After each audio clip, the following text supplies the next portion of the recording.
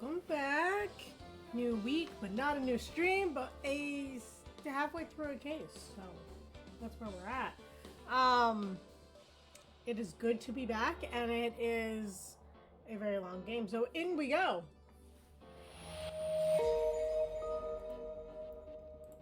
We're wasting no time.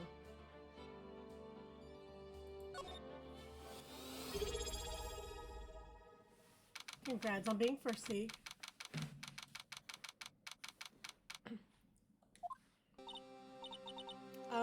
Mr. Wright? Huh? What?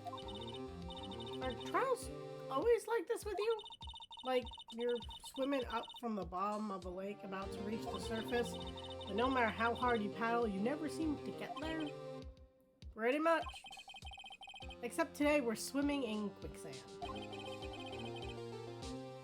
So what happened to your sister anyway? Apparently she got called off to the judge's chambers. Probably something to do with that piece of cloth. So this is where we turn this trial around, right? Our only weapon, a tiny, insignificant piece of cloth. I'm the one who's starting to feel tiny and insignificant, to tell the truth. Hola, partner. They say you show a red cloth to a bull, it'll fire up its temper. That's what they told me when I was a youngin', at least. Officer Marshall. I'd come take a look and see how the trial's going. Looks like I'm late. They've got the home ranch locked down tighter than a fort in enemy territory. That hard to slip out, huh? What is going on over there anyway? All the police I've seen the last 2 days have been really on edge. Don't you get enough on your plate without worrying about other people, compadre? You could be worrying about the chief prosecutor's taste in mufflers, for example. Officer Marshall, the whole muffler thing didn't have anything to do with scarves. She wasn't even wearing a scarf. You don't say. Now, don't that just beat all? I've seen the red breeze blow at her slender neck many a time. I saw it that day, too. She was wearing a red muffler. What? At the award ceremony that afternoon, Edward's seen it too, I'd reckon. What does he mean? In the photograph taken at the crime scene, she wasn't wearing a scarf. Hint. Something happened. So, Miss Star wasn't mistaken? Well, it's about time. Remember, partner, sometimes you gotta grab the bull by the horns. Sometimes you just gotta let the bull go where it will. Time will tell.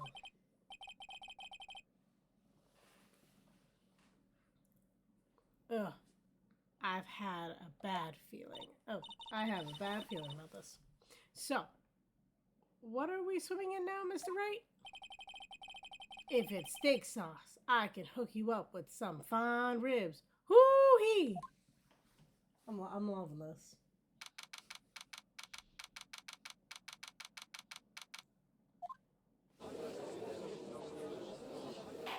Back into court, I guess we go.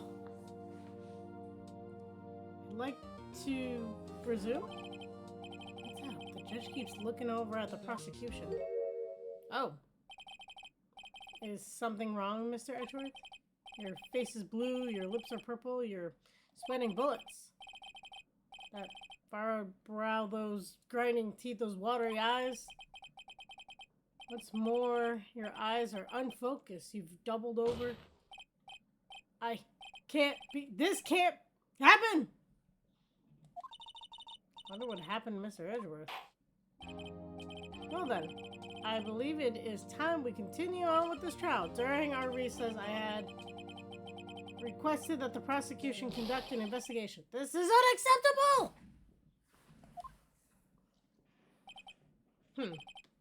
Seems our prosecutor is quite beside himself. Excuse me, knock knock. Who's there? Who the fuck is this guy? What's with this guy? Strange, stuffy aura seems to be filling the room. Hey, the temperature rose 5.7 degrees when that man came in. Where is he?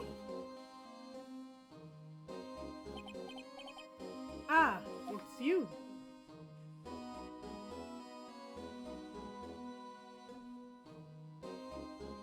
You're just gonna stare at this guy? Oh, okay. Oh, hey. Sorry I'm late, Edgy. The rows were packed. Just me. Long time no see, Edgy. How have you been? Swim much these days? Hello. I've been so busy. Busy, smizzy. Edgy, my boy, you gotta make time to relax. Yes, indeed. Edgy seems to be a nickname for the judge. I'm afraid you're right. Very afraid. I'm sorry, but who are you? Haha. So you're right, Tio. The attorney, I heard good things about you, son. Thanks. So sorry about our little worthy giving you all that trouble, eh? You know, we should all go swimming together sometime. Jolly! Little worthy? Mr. Wright. You don't know the district chief of police? Chief of police? He's the top-ranking police officer in the entire district.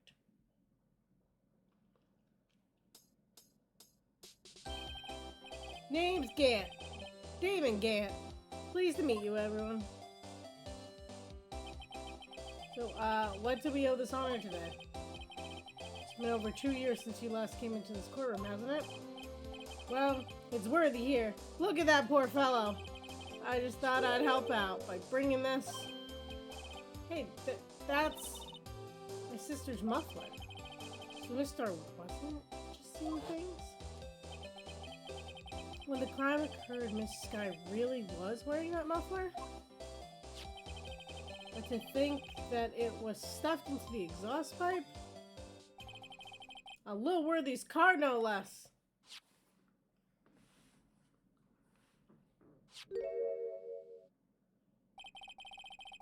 It's really quite embarrassing even for us. What's this? It's what you call a switchblade knife. Quite perplexing, this. Objection! Chief, what kind of outfit are you running, Mr. Edgeworth? How could they miss such a vital piece of evidence? If your investigators are this lax, how do you expect us to do our job? Now, wait a minute, Worthy. I have no desire to hear you. I'm telling you to wait. Or didn't you hear me?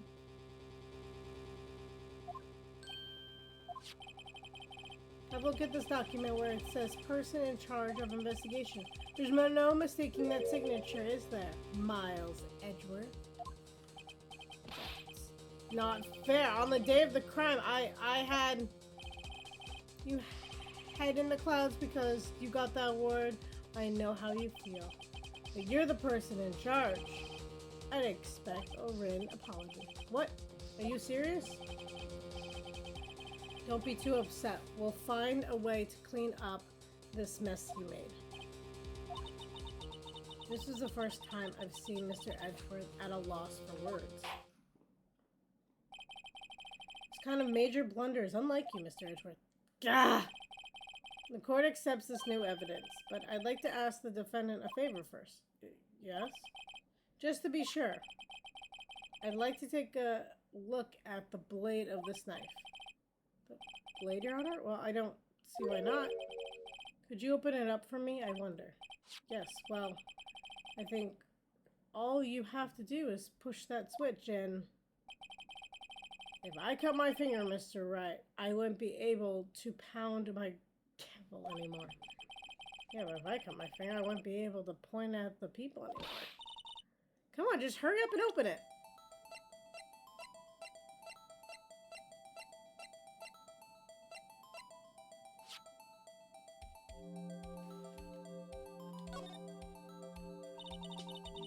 smell tag on this knife. It seems to say SL92. What does that mean?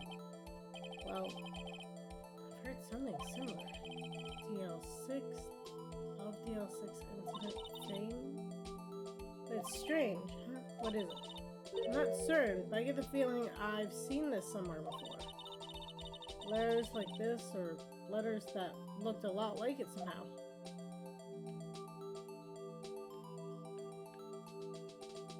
They're not going to talk about this oily fingerprint residue or whatever this is? Okay. Ah! Don't scare me like that! I'm the one who's scared. Look at this knife blade. The tip is broken off. And there's dark red stained blood?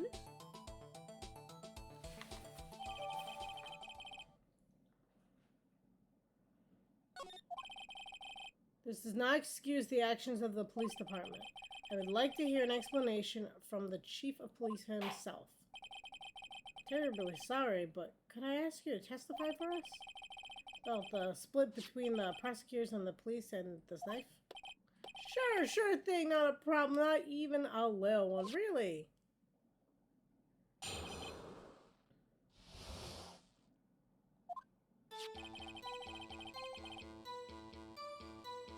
This knife is special, but I can't say how here. Unless there's evidence to prove a connection between this knife and Goodman, that was a bad day for the department. We weren't in any shape to do an investigation. The detective was killed at the police department. See, what a mess. Time of the crime, 8:15. Scary coincidence, huh? It's not officially linked to this here case, so I can't talk much about it.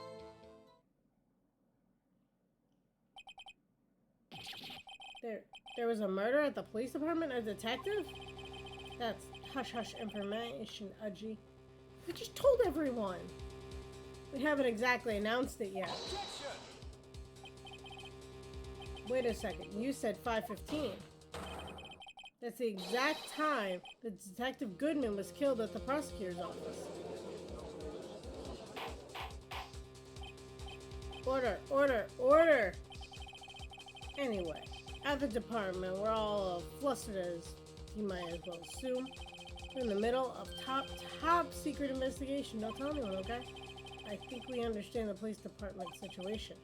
Well, Mr. Wright, two detectives killed at the same time in two different places. Chances of that are really slim, scientifically speaking, of course. I'd like to exercise my right to cross-examination of the witness. Very well, however, keep your questions focused on the case at hand. I'm gonna press because I feel like there's stuff we need. Excuse me, special? Hard to come by this particular knife anywhere else. Might that special thing be this little tag? Oh, sorry, radio, but I can't say that now, not that. We've established that the knife in Goodman's chest was this knife. Now, why was there another knife at the scene of the crime? It's quite a mystery. And like a mystery, it's wrapped in something, a muffler.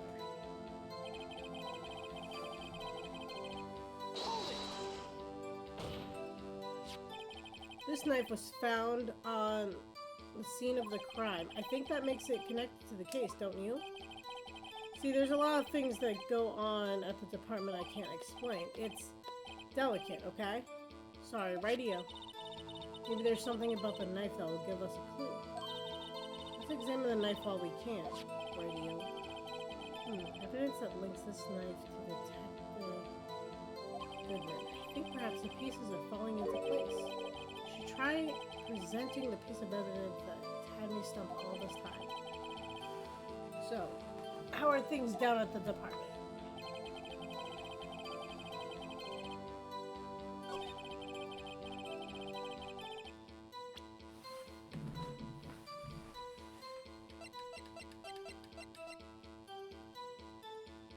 /7.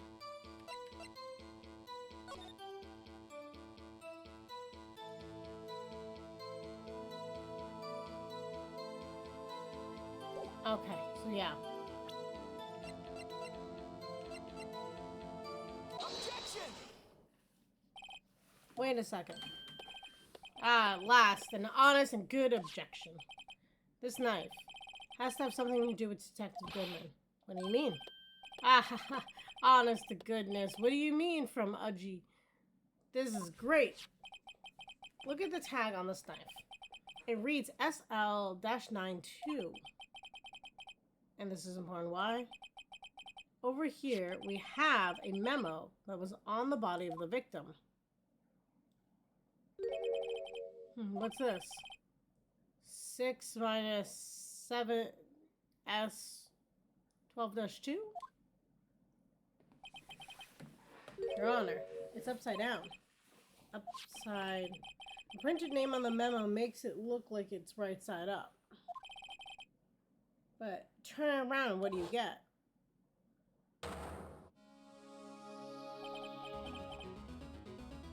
Ah. Aha. Whoever wrote the note was holding the paper upside down. SL-9. That's the same thing that is written on this knife's tag. Order, order. Well, Chief? Ah, well, I guess the cat's out of the bag. You win, radio! I win? What game is this guy playing? This knife was evidence in a case. It was stolen from a... Okay.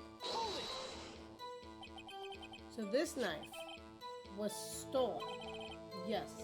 But on the day of the murder. It was evidence, you say? Was it, in fact, a murder weapon? Nice, nice, nice. Good show, Lil Worthy. It was a murder weapon, as it happens. It was evidence from a case long since solved. So the knife was stolen on the day of the murder, and it was found in the exhaust pipe of Edgeworth's car? Hard to think there isn't a connection there.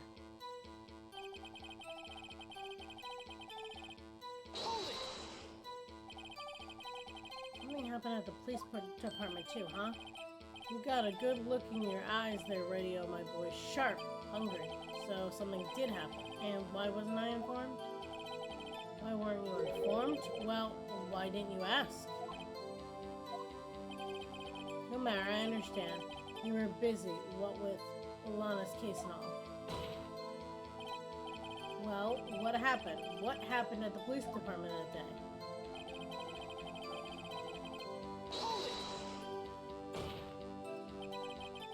On the same day that a detective was killed in the prosecutor's parking lot, another detective was killed at the police department? That's a fact. Surprising, isn't it, Udgy? I'm at a loss for words. And the perpetrator? Do you have a suspect? Well, there was a suspect. Just arrested him, in fact. Just arrested? That was quick. But there's still a lot of unanswered questions. Maybe you could help, radio. I suppose I could help if you help me by giving me data on your case. Oh, good one, good one. The kid's sharp. Okay, here's the deal. I'll tell you one thing and one thing only. Well, we already know when the victim died. He says 5:15. So that's not useful. We know it was at the police station.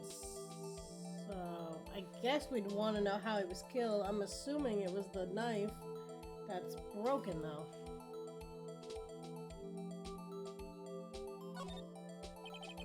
Well, how was the detective killed? How was he killed? Now, that's an interesting part. It is what we in the force call a stabbing with a knife. A knife? It's exactly the same as Detective Goodman. That's the spirit we're cooking now. But you know, that's not the only thing that was exactly the same. What do you mean? There were more similarities between the two cases than the cause of death. Seems like I'm gonna have to press this a bit harder.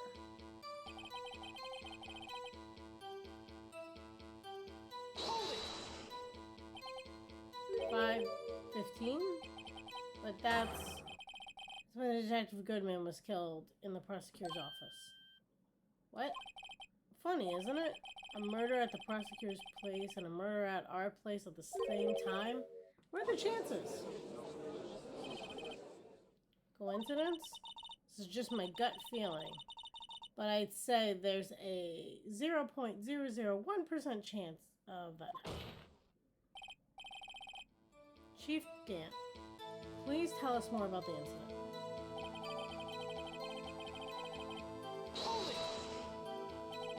How can you say there's no connection? How? Because I'm the chief of police. Can't just say anything. I police the radio, you understand. Try to understand radio. Well, if you can't prove there is a connection, more power to you. If there's something that ties the two murders together, whatever it is, I better find and get to the bottom of this. 2 detectives were killed at 5:15, one at the prosecutor's office and one at the police department. That can't be a coincidence. And that knife. What was it doing there? I better check this knife out.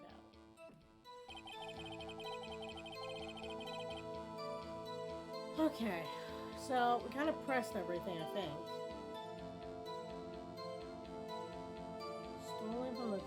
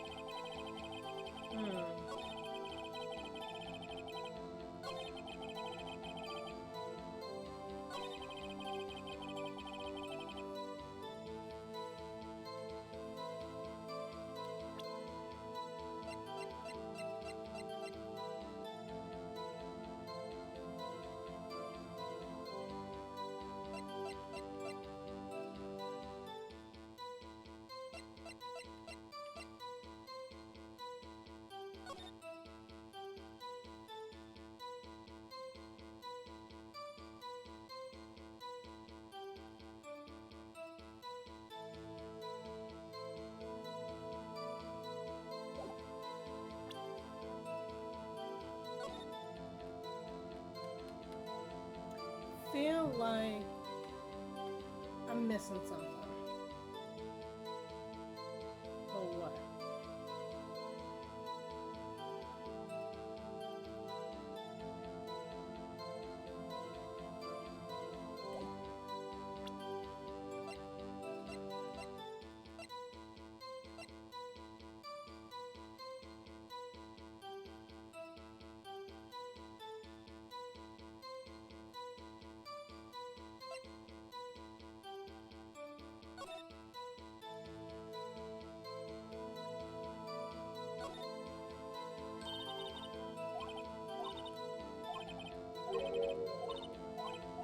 You already know that.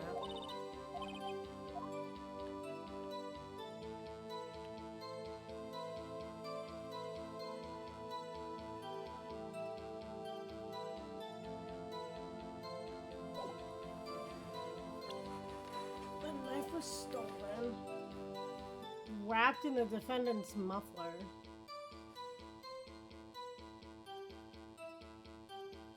I mean, I would think that would link it. I feel like it's not going to agree with me, though. Let's see what it says. Yep.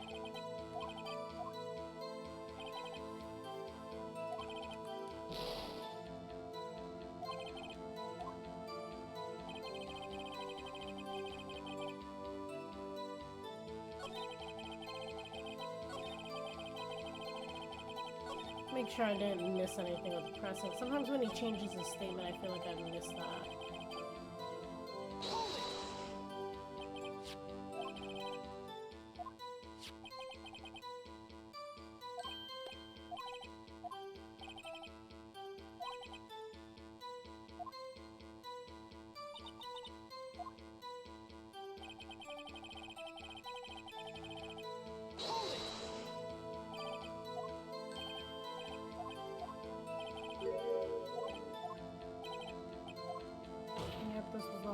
Can you ask conversation?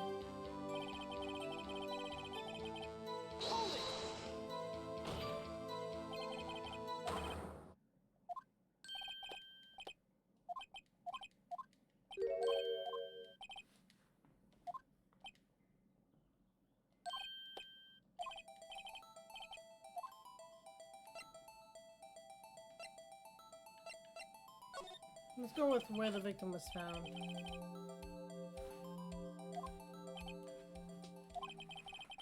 Well, I can't speak on where the corpse was found, but I can say the crime took place in the evidence room at the police department. Evidence room? Wait a second. I have heard of that. The evidence room? Didn't he mean that in his testimony just now? The knife was in evidence in a case. It was stolen from the department's evidence room. There's the connection between the two cases. You seem happy, Mr. Wright. Happy we just landed our ticket to go to town on this case. The link between the two cases established, we finally have some leverage. Now, we can get Grant to testify about the details.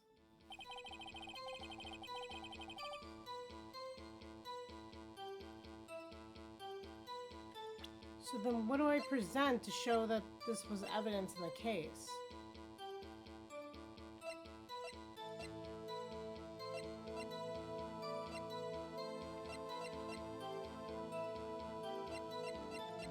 I mean, there's the link, but like, how do I link that?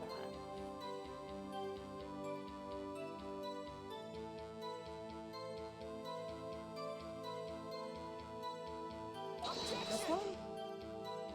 I have a feeling it was not this one.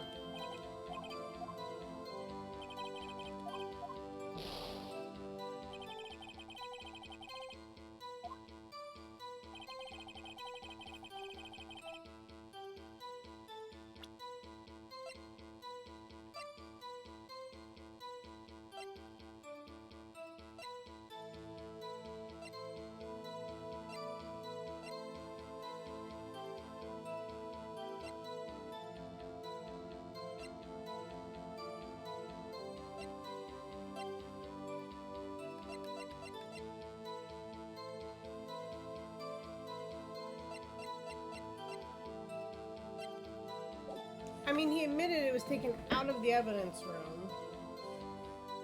How do we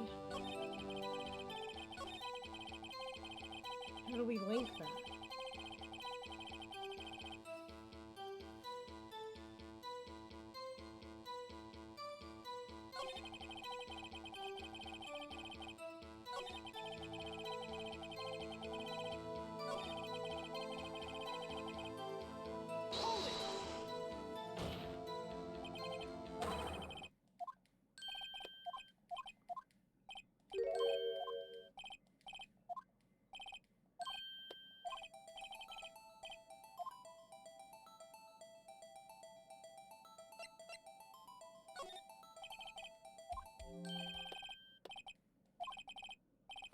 Oh my boy, you're gonna love the... Yeah, I already know that part.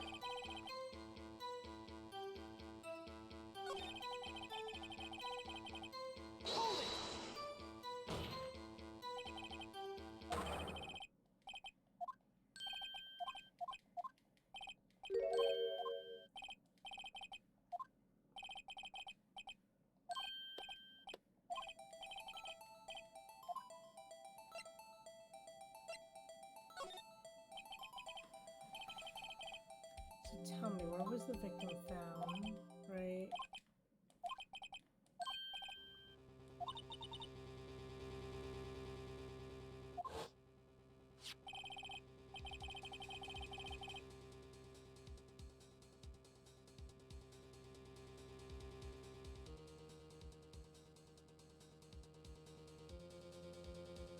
I think I already selected the knife, didn't I?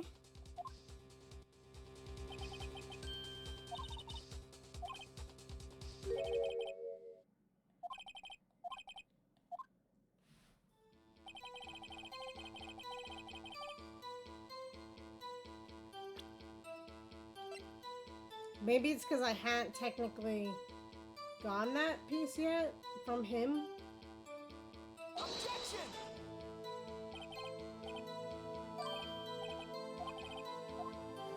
Ah! This is what drives me nuts about this game. Like, I see the connections.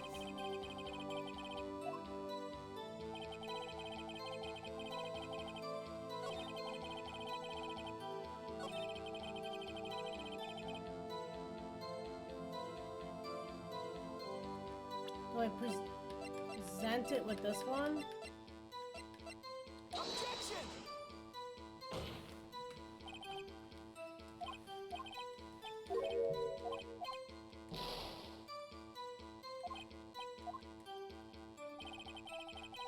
Oh my god, this is gonna drive me nuts.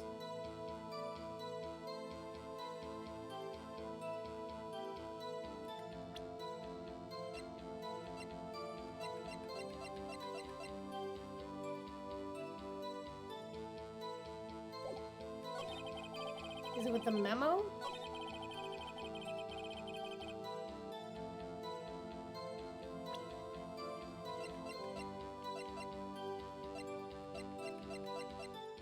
Objection! Yeah, I'm pretty sure I just lost here. That makes no sense to me. Like, it's very... Like, what do I have to present to get him to say it?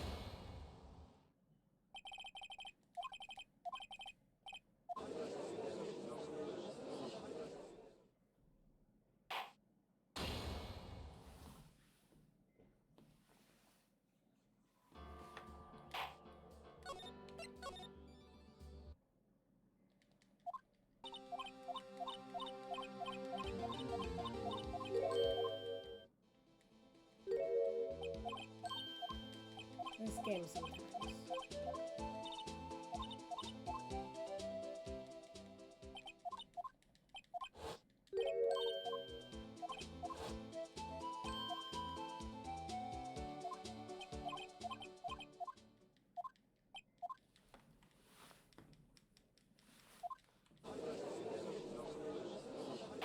Like, we pressed all the right things, we got the information we needed, I just don't know what evidence it needs to link it.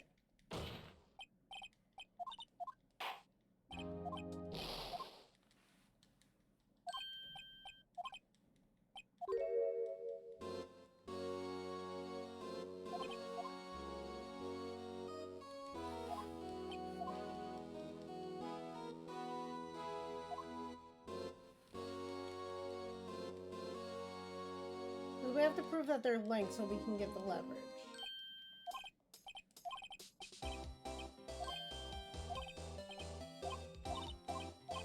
We have the evidence. We have everything we need.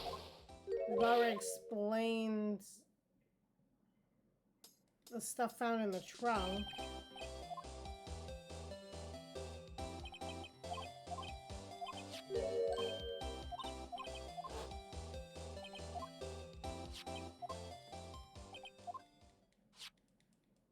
It's interesting that part doesn't get put into evidence.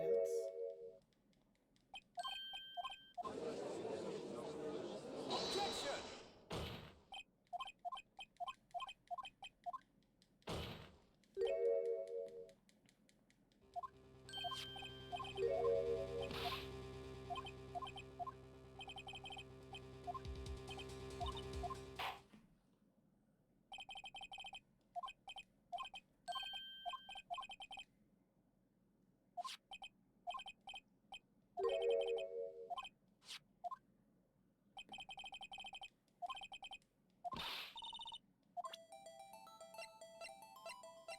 That's not even me controlling it.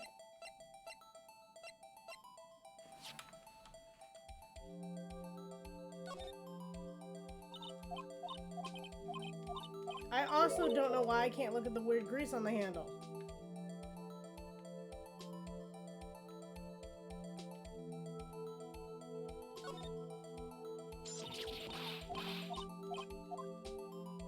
See, do you want to count that as I died in game?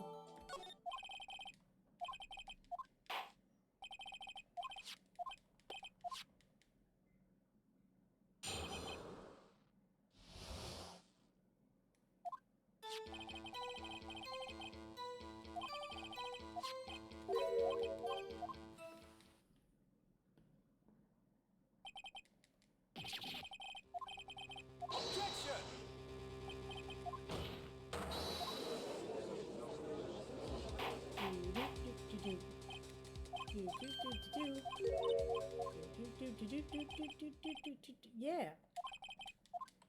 Okay, there we go.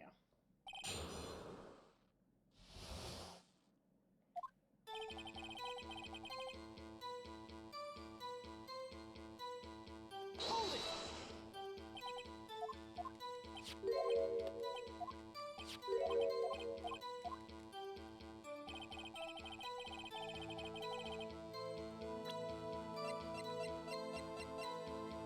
Objection!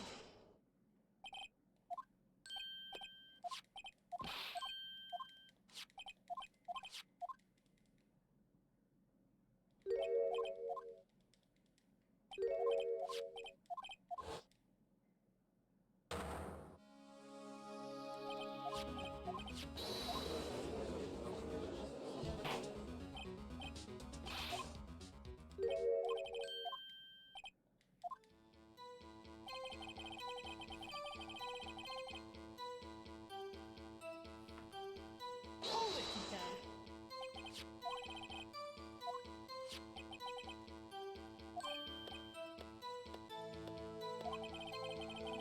Evidence from case. Long since solved. Yeah, it wasn't really solved, is my guess.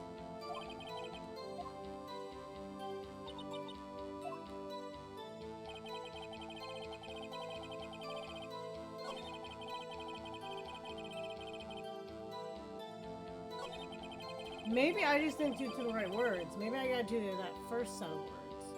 Hold it!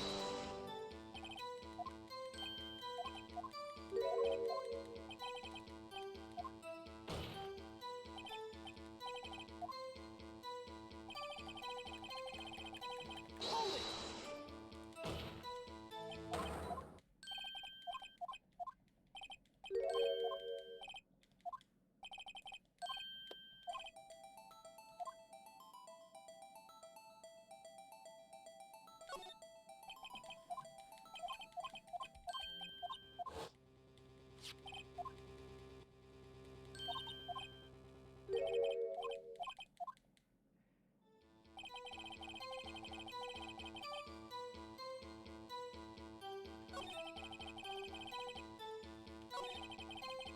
Keeps jumping me to the end, which makes me think it's the end.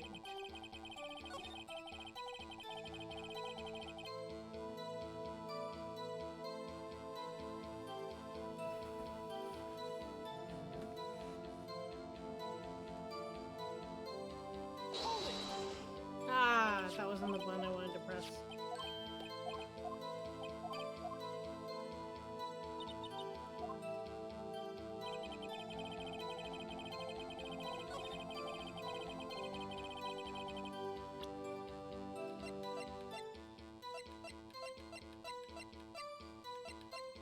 Objection!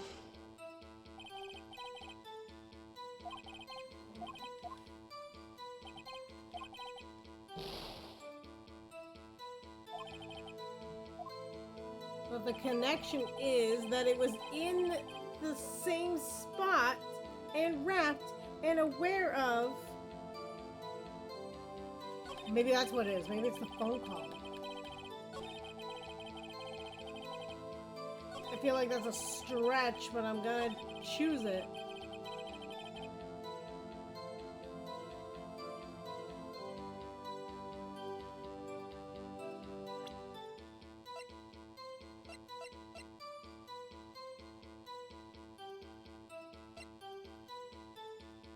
Objection! No. Oh my god, I'm gonna keep losing until I figure this out. This is driving me nuts. He even says it. He's like, that's the connection. This is our bread and butter. I have no idea what to present, though.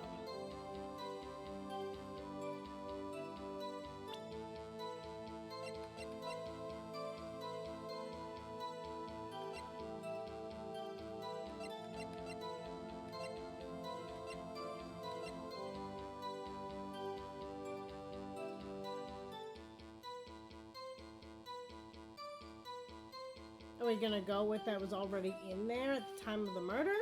Objection! I'm gonna go with that's no. I feel like it usually doesn't blink if that's the case.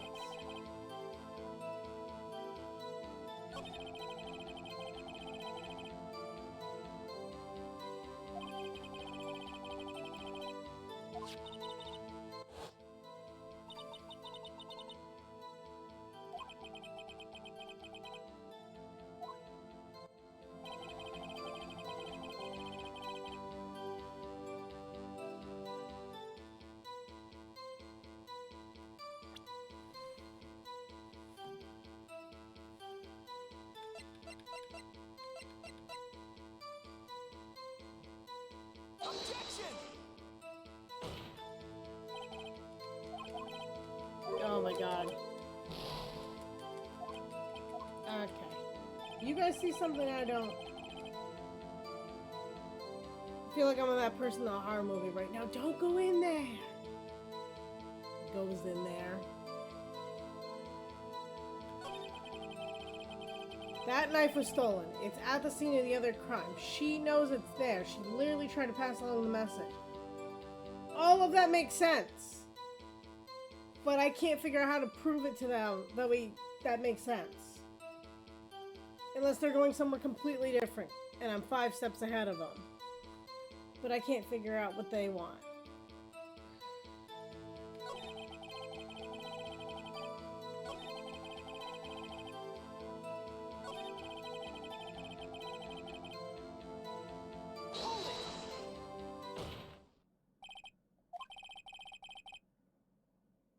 Did I really just need to press them on the exact sentence? I'm gonna be so mad.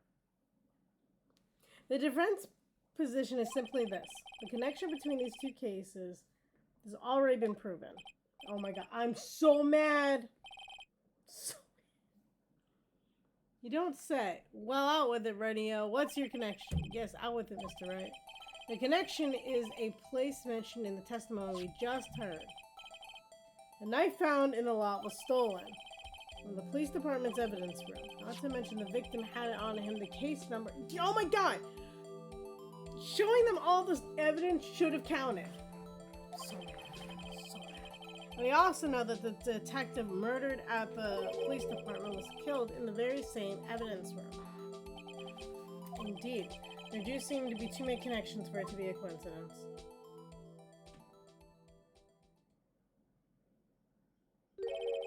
You two make a good pair. It took my men 2 days to figure out what you deduced right here. Chief, I request that you release your information on the victim and the police department. See, that's the tricky part. It hasn't been announced yet and all. Can we get the information unofficially?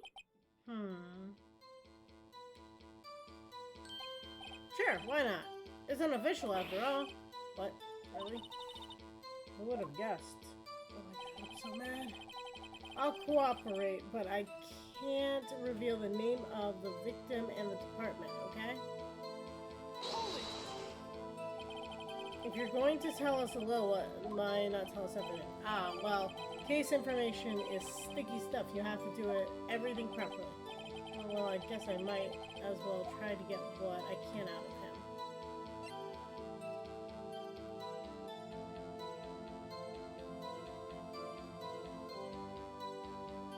What about the ID number? Okay, how about you tell me the victim's ID number? Sure, why not? It's not like you'll be able to tell who it is from that. Of course not. You won't tell me their name after all. You keep a tight lid on ID numbers, so don't go getting your hopes up. The number is 5842189. Well, that's quite long. And we have to remember these. It drives me nuts. 82. I can't do it. You didn't even get the first number right. Well, Mr. Wright, does this tell you anything? The ID number of the victim at the police department.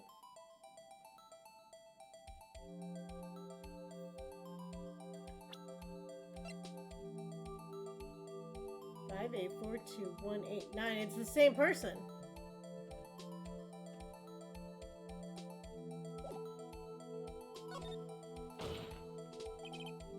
Actually, it does, Your Honor.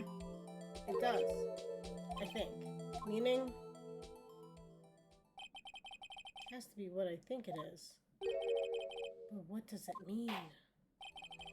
Well, let's hear the defense has to say. You say the ID number of the detective who was murdered at the police department. Tells you something. What does it tell you?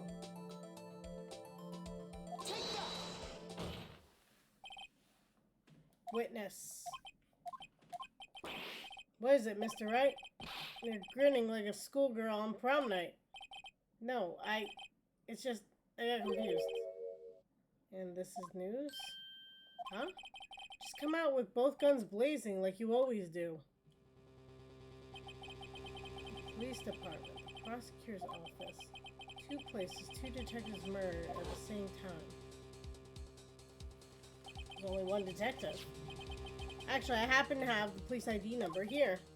Oh, is it yours? No, Your Honor. I'm a defense attorney, remember? This is the ID number for our victim, Detective Goodman. Shame on you, Radio. Personal IDs are top secret. Detective Goodman's ID number is 5842189. And this means what exactly? Huh? Wait. That ID number, we heard that from the chief earlier. It started with 82. I forgot. Didn't even get the first number right again.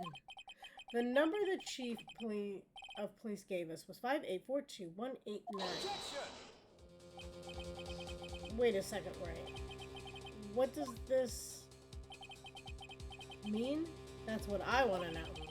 The 2 ID numbers are identical. In other words, the detective killed in the police department's evidence room was Bruce Goodman. What does our witness think about that? Oh, ho, ho, ho. Sharp as attack, Radio. Sharp as attack. But wait, Detective Goodman is our victim. He was killed at 5:15 in the underground parking lot. Yet a Detective Bruce Goodman was also killed at the police department in the evidence room at the same time. That's impossible.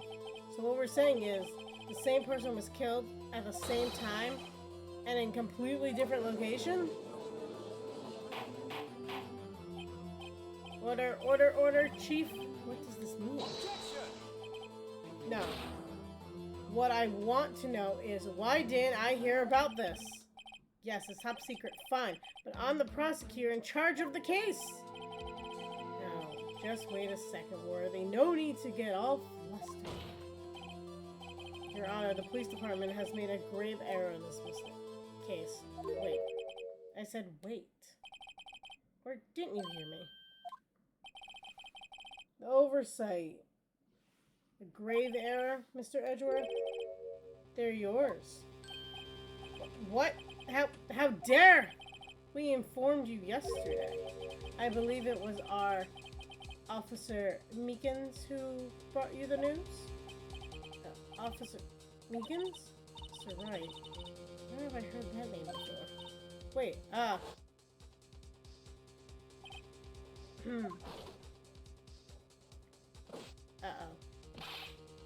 Excuse me, but is Mr. Edgeworth? Yeah, okay.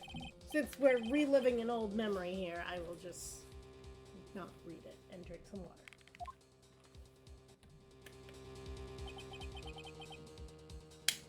You don't mean him.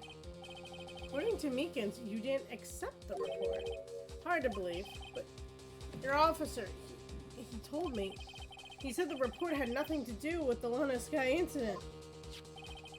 Detective Bruce Goodman, murdered in the police department evidence room. Mr. Edgeworth, the victim's name is ran right on top of the report. Yeah. Why didn't your officer tell me? Honestly, I'm not sure if that officer was capable of making the connection. He did seem challenged. In any case, this is a serious error, gross negligence of duty of your part, Worthy. But sir, you could have submitted that report this morning to the court as evidence. Then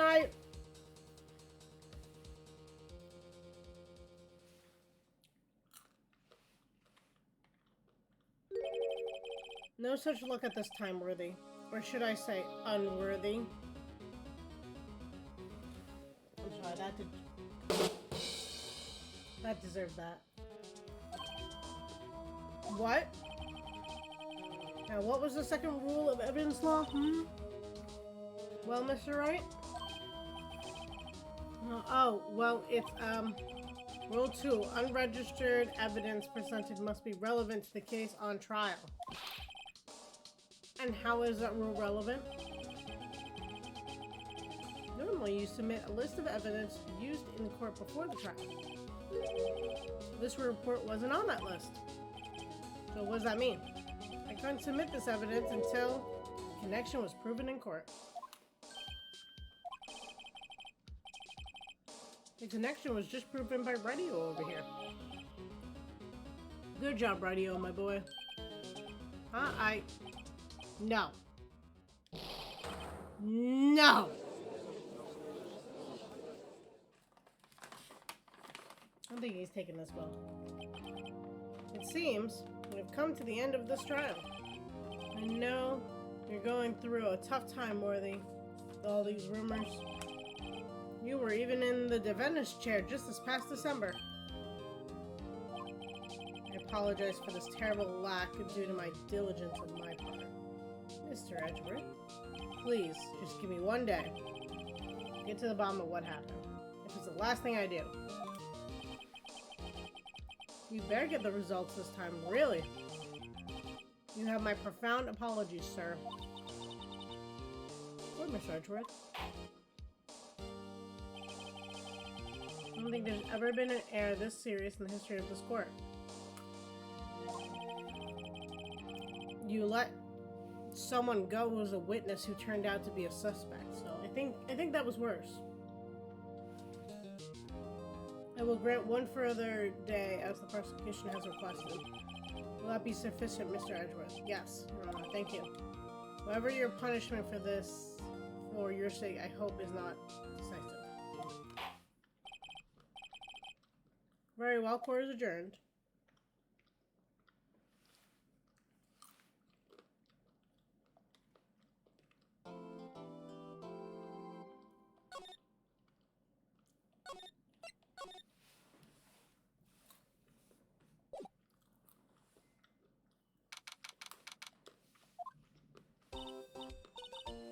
Mr. Wright, so what's going on with the case anyway? I'm a little confused. Well, let's see. What's going on? The detective, Bruce Goodman, was stabbed to death after 5 p.m. on the 21st. He died in the prosecutor's parking lot and the police department evidence room. What's this? And the evidence room part. Prosecutor's office and the police department are 30 minutes apart by car. Well, that's what we're going to find out. Or try to, at least. Alright, let's do it. Well, she's in good spirits, but I'm not sure she's going to be much help with us. Don't be so sure, Mr. Wright. Huh? Look, we're in this together, right? I'll prove that these thick-rimmed glasses of mine aren't just for show. Let's go. Science awaits us.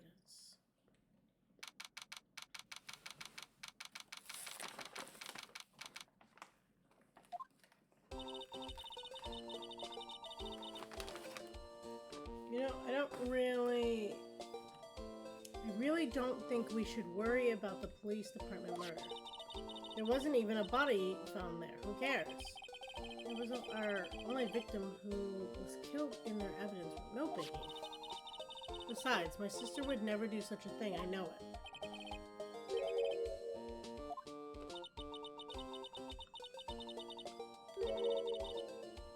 And then this recapping memory. My sister erasing evidence at crime scene? Never. Even though she says they don't get along, Emma really likes her sister. It's not it at all. It's just, we're both professionals at what we do, and I trust her. Big words for a high school student. Whether this was blood on the floor or not, the water in that oil drum washed it away. Ignore the strength of my science at your own peril, Mr. Wright. Huh? What's that grin for? This situation calls for one thing, and that is liminal, liminal testing fluid. Liminal? Blood is sticky stuff, you know. You can't just wash it away with a little water. Even if you can't see it, it's still there. But wouldn't the police have already done those tests? Never trust anyone's eyes but your own, Mr. Wright. I'll just give it another try. Me? Why do I have to do it? Well, I'm a minor. I can't even drink yet. We're testing blood stains with this stuff, not drinking it. Here, look. I'll lend you these glasses. Huh? You had an extra pair of these things? Holy crap. To test for blood reaction, just spray lemon on it. Like this.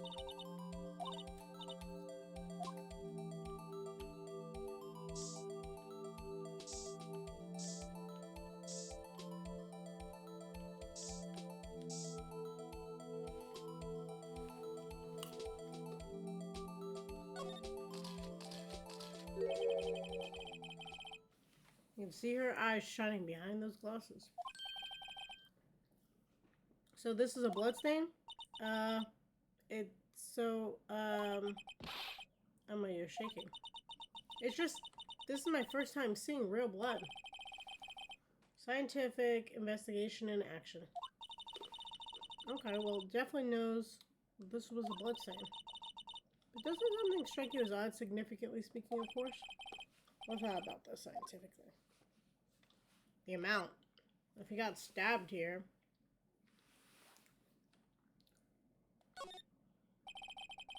Perhaps the perpetrator and the Detective Goodman fought here, right? Don't you think there'd be a little bit more blood? I definitely think so. I mean, look at all the blood on the sole of the victim's shoe. It is pretty strange. If they fought there, there'd have been more blood than this. Hi, you Mr. Wright? I'm gonna mark up the floor plans when we find a bloodstain, okay? See, I'm pretty handy to have around, right? Yeah, and this stuff's pretty handy too. Save up my allowances to buy that. Can't be sure that the police will reveal all their evidence in court. Sometimes they fail to mention evidence that doesn't fit with their view of the case. So let's drag that hidden evidence out into the light of day. Yeah. Feels like we're really investigating a crime now, doesn't it? I should give this spray on anything suspicious. Ha! I wonder how that fluid of yours would react to a nice deli box. Miss Star, you only trust your own eyes. Not bad, you two. Well, that one actually looks pretty good. This day-old deli box is on the house. I don't know if I want day-old sushi. Sorry, it's just the kind of lead in that doesn't really get my mouth watering.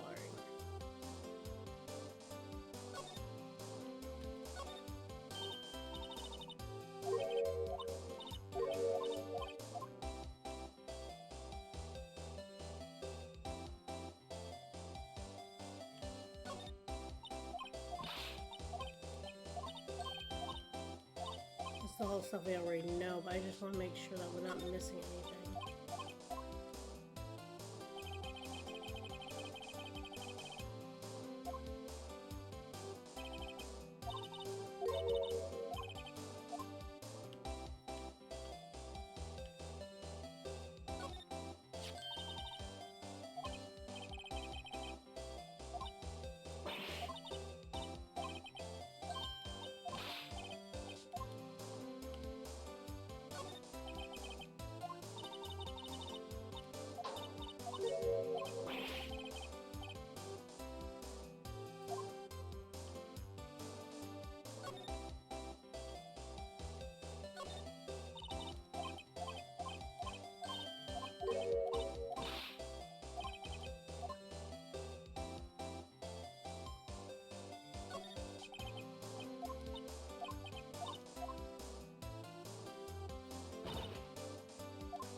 Did she really just try to climb that fence?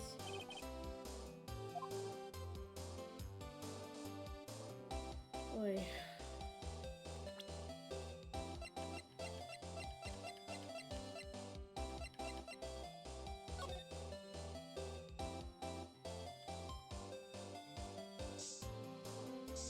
Yeah, I would expect some in the car, you know?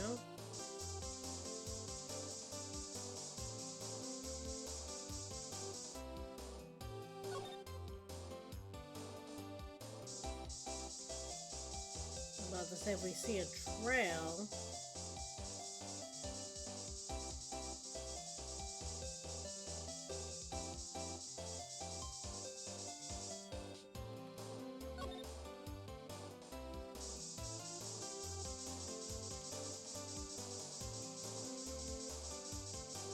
That's... yeah.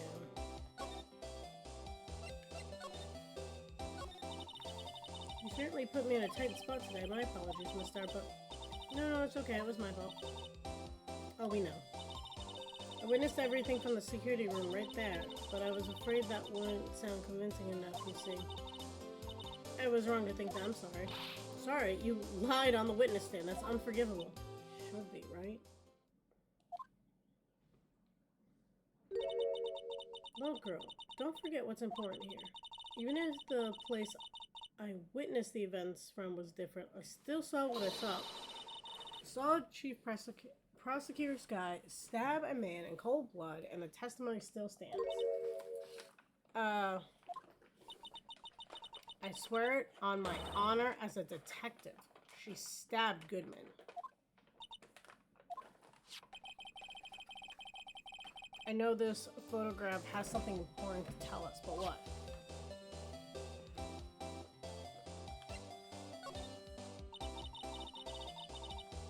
So you were a detective, weren't you, Miss Star? Yeah, so it was a long time ago. Well, 2 years ago.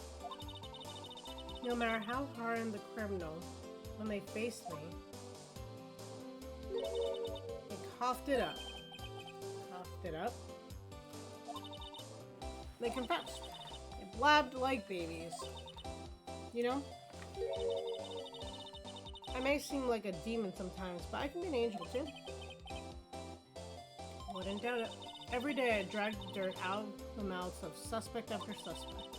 And before long, they called me the cough-up queen. Oh, and here I thought someone had gotten food poisoning from your lunches. And you were let go or fired?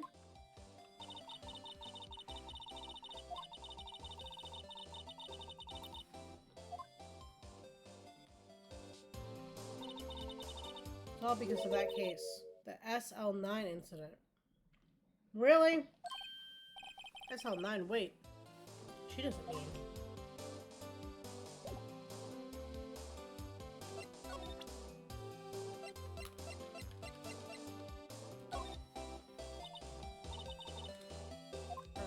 What do you think about this? The SL9 incident?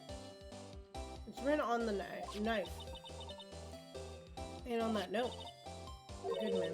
Goodman was the head detective on that case, you know. Really? That knife was evidence from the case, the murder weapon. It was due for transfer the day that Goodman was killed. And I suspected SL9 isn't over, not yet. Do you think you could tell us more about the SL9 incident?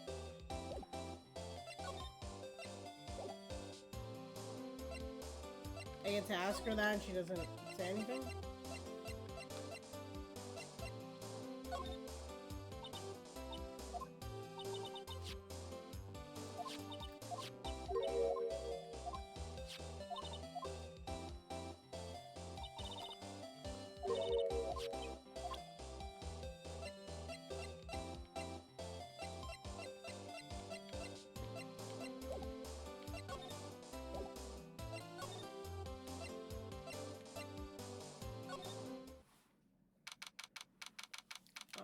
Let's go check this out then. It's even busier today than it was yesterday. The detectives are running around so fast they're blurring. It makes sense. The detective did get killed here after all.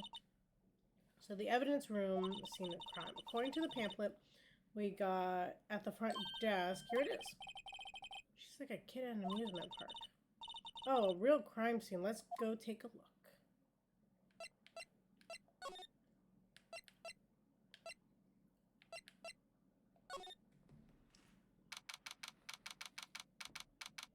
What the frig? That's a lot of drinking on the job. What's with the decor in this place? It's very eccentric. According to the pamphlet, this is the guard station for the evidence room. So beyond that door is the evidence room. Scene of the crime?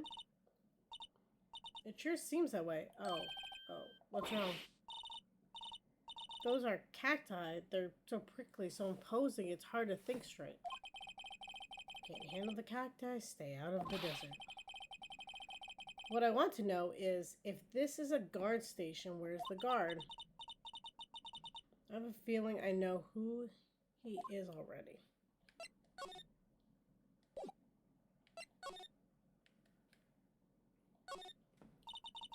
Look on the floor, a lasso. Looks like something set up to trap something. Trap here. Wait, I know. Maybe someone was trying to catch a wild bull in here, but the lasso missed. Sure have an active imagination. There's a light blinking below the monitor. It says recording. I bet we could use this computer to check on who went in and out there.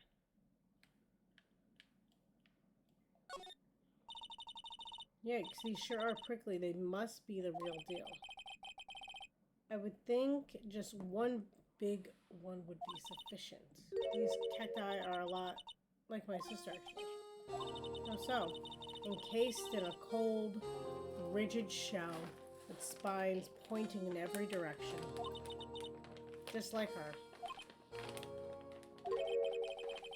I'm not sure I see the resemblance.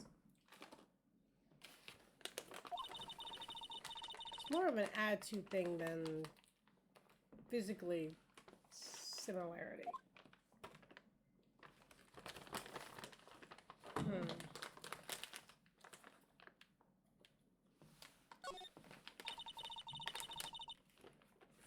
Here's a security guard uniform hanging here.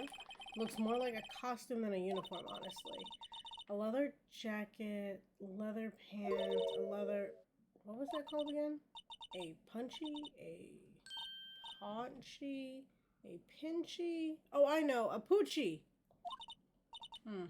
Wait a minute, that wasn't it. It's a poncho. But I think I'll keep that information to myself for the time being.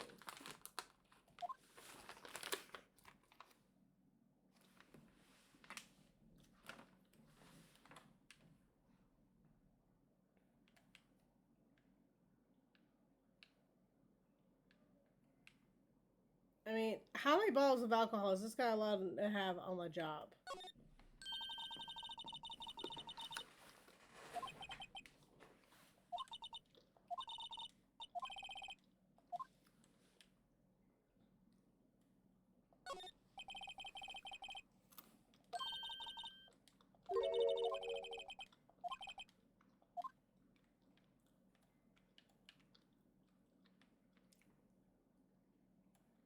Okay, it looks like we looked at it, but we can't go anywhere.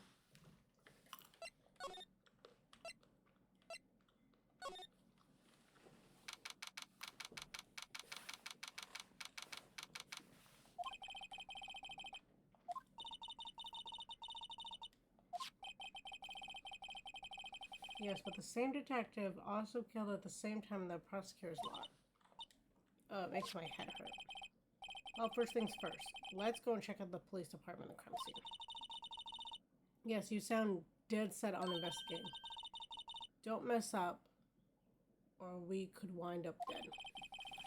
I doubt anyone wants more mysteries or dead bodies around here right now. But it doesn't look like anyone's gonna help us much either.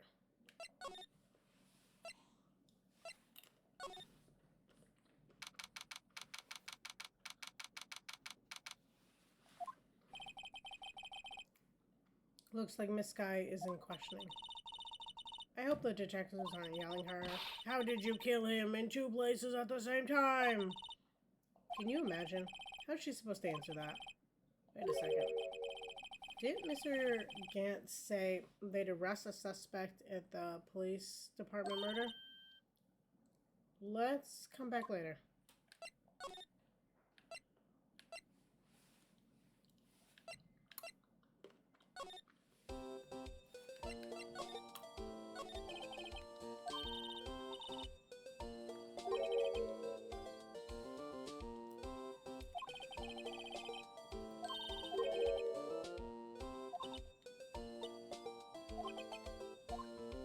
Well, yeah, that's what I did, but okay.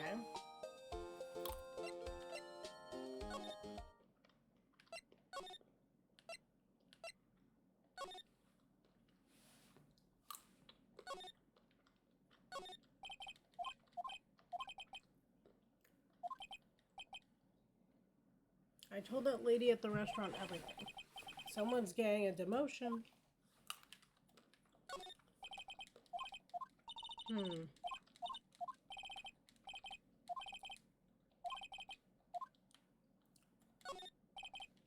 It's all similar stuff that we've seen. I was just kind of hoping that would trigger.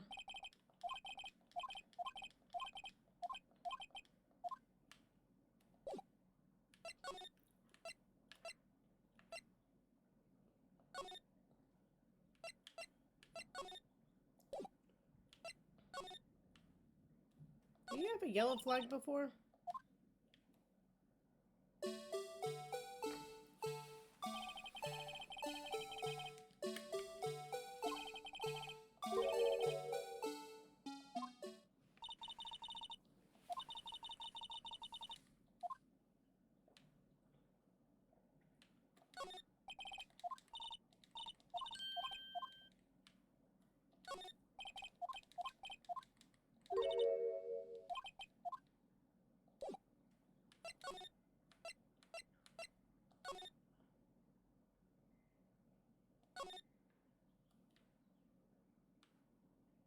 Okay, we have to get permission. We went to...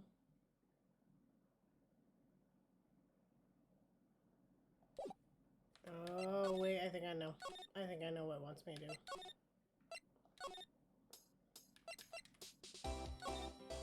Nope.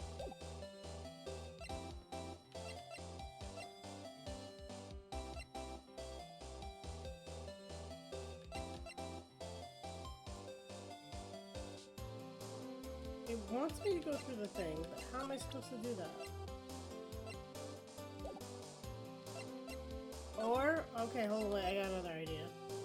Well, I could get his permission, maybe. Most of the place as classy as it today as yesterday.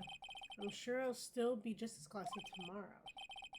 Incidentally, Edgeworth's not here. I'm sure he's off doing important investigations. I hope that's what he's doing. Guess we'll have to come back.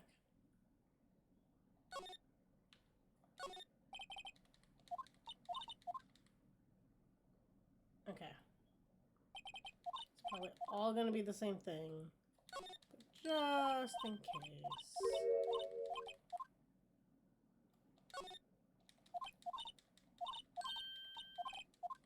I just realized the potted plant is dressed up to look like him.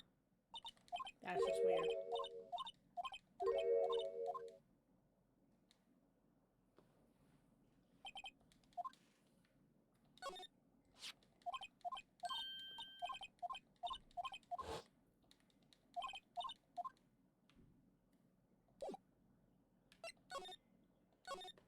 Okay. Sometimes it's also the fact I wish you could just jump around. Right? Like, why do I have to go to from the prosecutor's office to the garage in order to I don't know, get there? Like, I understand, but like the person.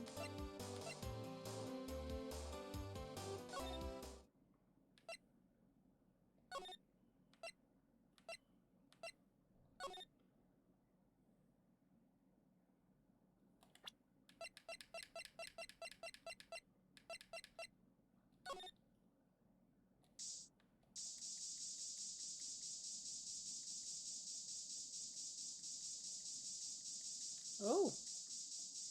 Well, I guess that makes sense. I, like, stabbed myself on it.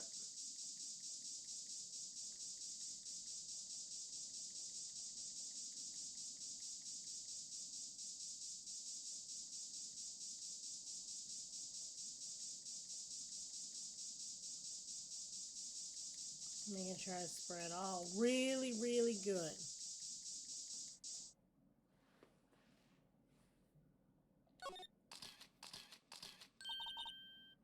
Wow, what a reaction. It's clearly blood around the spines here. This room's pretty messy. Someone must have tripped over something and planted their head right in these spines. That might be more painful than being murdered. Okay, story time. I used to work at Lowe's, and I worked in the outside seasonal, and I was reshelving things, right? Like, you know, cleaning up to make it look nice. And I bumped this tray of cactuses, and my instant reaction was to shove my hand and catch them. Do not catch cactuses. It was very painful. Very painful.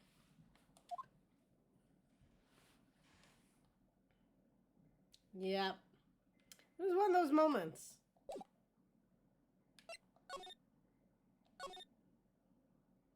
Do I just need to go around spraying everything? Because I feel like that's where we're going here.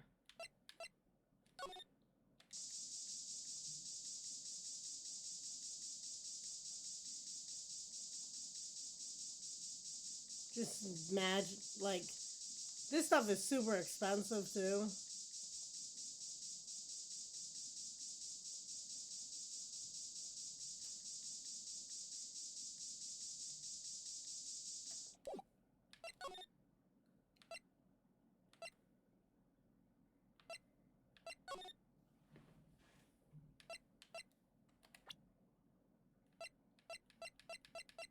See, I don't know if you want to mark that I died in game, but I did die at one point.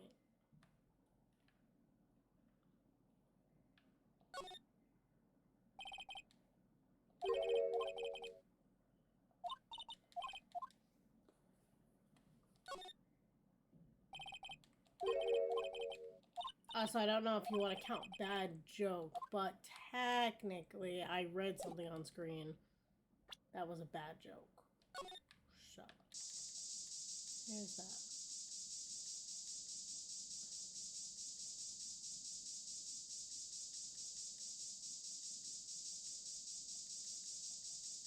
I'm just thinking, like, if a body was dragged, right, there would be proof. It's gotta come from me, fair enough.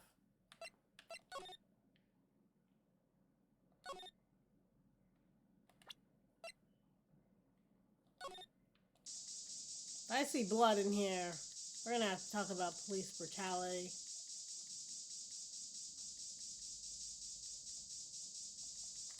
Okay.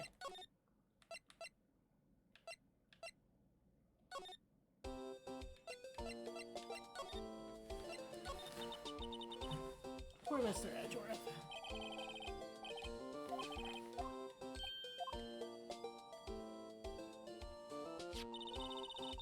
It was that business with him not reading the officer's report about killing at the police department, right? The chief of police was right about that, but I can't help but think someone at the police department doesn't like Edgeworth. So how am I supposed to do this?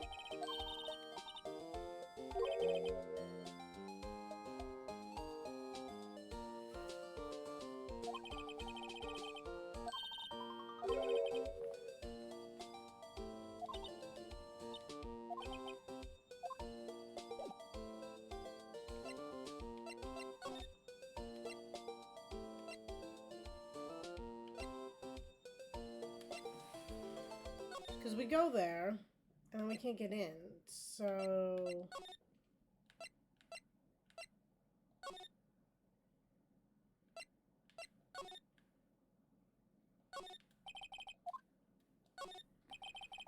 The evidence room is beyond that door. Let's just walk in.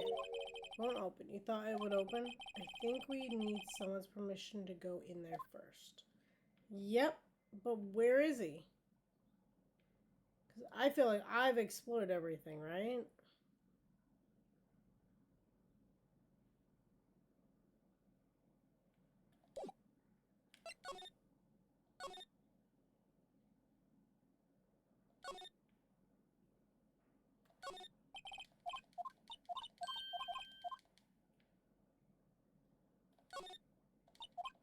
Like, I know these have no relevance, I'm like, if I forget something, it's gonna drive me nuts.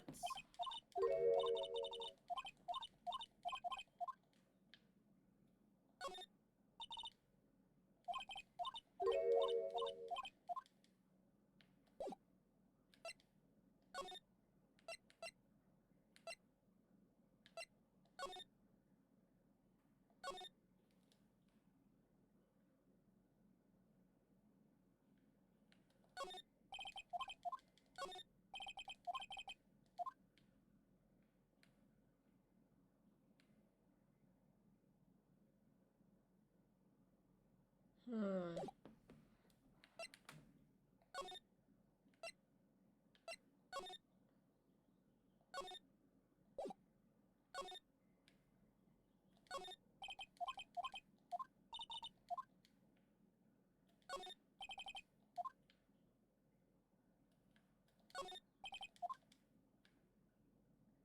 How do we trigger it?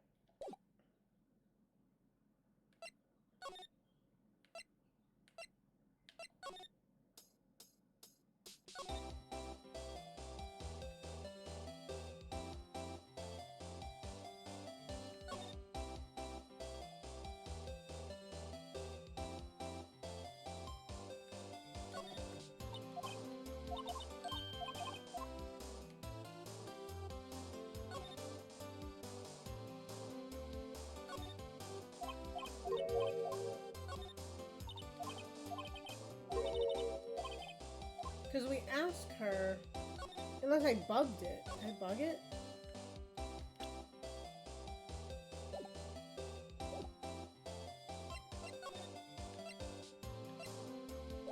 Because both those are checked off, but when I present her the thing, she talks about the relation,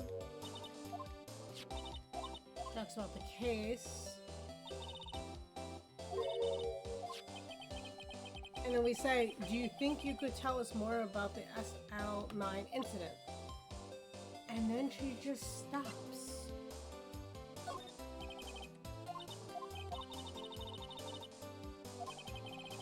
Okay, I thought she was gonna say nothing. Oh yeah. We pre-infuse the leaves with steam. Why is she talking about leaves? Knew it, so it's the secret to their aroma. Exquisite. Anything I'm smelling here is wasted. What do you think about? I could have taken that picture from the garden. Even I get flustered sometimes. You went straight to the scene of the crime. I rushed towards the chain-link fence in an effort to stop the murder. That's when I took this photo, yes. Maybe I just didn't ask her enough questions. In other words, 5 minutes after the crime? Those 5 minutes are the whole problem. The whole of my testimony, as it were. 5 minutes weren't the problem, Miss Star. Your lying was the problem. Listen, little girl. I've had my testimony disregarded before. And I wasn't going to have it disregarded again. Just like that time. That time? Now I probably triggered, but yep, okay. That incident really opened up my eyes to the truth. We're nothing to them. Disposable. Disposable to who? 2 years ago, it was the biggest case I'd ever handled. The police and the prosecutors were desperate for decisive evidence. So they didn't solve it? On the contrary, it was solved quite cleanly. The criminal was caught and executed. Executed? Yes, the criminal got what was coming to him. It doesn't get any cleaner than that. The only problem was, we never did find the decisive evidence, not a shred. So you guys murdered someone. What? But the criminal was executed, right? On the basis of evidence of some sort. Made up evidence. Oh, that's awful! What? You mean they execute someone with fabricated evidence? New fear unlocked. The best part came several months after the trial. Every detective involved with the case was dealt with. Some were demoted to patrolmen, others found themselves out of a job. And you were one of those.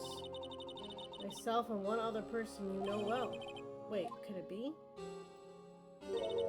Exactly. Detective Jake Marshall. Oops, I mean policeman duty security detail officer Jake Marshall. As professional detectives, we investigate that case from every single angle. Jake was particularly determined. But see, Goodman wasn't demoted. Why? And then it was over, and he was demoted. However, he hasn't forgotten, and neither have I. You haven't forgotten SL9? There was another side to that case, a hidden side. That's what we're after now. No one up their fancy offices can stop us. Wait, those lunches you sell. There's only one reason I came to sell lunches in this cursed office. I came here to meet old friends, boyfriends, and that can help me investigate. Sir's old boyfriend, how many does she have anyway?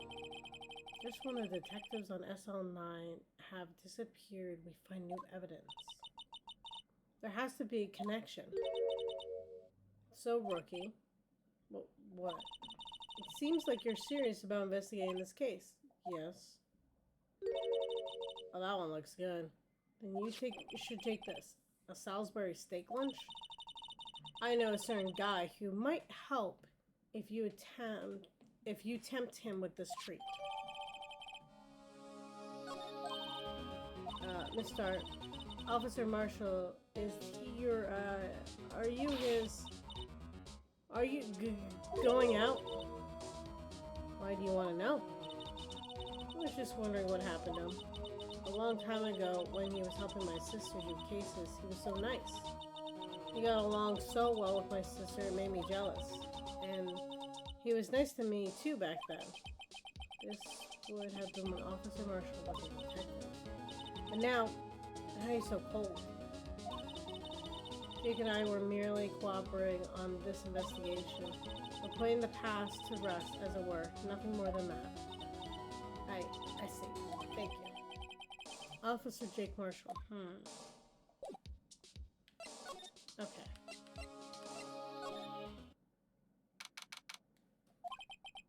This place is charged with frantic energy as always. Please! Huh? What was that? One steak lunch, please. Oh, it's you. Detective Gumshoe. Now's not the time for chit-chat. I'm a busy man. What I really need is a steak lunch from Lunchland. Oh, you mean one of these? Actually, it's not for sale. I think I just heard the sound of his heart breaking. There's no time for despair. Caught our criminal, now we just need evidence. The criminal, you mean? Hear about the stabbing in the police department evidence room, right, pal?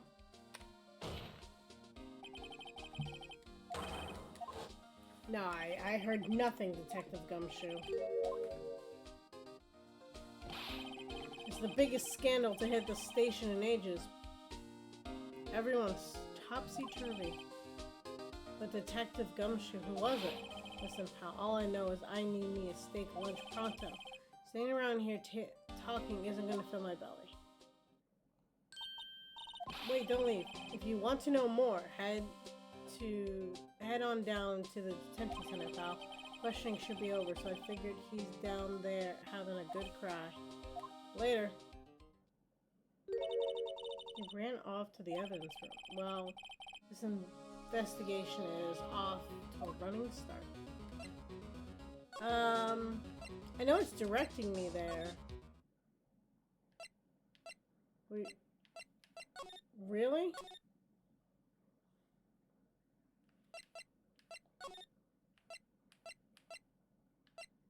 Yeah, I can get there from here.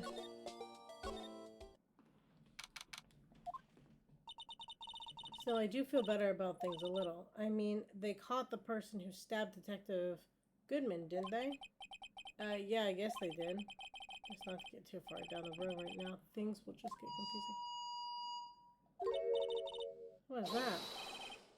Sir, what? I'm saying me? A perpetrator? I'd say I was the perpetrated against, sir. That's what I'd say. Hi. Greetings, sir. Wait, I know who you are. It's a lot of memories, this one. Officer Meekins. So, you're the guard here at the detention center? No, sir. I'm not, sir. I'm a little lost patrolman, like a little lost lamb, sir. Oh, I get it. You're here to deliver a report? No, sir. I, should know. I say this... Wait, he's... Isn't he? You... Officer Meekins, you didn't... Did you?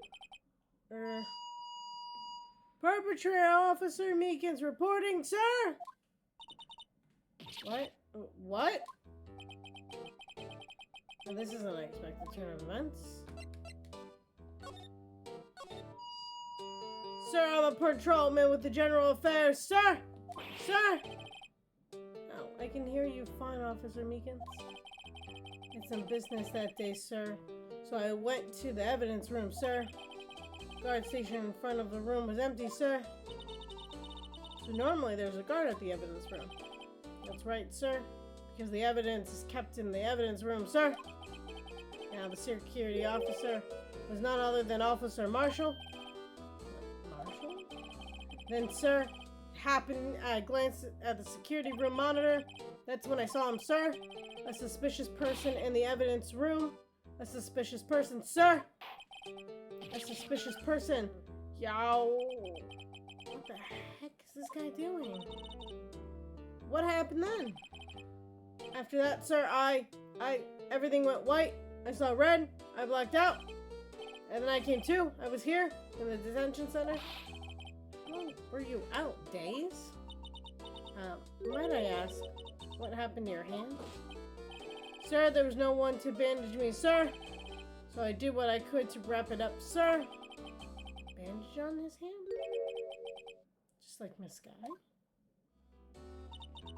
Yet another similarity between the case and the one at the prosecutor's office. You love my police voice? Thanks. First things first, tell us how you hurt your... Oh, man. I keep switching back and forth. First things first, tell us how you hurt your hand.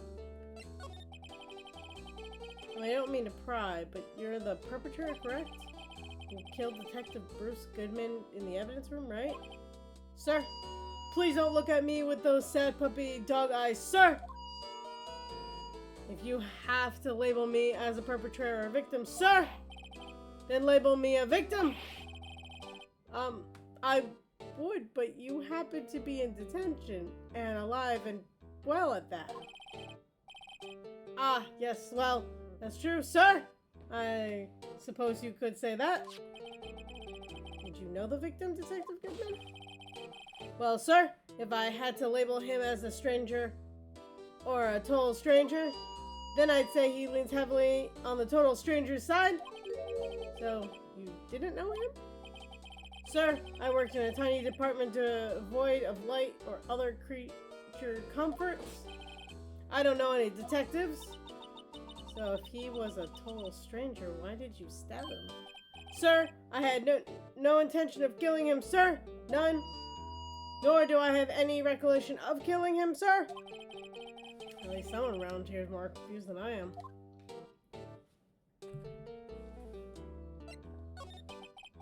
About your hand. Did that happen during the course of the crime? Well, you see, sir, don't you think you should just confess? But sir, but there's nothing I could do. Nothing you could do. Sir, to tell the truth, sir, when it happened, when the detective pointed that knife at me, I just hollered, sir! The next thing I knew, I was unconscious. The next thing you knew, you were, Then when I opened my eyes, I was alone in the evidence room, sir! All alone. Alone because Detective Goodman had disappeared. What? Then I looked down. I was gushing blood from my hand, sir. Oh, the shock. Oh, the sorrow, sir. Can you imagine how I felt? The victim's body disappeared. That's some story.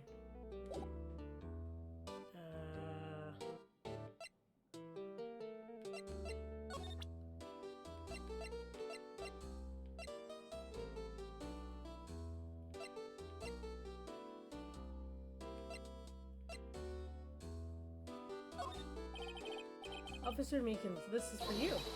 Eek! I'm scared of knives, sir! It's okay, I just wanted you to take a look at that. That's it, sir! Last night, sir! That's the one! It was an apple, sir! In my dream, sir! I was being peeled! The fuck?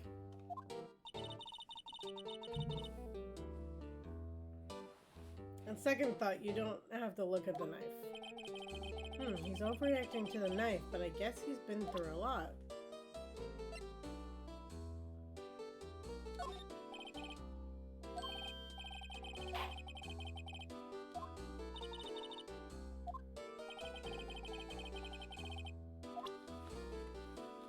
I would have read that, but it's the kind of this evidence makes no sense to present. Let's try this one. Same thing.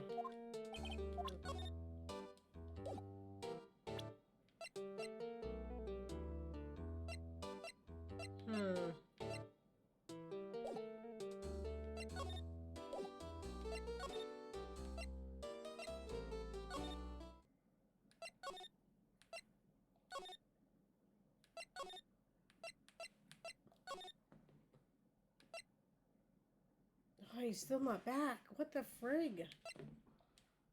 What else can I present to Meekins?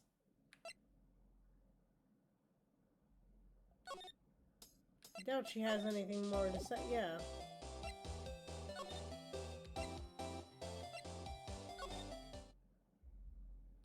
He's not back.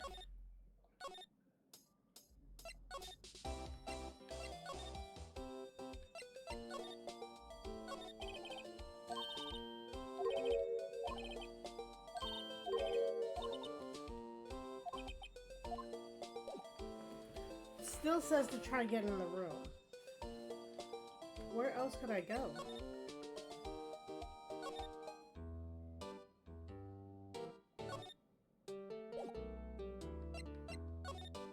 He's got nothing else.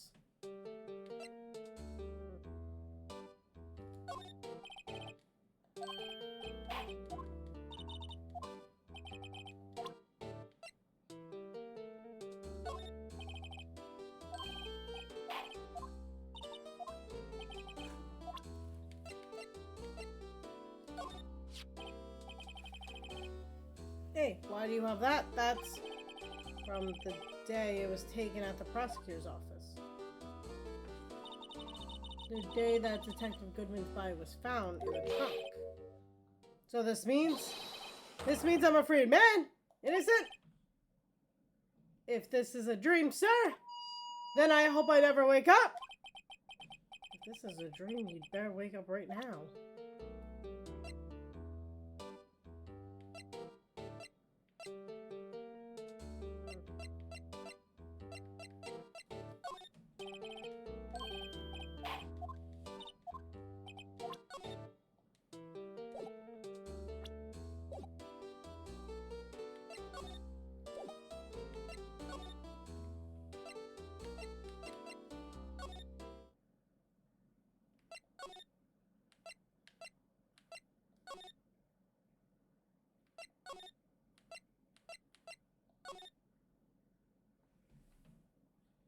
Okay, what am I missing?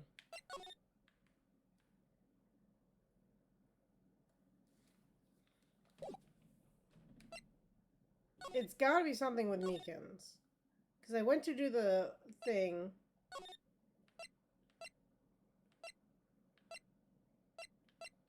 And then they...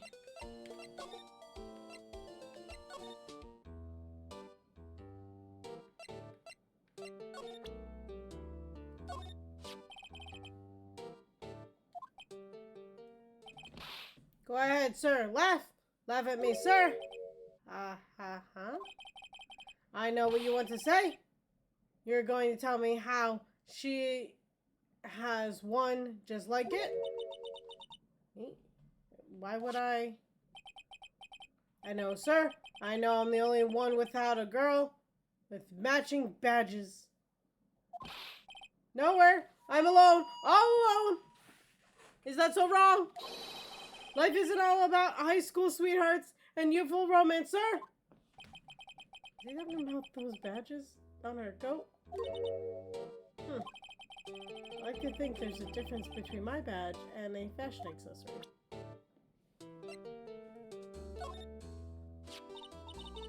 Do you think you could look at this? Hey! That's it, sir! That's it! That's it! What? That's what? My head was blank until this very moment. But sir, now I remember. I remember, sir! You mean you remember what happened? Correct? That card? That card was the cause of all of it? This ID card? Exactly, sir! That's exactly it! Nothing could be more exact, sir! Nothing. Better pry into this one a little deeper.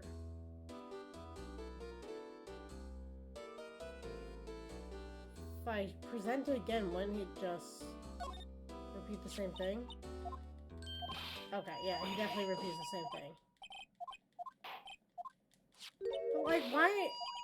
What would trigger someone to rationally be like, I'm gonna show this guy everything in my pocket? Because that's where this is going.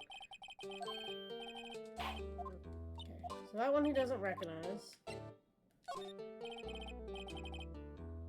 Officer Meekins, this is for you. Eek! I'm scared of knives, sir! It's okay, that's it, sir! Like, what? Okay, so every time I show him a knife, this is what his reaction is. Officer Meekins, can you take a look at this? Okay, he's gonna say Edgeworth again.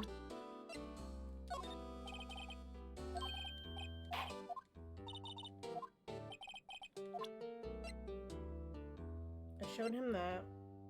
I think I showed him this. Yep.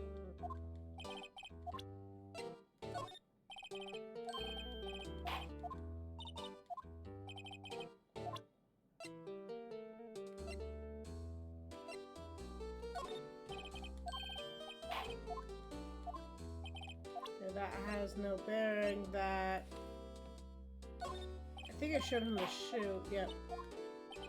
In response to the shoe, he freaks out the knife. What happens when I present him this?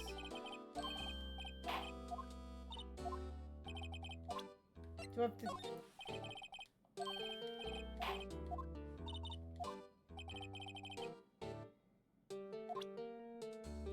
So there's nothing there.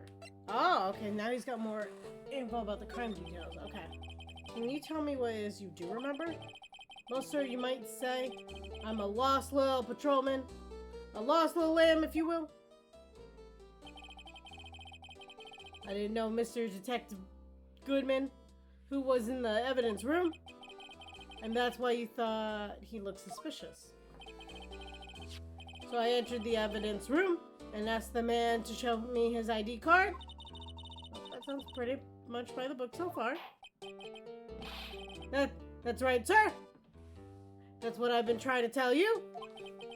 So you asked Detective Goodman to show his ID card. What'd he do? That's the thing. He suddenly pointed a knife at me. What? Sir, I assume I was as flustered as you are right now. So I whooped and leapt at him. Detective Goodman pointed a knife at him? Do unto others as before they do unto you. My own father's words, sir. What happened then? Well, my eyes, sir, everything went white. When I woke, I was here. Right. So, Officer Meekins, why was it that they arrested you? What do you mean, Emma? Let's look at what we know. Now, Officer Meekins didn't know Detective Goodman. And the victim, who he met at the scene of the crime, didn't show his ID. In other words, we have no way of knowing if the victim was really him. And if this body just disappeared from the evidence room, we don't even know if anyone actually died. That's it, sir! That's what I wanted to say. That is, I did say something along those lines. Huh? But you still ended up here. They told me that it had to be him, sir, on the day at that time. Detective Goodman was definitely in the evidence room. That's what they said. But you don't remember the events clearly? Couldn't have been him, because at 5:15 he was already being stabbed. So, no. But the videotape is quite clear. Huh? Videotape. From the security camera. The crime, my crime, the crime I swore to stamp out. It's there. It's me. It's on tape.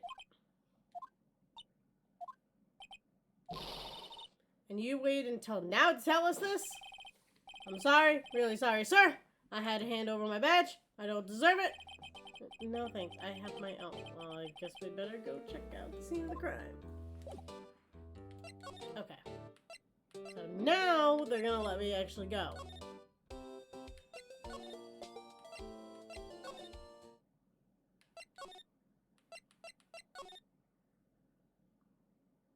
Are we serious?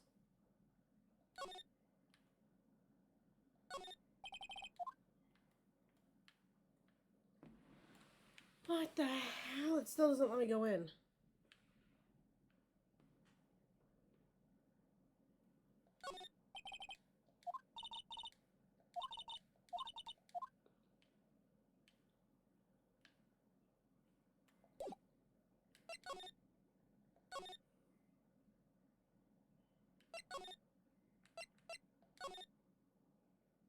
Okay. Well, that triggered something.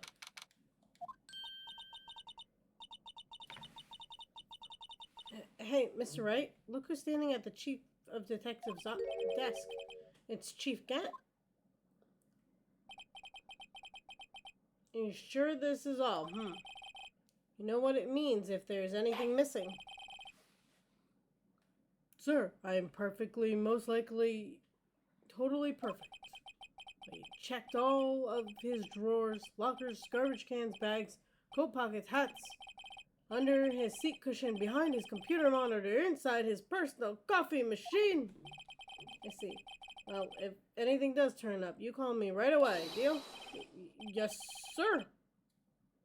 We'll scour the place again, sir. Chief of Detectives looks a little flustered. Haha. Rightio, my boy. How have you been? Swim much? Oh, Chief Gant reporting for duty, sir. Why are you saluting him, Mr. Wright? Is Edgeworth gonna be okay? Oh, Worthy? Oh, you know. They're doing a little inquiry committee with him. Sounds like an inquisition. Yep, well, they've had no end of trouble with the boys since last year. I mean, the incident on Gore Lake? Doesn't look good having a top prosecutor sit in the defendant's seat, does it? And you got someone else found guilty in that case, right? Radio?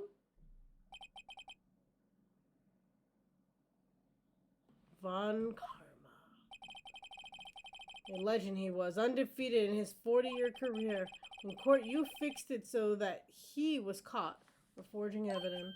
But wait, I didn't do anything wrong. He did forge evidence. In any case, the prosecutor's office is a bit of turmoil, as you might say. What they do just about anything to restore their reputation. Now, depending on what the inquiry committee decides, it could be bad for Worthy. What? It's downright odd, I'll tell you. The detective getting killed on the turf, too. I mean, they're being the prosecutors, I assume? Scientifically speaking, it's impossible. Yes, but that's what the evidence is saying. Goodman was stabbed in 2 locations at the same time. That's what it says. What evidence is this? Now, righto? I can't give away all the secrets just like that. And in particular, well, it's a little sensitive. I can't talk about it. Wasn't expecting much anyway. You know, one thing I hate most of all is hiding stuff. Secrets. Can't stand them. But you know, it's a full-time job just keeping the chief of detectives trap shut. He was the one you were picking on earlier? Oh, you saw it? Oops. I wonder what it was that he wanted the chief of detectives to do. Well, let's see if we can.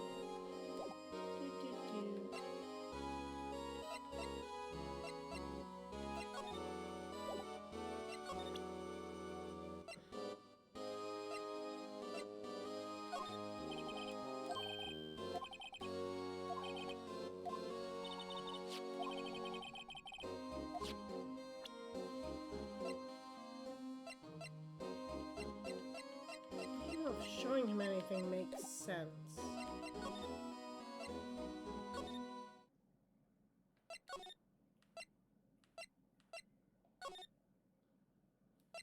But it's still not doing that, so it's gotta be something with him.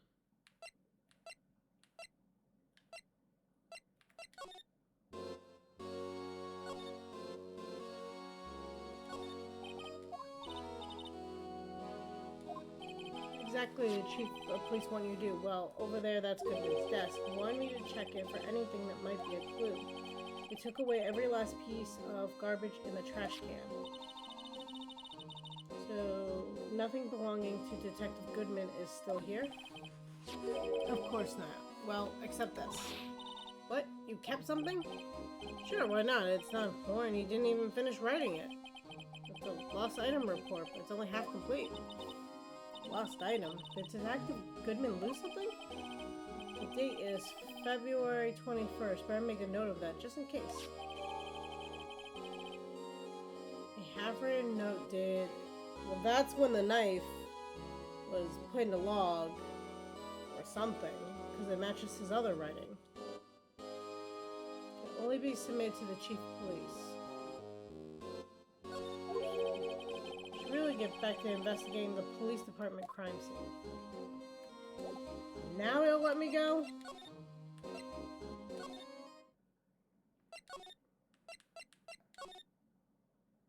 Oh my god. Really?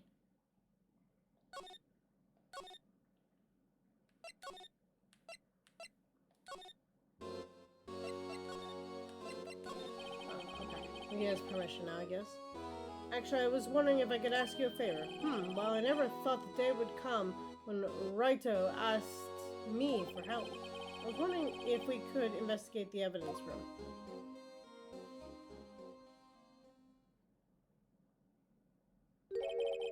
Now, Raito. Actually, I'm sorry. I don't need to investigate after all. Raito, please. Do I look like a selfish man? Huh? Heck. If anyone asked me, sir, can I borrow $50? I'd give them 50. No problem. So go ahead. Investigate the room to your heart's content. Knock yourself out. Just goes to show you, you never know until you ask. And here you are. You can borrow this. Hey, this is a detective's ID card, isn't it? That's a special card for guests. Don't lose it. Yes, sir. It's an honor. Just run along and do your best now. Later, folks. It looks pretty cool on my lapel, doesn't it? Just think, a real ID. You seem happy. Yes, sir. Because, sir, we get to go into the office room now, sir. I think this place is a bad influence on this girl.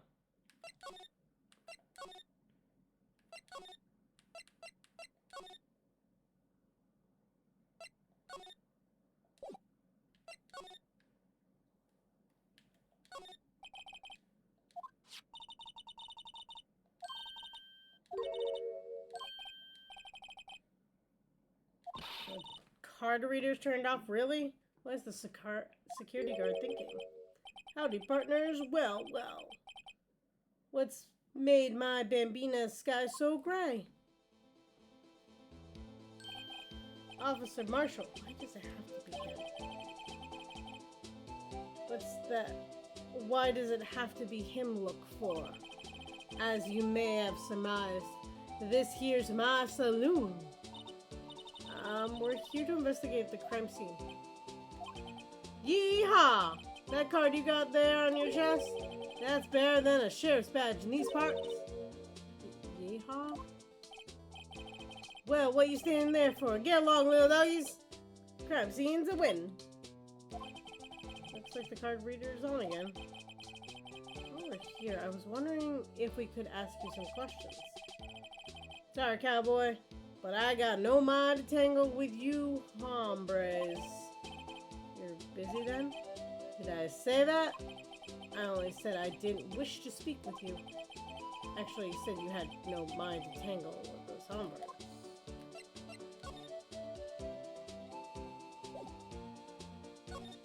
What happens if I try to talk to them?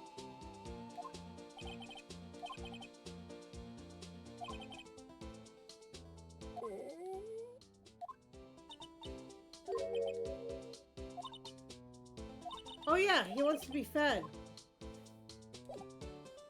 Originally I thought we were gonna feed him to bribe our way into the thing.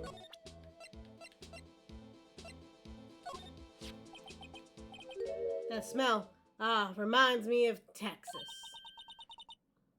The ocean's no place for a squirrel. Sorry, that's where I'm going in my head. I said head. I held it. Just barely, but I held it. So, Officer Marshall, you're from Texas? No, I just saw a special on television the other day. Is this from my baby? Yeah, Miss Star. What's this? What's wrong? Filet. Steak lunch. I see. I see. I don't see. I wonder what it means. Steak. Alright, Bambina, you win. Ask Jim anything munch smack. Finally, it seems like he's willing to talk. Officer Marshall, you're in charge of security for the evidence room, right? Got good eyes, partner. It's an easy job, and I'm grateful for it. Actually, Officer Meekins at the detention center told us. Oh, that poor little doggy. Poor guy. I keep getting this same wrong and calling him meekly. He told us something. He said that when the stabbing occurred, you weren't at your station. Well, maybe I shouldn't be telling you this, but since I got demoted from detective 2 years ago, well, it might not look it, but I lost my fire for the job. You know, how much is he allowed to drink on this job? Okay, look at this. His alcohol in the back. He's always drinking a flask. Good sir. So, what were you doing around 5:15 when the murder took place? Well, I reckon I was galloping down the highway on the back of my steed, Zippy. No, he was riding down the highway on his horse named Zippy. There's no need for people here anyhow. These newfangled machines do a bang-up job of keeping an eye on the place. You mean the security camera? I don't take to machines much. Kind of like that stewed broccoli. They sneak in next to your steak, you know? The star told us something. She said that you were a detective until 2 years ago. It's always my dream to be a rawhide wrangler on the scene of a crime. That's all gone now, like a drinking hole in a prairie fire. You're still investigating the SL9 incident with Miss Star, aren't you? That was my case. It's all solved on the record books, but it smells like a bad game of poker. I can't let it go. That's all there is to it. This makes me want to play Shadow Ranch of Nancy Drew right now. What kind of case was it anyway? We've heard the name so many times, but no one tells us what exactly happened. There are some things you bear off not knowing, Bambina. Anyway, the case is officially dead as of 2 days ago. 2 days ago. The day of our case? That's right. Evidence transfers. Edgeworth was talking about the transfers, too. I know that maybe 2 of the machines in here do. Oh, only 2 of them? There must be a dozen. Like I said, Bambino, me and the machines, well, I like them as much as I like stewed cauliflower with my steaks. Easiest ones to understand are these here security cameras. These are the ones the officer Meekins mentioned. Nothing happens. The tapes are automatically erased every few hours. Every few hours! That is not much time. And Officer Meekins and Detective Goodman, are they on one of those tapes? I reckon they might be. You're the security guard, and you reckon? One more thing. When you go in the evidence room, you need an ID card. Thus the card reader by the door. Card reader leaves a record of every ID card that passes through.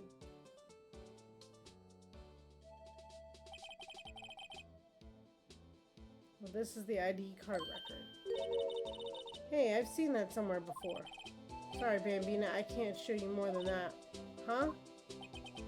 I haven't heard whether this relates to the case yet. Mr. Wright, I saw a number on that record just now. I've seen that number before. There's some way I can prove the record is tied to the stabbing.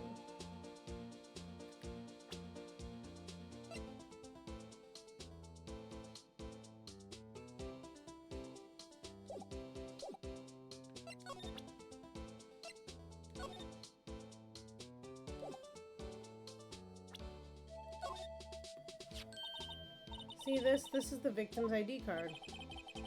The one that was on the ground in the parking lot. The number on it is 5842189. Officer Marshall, show us that ID record again.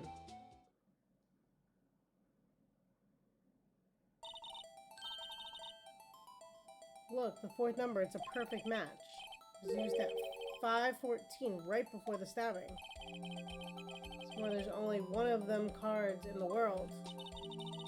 So when the incident occurred, Detective Goodman was in the evidence room.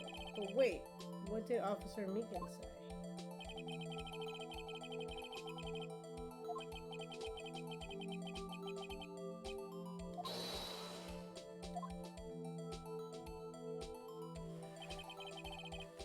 He had his ID card then.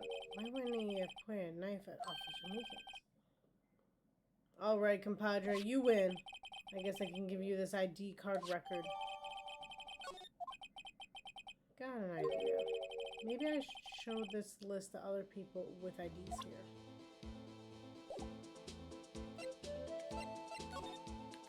Oh my god, this guy has so much to say. Sorry, but would you explain this whole transferal thing is about? We only keep evidence from solved cases in this room. Kept here under the presiding detective supervision for 2 years. So we can re-investigate them if it turns out there was a mistake, see? So what happens to the evidence after 2 years? It goes to sleep forever in the underground vaults at the county sheriff's department. That's what we call transferal. Do it every February. Transferal is like a funeral for old cases. 2 years after a case is solved, it's closed forever, dead. Never to be reopened again. Never to be reinvestigated. What happened to SL9 2 days ago?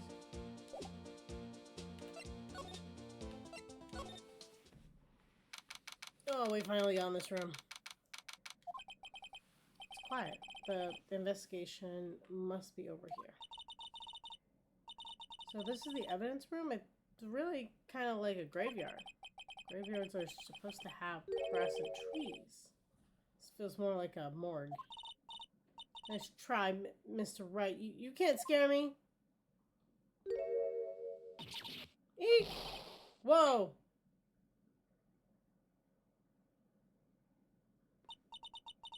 sorry. I thought you were a ghost. I wouldn't recommend going around smacking ghosts on the head, pal. So, is it true what I heard? Radio, please. Do I look like a selfish man? Oh, yeah. Blah, blah, blah. $50, blah, blah, blah. Yeah, it's true. The chief of police Gant will loan anyone $50, even me. Oh, so that's what you were talking about? Actually, I was put in charge of the investigation for today. Just for today? Boss for a day? But guess what? You got permission from the chief, so now you're boss for a day. Gee, thanks. First of all, you'll want to have this.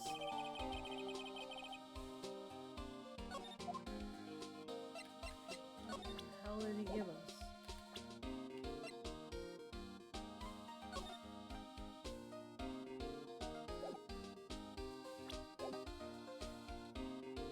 I'm gonna examine a little bit before I talk anymore.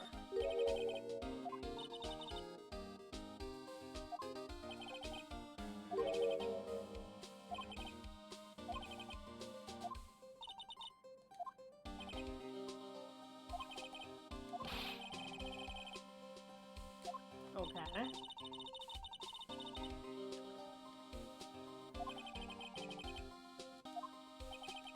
Oh my god, we're talking about tucking in a shirt, guys. Move on.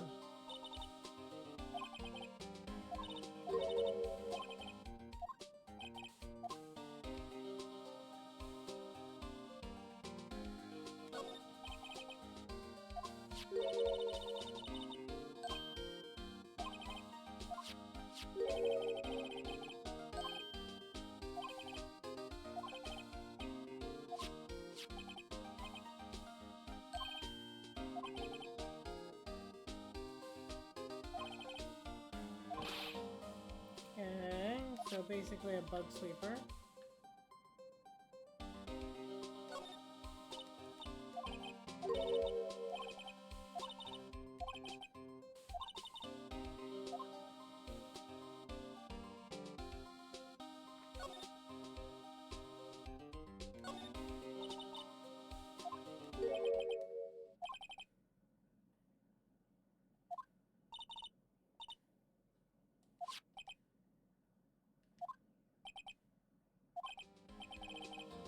Okay, so this is where he made the mascot.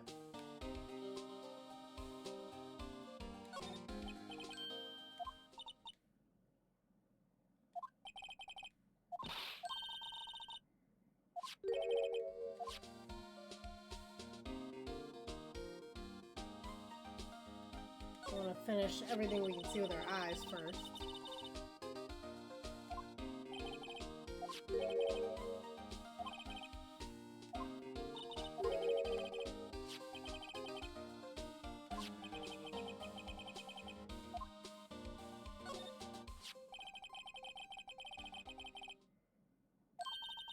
So we're wondering what these broken pieces are.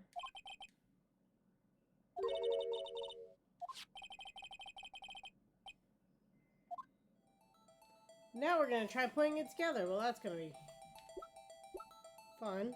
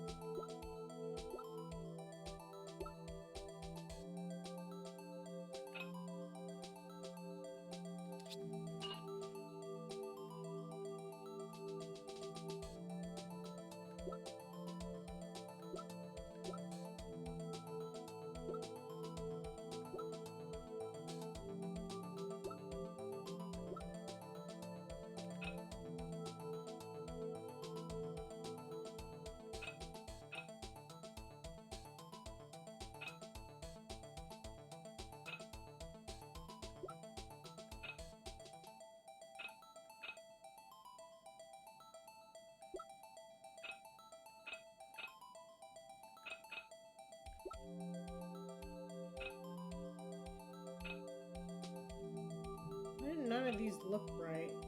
I'm sure I'm just like looking at it funky.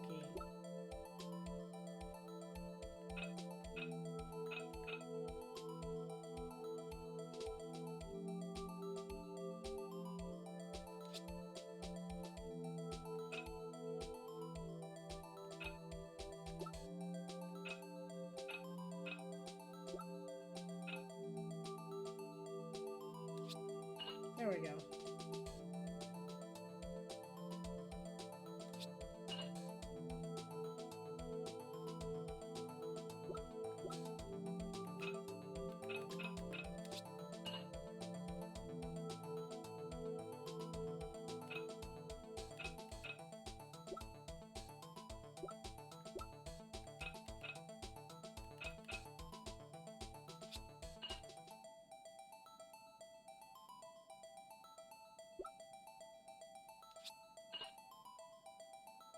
I think one of the things that helped out here was trying to face things in the right direction.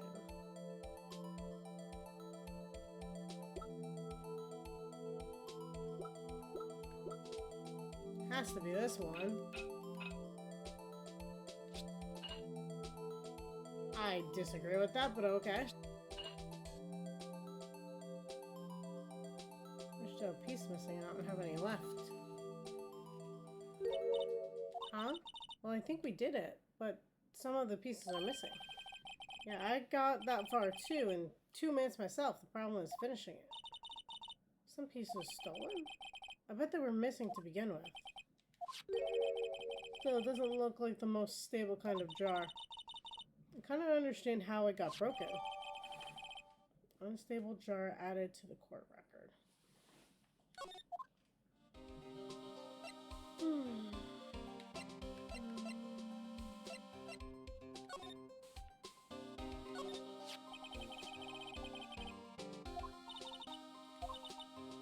There's some of the pieces missing too. Doesn't it seem a little unstable?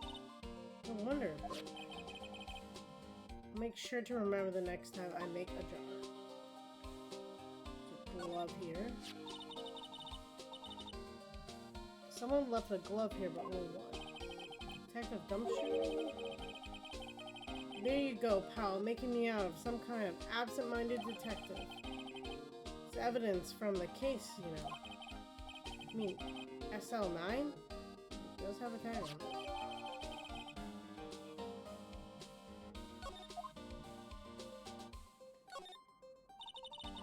Look, this one's open and the red indicator light and the door's lit. The locker is coated with Detective Goodman's fingerprint. Detective Goodman's locker? Are you sure it's okay to leave it open like that? Well, it'd be hard to get it to open again if we closed it. Empty. They must have taken the contents elsewhere.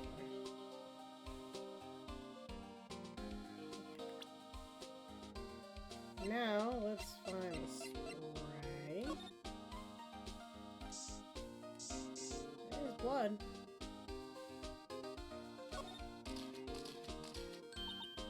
I knew it. This is someone's right handprint. What?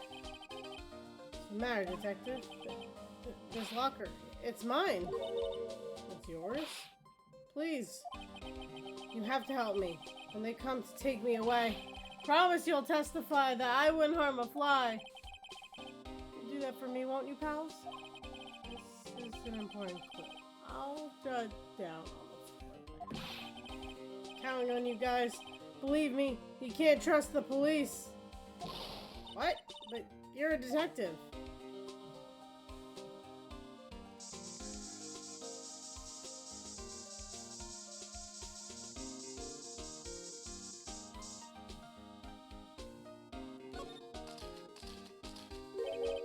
That must have been one massive pool of blood. Never seen anything like it. I'm not professional. What's your opinion, detective? Pale blue blood. Maybe Detective Goodman? Is actually an alien? This proves that something really happened in front of this locker.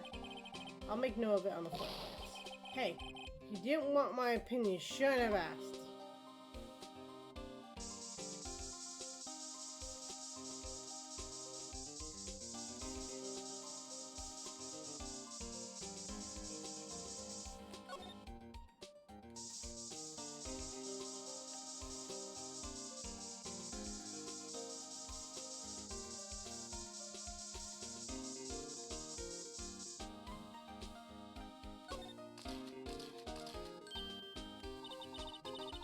began a reaction here. No reason for the murderer to touch this spot if he fled out the door. This just might be something significant. Hey, that's some pretty amazing stuff you got there, pal. What's this? It's called luminal testing. Where did you get your hands on that? Huh? I'd like to get some too. Just borrow 50 bucks from the chief. Where did you get this, Emma? Always by mail order. Well, I'd better jot this down on the floor plans.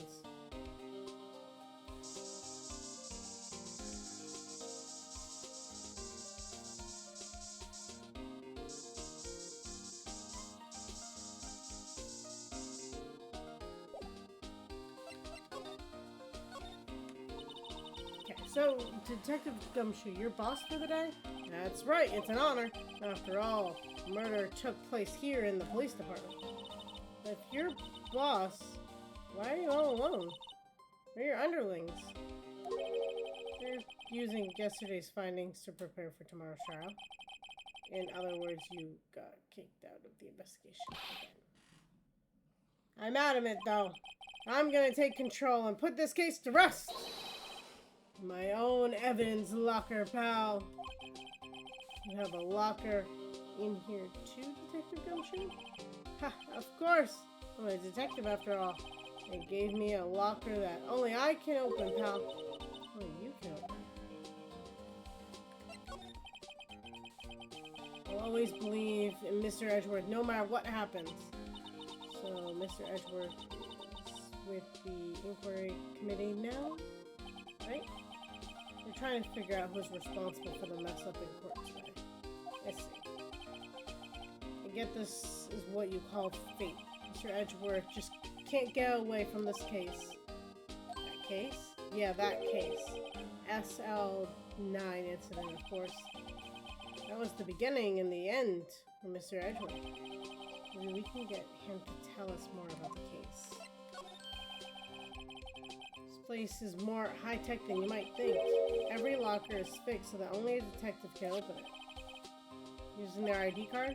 Well, that's the thing, pal. ID cards can get lost. Why, I want my third card since entering the force already. Sounds like a lot. Yeah, but even I can't lose my own right hand. Right hand? Oh, you mean your fingerprint? Exactly, pal. The lock on each locker is coated with fingerprint. So the only locker we can open is our own. Funny, they look like normal lockers. These are the latest model. There's a trick to the handles, see? The handles? On the other side of the handle is a sensor, and if the wrong person touches it, zzz, you get shocked. That's what happened. My hand would be black and smoking every day. In any case, the locks aren't that obvious. There are even some people on the force that didn't know about the fingerprint locks.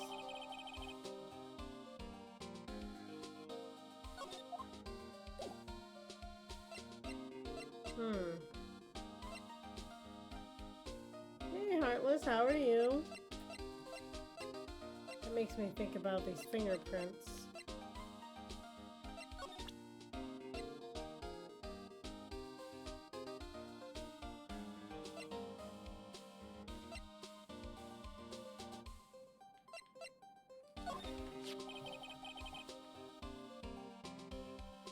Could you take a look at this?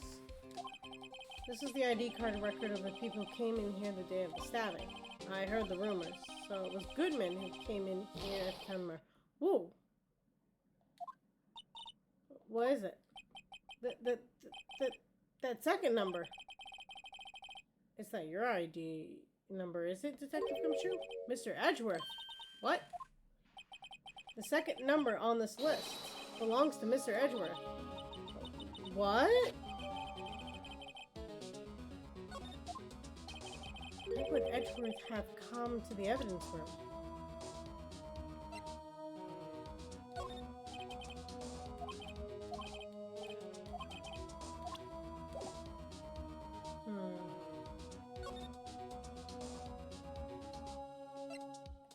thought his locker would still be open. We could look at it, but I guess not.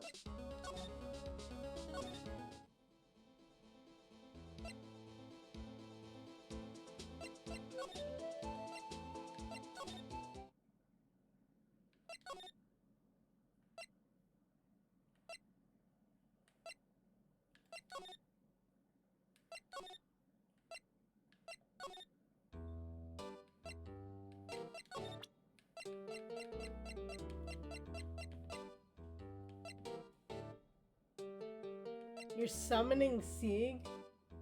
I wonder how that works.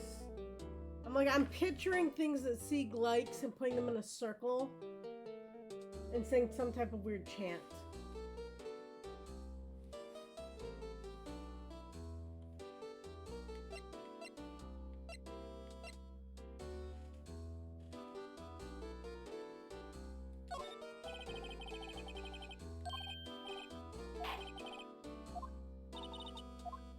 I showed him the right thing, right? Okay, so he doesn't know anything about the ID cards. Figured one would probably be his.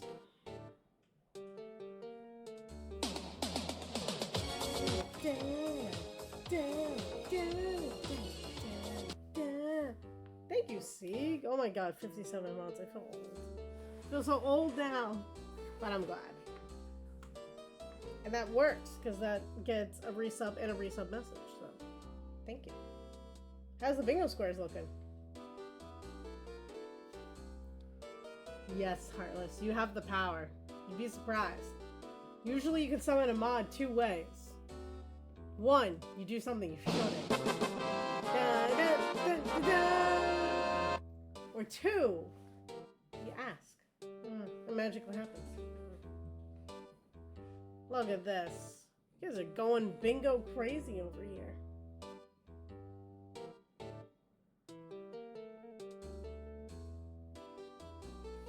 Let's see. 777. Like, the way that is makes me think that it's nobody. Someone else was in that room.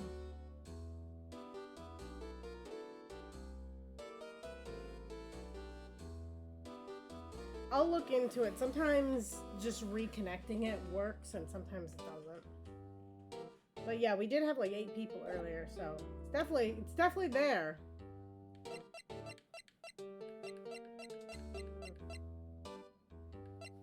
See? The benefit. Now that one gets to get called. It works.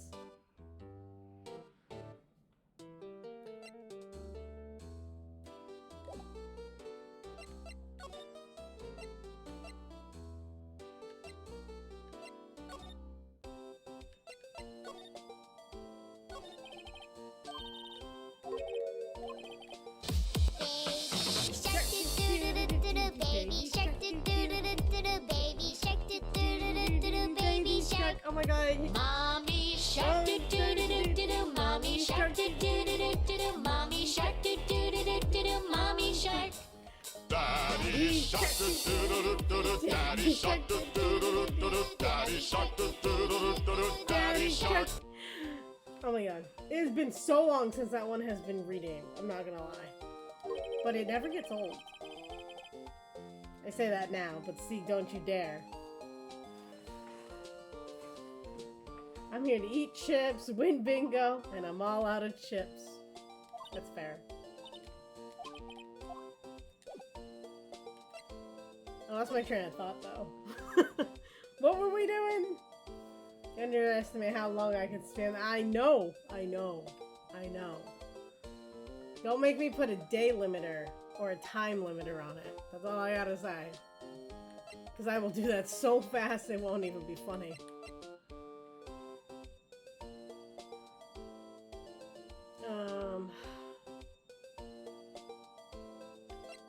What were we doing? We were looking for evidence.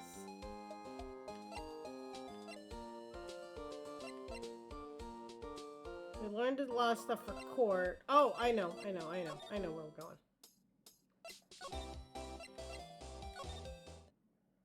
Oh, he's not back yet. God damn. That means I didn't trigger something. What didn't I trigger? That's the question. I'm gonna click on his stuff though, because I'm sure there's... That we already knew. That we already knew. I know, right?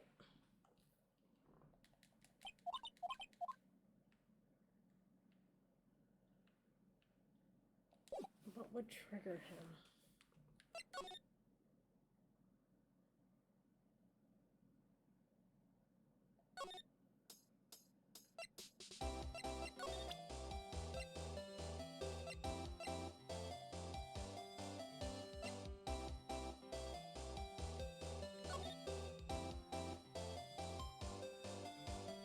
Did I not get all the blood?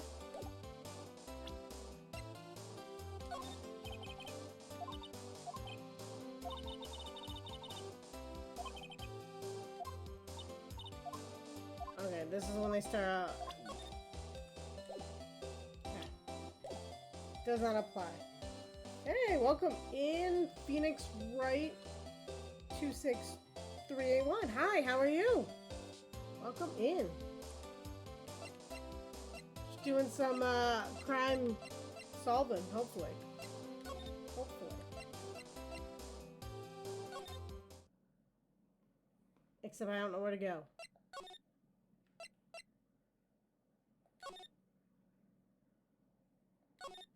I think I could ask. No, I can't ask him.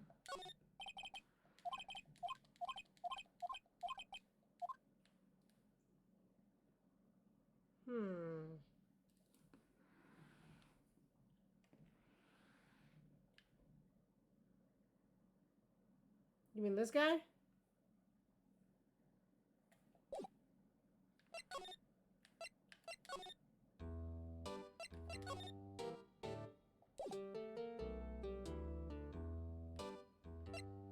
See, the blood's on his left hand.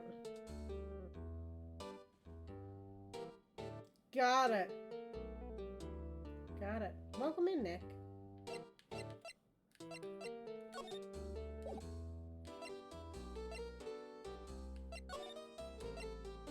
Where?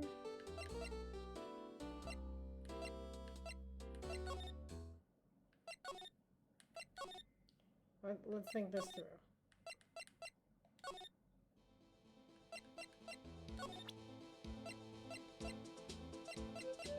I didn't present it to him.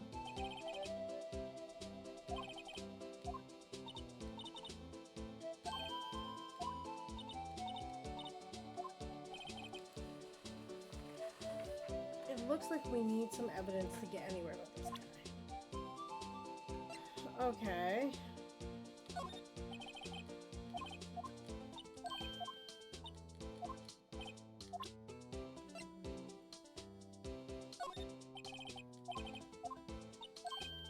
Is it gonna be the glove? It's probably the glove.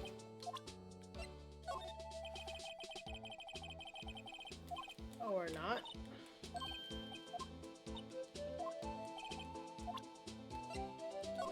Do I ask him which one's his? No. Okay.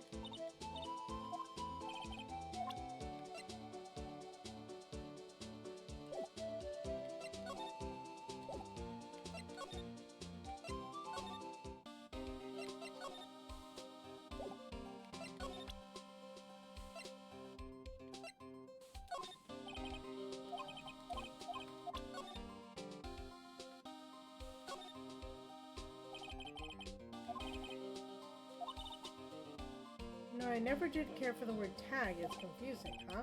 It's confusing about that. You know how many other words sound like it? Bag, gag, nag, lag, zag. Zag? Is that a word? Do you challenge me? What are we playing, a word game now? Can I spray this? I don't think so.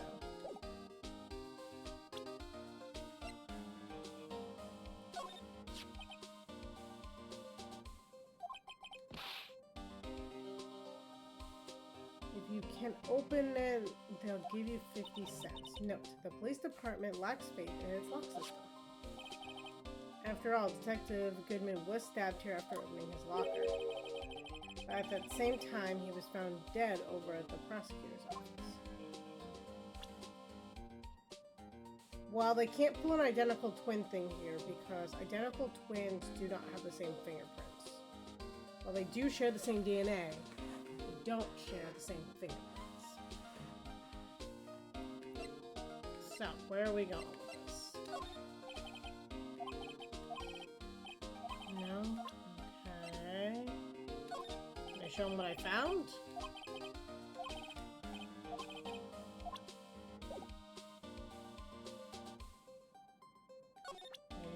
Wait, what if it's... Eh? No, okay.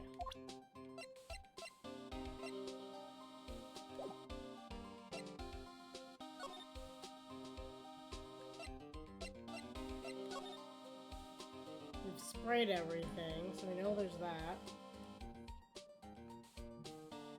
You didn't know that? You know, a lot of people think, you know, because they're identical, but I think I mentioned this on a previous stream. The way that you lay in the womb determines how your fingerprints shape. So, there's that. And then, during certain things that happen in your life, you know, if you are a cook and are constantly burning yourself, or working with a lot of chemicals that could, you know, come off. So there's that. Where's their paint? Like, these paints make sense. Just more paints. I sprayed everything.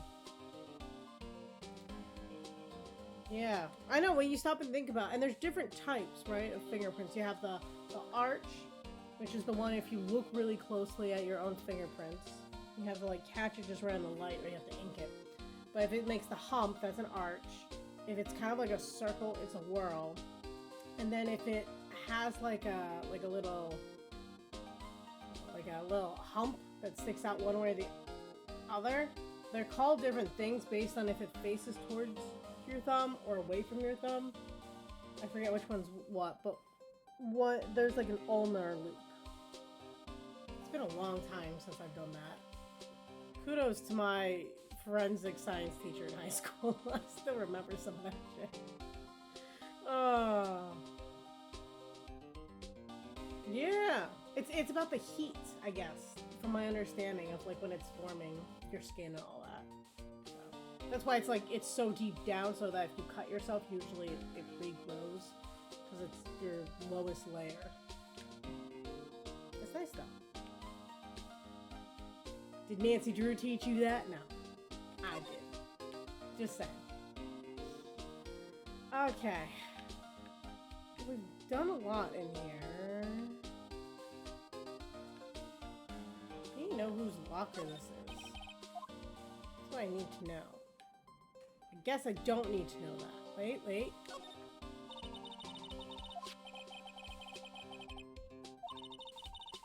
you don't need an ID.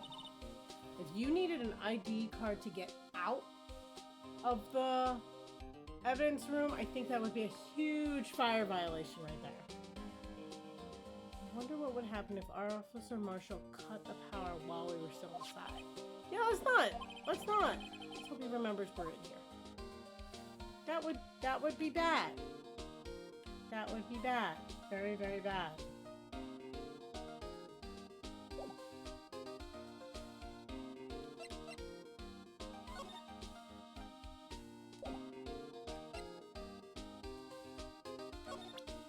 I think if there's anything else.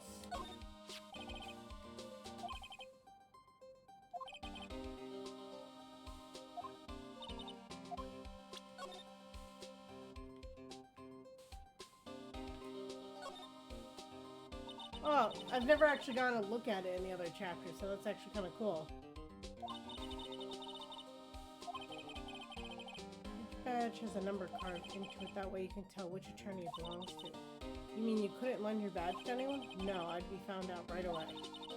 That's no fun. But that's really cool.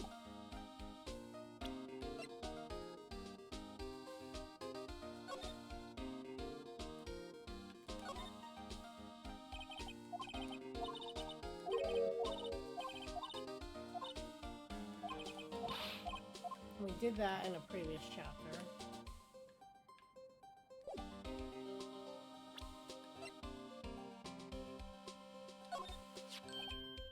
Hey, that's it. That's the King Prosecutor's Award that Mr. Edgeworth got on the other day. Were you at the award ceremony, Detective Gumshoe? Of course, pal. I got an award for diligence myself.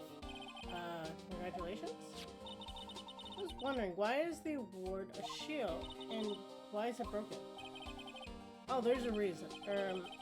I'll tell you what it is later. Apparently he's forgotten.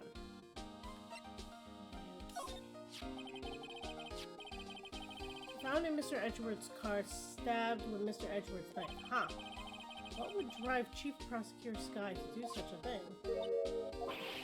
Wait, I mean, sure, of course someone else really did it. Someone who must have a grudge against Mr. Edgeworth. Maybe we ask him about his thing. This is my crowning achievement, my masterpiece, you might say. But art is always misunderstood, pal. Art? He was dancing proudly the other day of the awards ceremony, but there were a lot of people coming and going after the ceremony, so they took the blue badger away for a while. Really? Why? Oh, they said it was shameful or something like that. Shameful! I toiled night and day. I sympathize with Detective Gumshoe, but I can see why they moved it. Okay, so that's not gonna be helpful there.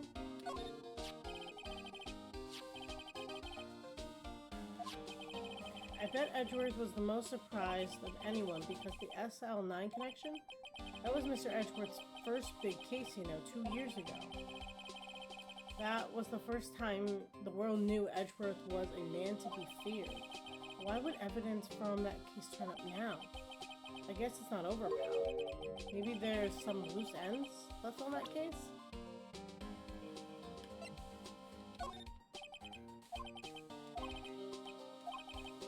Okay, I mean, I've kind of walked him through at this point everything I have. Something's got a trigger. This is the photo that Miss Star took. Anything you can tell us about it? Miss Star is quite the lady.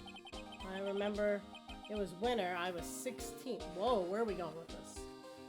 You need to present something to Gummy to proceed, by the way. Good to know. I think you can talk to him about the SL9 now. Okay. I will check that. Thank you. She was the only one who ever got me to talk about what happened.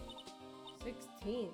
Oh, that's how old I am now. I wonder what happened. I think Detective Gumshoe wore a trench coat in high school too. I could see that. Okay, let's see. Yeah, there we go. Thank you. Now that was bloody, violent case. Violent? So it was a murder? Serial killing. Serial killing? I really don't want to get involved in this after all. But the killer made a mistake, and Mr. Edgeworth built his case around that to nab him. That was 2 years ago? I put Mr. Edgeworth right in the spotlight and started the rumor mill. Rumors about forged evidence. It was supposed to be all cleaned up with the transferal the other day. It was the last job he ever did. Detective Goodman, that is. Huh? What do you mean? Detective Goodman was the detective in charge of the SL9 incident, see? So the switchblade knife, victim took the knife out of the evidence locker himself? Hey, pal. Look at the time. Was there something you needed to be going to? It's just that Mr. Edgy's inquiry committee should be laying out soon. I'm gonna give them my report for the day. It might help, Report? You mean the note written on the back of that flyer? The one that says nothing but no problems? Hey, it's Mr. Edgeworth we're talking about. I'm sure he can use a report like this. I believe in him. Who needs enemies when you've got friends like Detective Gumshoe? I'm off, pal. Later. Should probably see what Edgeworth has to say, too. There we go.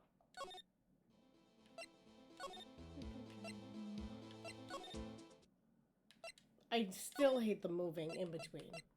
It's gonna keep this thing from being a golden. Just saying.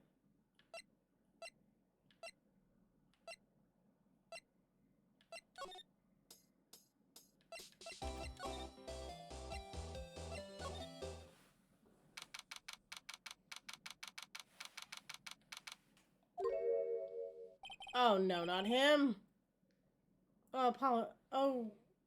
Yes, my apologies. Oh, it's you. We met somewhere? Huh? Mr. Edgeworth, I beg your leave so long. Is Edgeworth here? They're standing by the window, a teacup in his hand. Right. He has the hotel bring him tea service? Mr. Edgeworth, you're back from the district prosecutor's office inquiry. I am.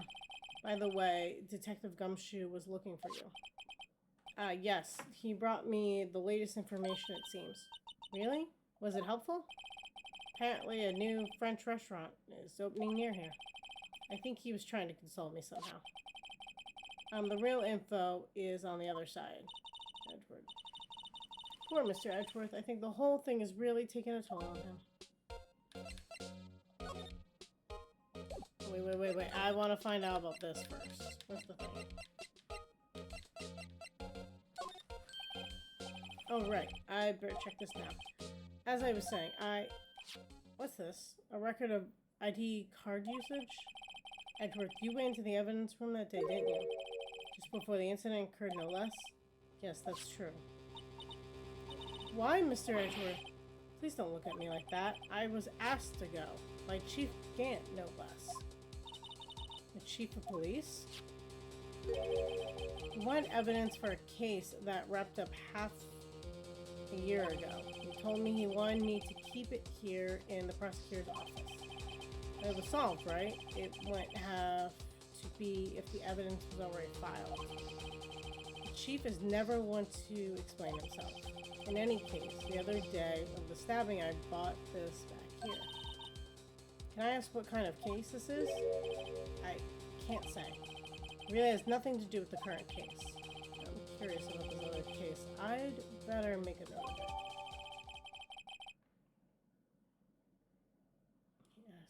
That's a weird one. Unrelated screwdriver.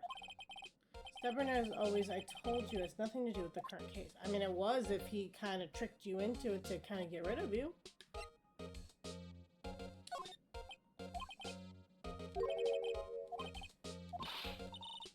Okay.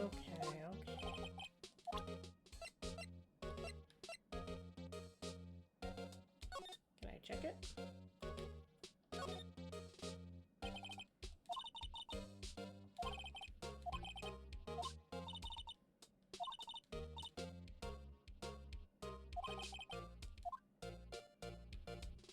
Did she just foreshadow the ending of the game?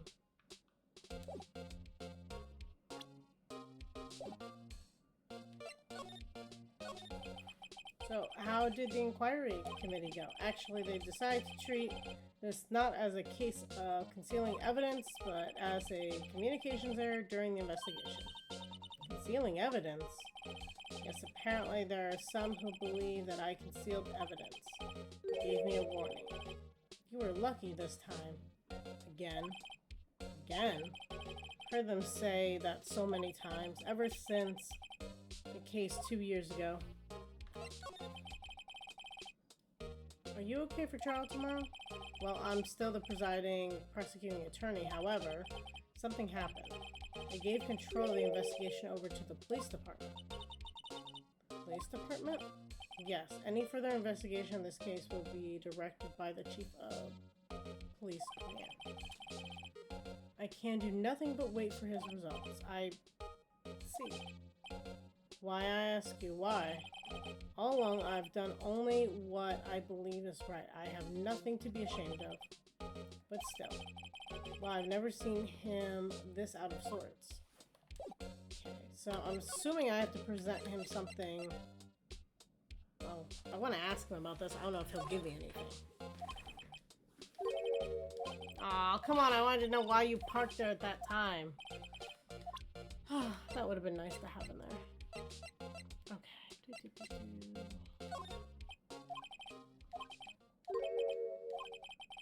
The man who revived the worst memory of my life. I figured I'd be telling you about sooner or later. You must be talking about his father's murder in that elevator. Okay, Edgeworth, why don't you tell me about it? Tell me the truth. Okay, I'm assuming I can now ask him that, but I'm going to see if there's anything more I can get out of him.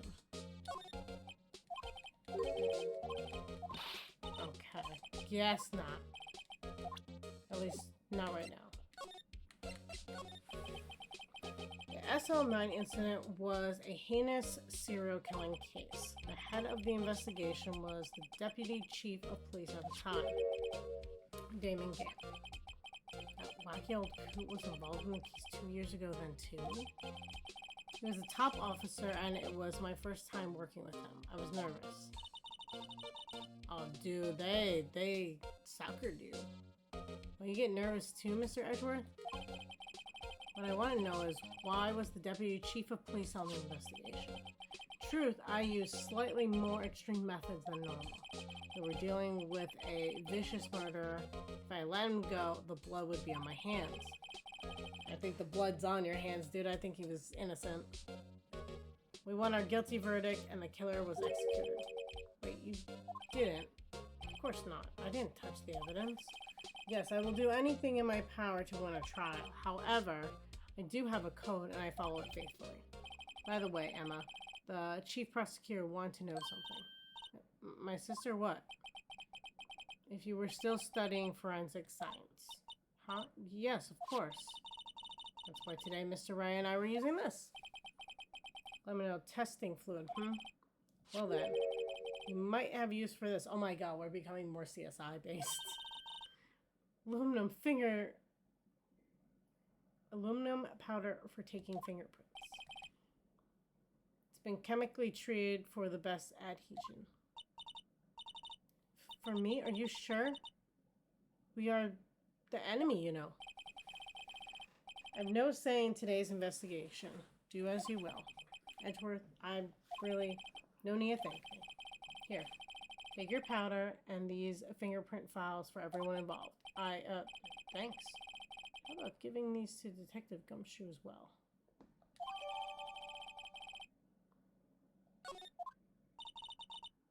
Let's get going. One last investigation. Right. Do you seem to remember seeing a suspicious handprint somewhere? Okay, guess we're going... How do we... Here...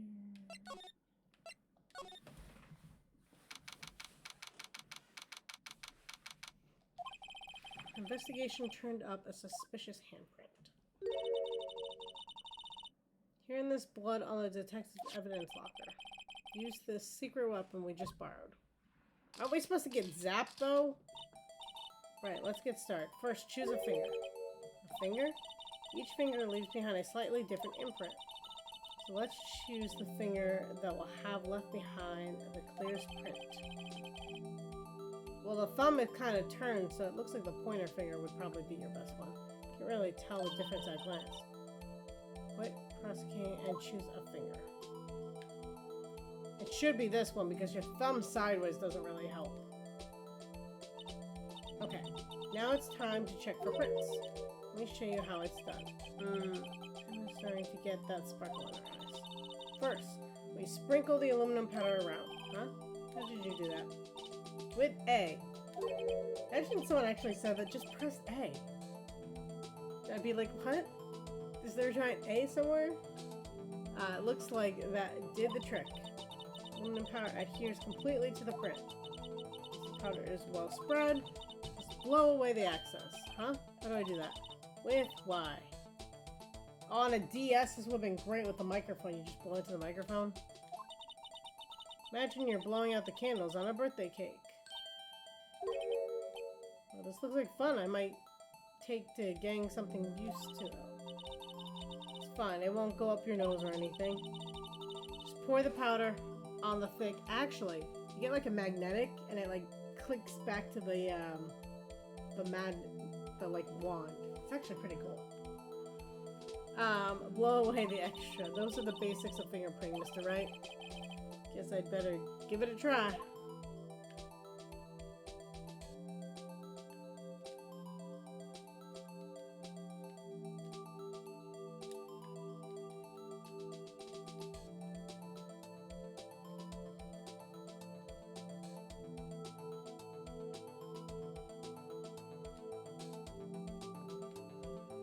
Okay, I didn't dust enough. Got it.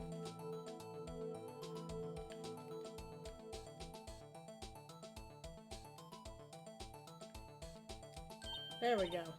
Ah, you did it. You found one. But this looks nothing like a fingerprint. Now that you mention it, I guess it doesn't. What does it mean? I think it means we're out of luck. Unless someone was wearing a glove, but then the blood would have to be someone else's. Out of luck. The person who left this handprint must have worn gloves. Don't tell me we've been wasting our time here. Hey, calm down. It's just the way... I mean, their hand would have been drenched, though. That's the way it goes sometimes. Scientific investigation. But it does seem a shame. While we're at it, why don't we look for other prints? Other prints? Looking at the locker door closely again. Seems like there are fingerprints outside the bloody handprint as well. See if we can find a clear print. It's outside the blood. Talk about this.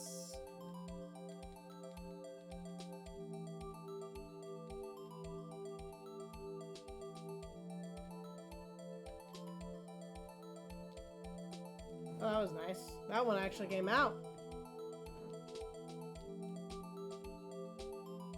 Wait, you want this last little bit?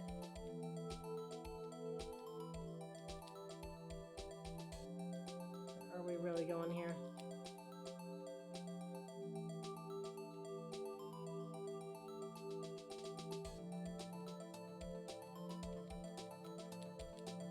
There we go. Yeah, print so clear it's dazzling. Anyway, the print took a lot of effort to find. Let's match it up right away. So we're not done yet. This is quite a process. There's no point in finding a fingerprint and not knowing who the owner is, right? So another fun fact story. When we did our forensics class, we had to pick a teacher because we had to make crimes about them at the end of the year. Always so much fun. But we had to fingerprint them. And I remember my teacher I picked, it was one of my math teachers, and she was like, oh, no one's ever picked me before. And I was like, well, I knew she was really good at what she did. Not a lot of people liked her, though. She was more old school. But I remember fingerprinting her. That was fun. She was very excited to do it. I guess she's right. Look at the fingerprint data we got from Mr. Edgeworth. And point out the person you think left these prints. So this is a whirl. How am I supposed to know who it is? I could make a pretty good guess. The bloody handprint and the fingerprints are the same place, right? That means the prints probably don't have anything to do with our case. So whose fingerprints would have likely been on this evidence locker? Gumshoes.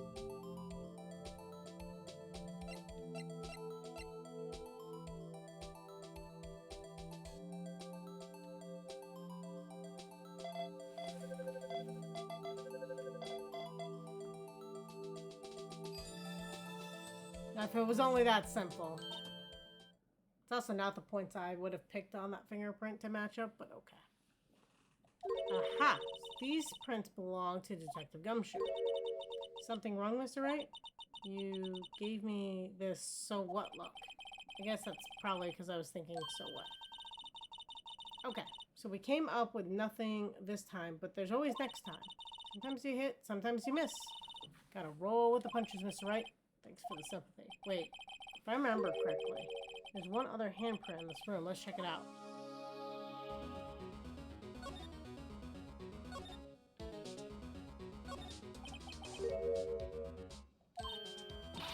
Right, this is where the handprint here. Okay. Wanna try using this? Feel the sparkle in her eyes again. Let's check for prints. Spirit, but I have to warn you about something first. What? The area where the blood was wiped away, right? We only ended up finding it using... Oh yeah, probably washed it away. Any prints in that area will have been wiped away too. Oh, right. That means no prints. Would you say the probability of your hypothesis is high?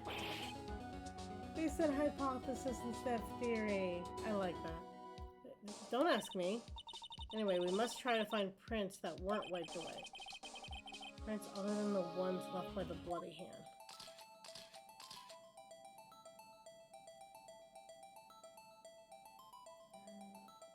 Probably a print right about there.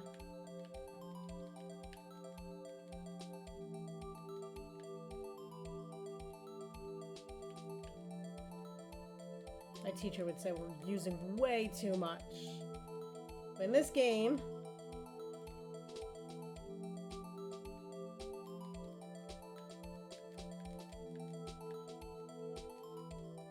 they don't do it right.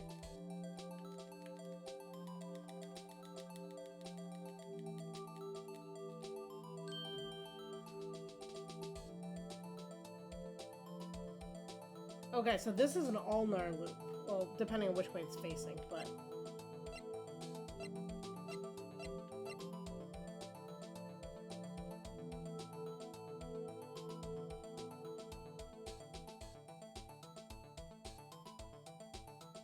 I think that's it.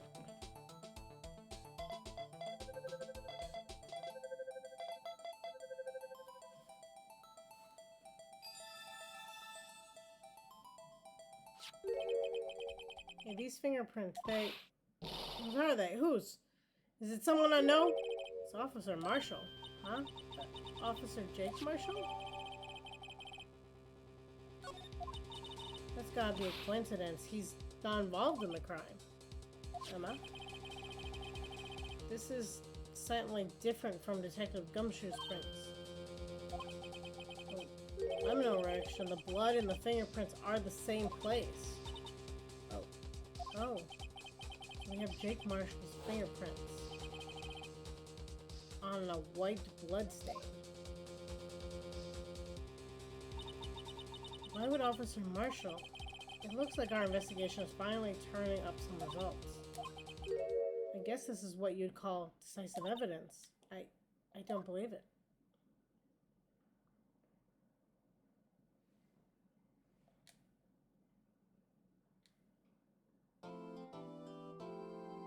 I think I like the CSI part more than the cases right now. I feel like the court trials have just been lately. So what do you think, Mr. Wright? I think the prosecution is as confused as we are. After all, the victim was murdered in 2 different places at the same time. And a different suspect was arrested at each of the crime scenes. Lana! Good morning, Mr. Wright. I apologize for yesterday. I was indisposed. Hopefully didn't hold you too long for questioning. I just finished, actually. I'm used to all-nighters, though. So, how did it go? Mr. Wright suspects the police are clueless. I figured as much, so I struck a plea bargain. Plea bargain? What do you mean by that? We agreed that if I told them the truth behind the simultaneous murder, they wouldn't seek capital punishment. That's what I mean. Don't... Oh my god. How would you do that without your attorney present? Well, don't tell me you... Much to my regret, I am as much in the dark about this as they are. Miss Sky. We found trace evidence of certain person at the police station department evidence room. It belonged to the officer Jake Marshall. What kind of trace evidence? Bloodstained fingerprints to be exact. That's the trump card I have up my sleeve today. You understand what this means, don't you? In order to defend my sister, you're gonna have to accuse Mr. Marshall. You have to play the cards we're dealt. Isn't that right, Miss Sky? Do what you have to do, Mr. Wright.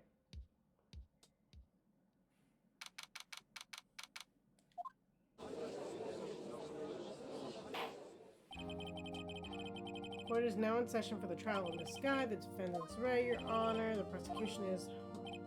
I'm afraid you have to clarify. It takes 30 minutes by car to reach the police department from the prosecution office. Yet, the victim, Bruce Goodman, has slain in both places at the same time. But that's not physically possible, is it? It's more, I hear the victim from the evidence room just disappeared. Yes, the body eventually reappeared in the trunk of Mr. Edgeworth's car. This is one messed up trial. One of my duties as prosecutor is to present impartial evidence. Today, I will present evidence related to the murder at the police department. So doing, I believe the way in which we should proceed will reveal itself. Now, that's what Mr. Edgeworth's apart. He sounds so on top of things, even though he doesn't know what's going on himself. What's supposed to be an admirable trait? Very well, let the trial resume. On the day of the crime, what exactly transpired at the police department? Mr. Edgeworth, you may call your first witness of the day to the stand. For this witness, the prosecution calls the suspect of the murder that occurred at the police department. The suspect? You mean the so-called murderer?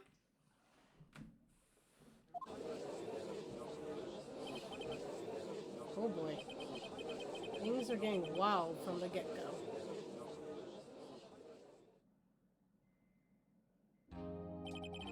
Will the witness please state his name and occupation? Right? A plea deal? And like, one that basically sends you to jail for something you didn't do. Because you're afraid you're gonna get the death penalty. That's messed up. Yes, sir! I'm Officer Mike Beacon, sir! My occupation is, that would be murder, sir! So you're telling us you're a professional killer? Sir, it was me, sir! I'm the one who did it! I will never kill anyone again, sir! You've got to believe me, sir! Actually, what we'd like to hear, sir! Well, I would call part of the young generation, sir! The person whose actions adults can't possibly comprehend! Please, Mr. Edgeworth, sir, help me, sir. Officer Meekins. Yes, sir! Give me your report of the crime. Consider that an order. Yes, sir, as you wish. After all, I am part of the generation that must be told what to do, sir! Oh boy. Can't fault him for a lack of enthusiasm.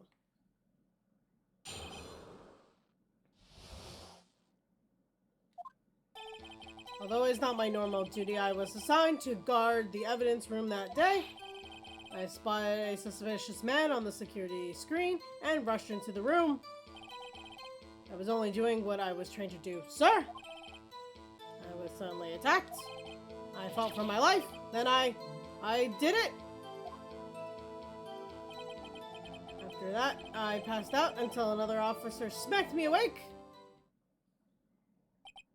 So the victim, Detective Goodman, attacked you. Do unto others before they do unto you. That's the Meekins family motto, sir. I see, then you fainted and a colleague helped you regain consciousness. Yes, sir. He knocked me upside the head, sir. Very well, the defense may begin its cross-examination. I need here more information to work with.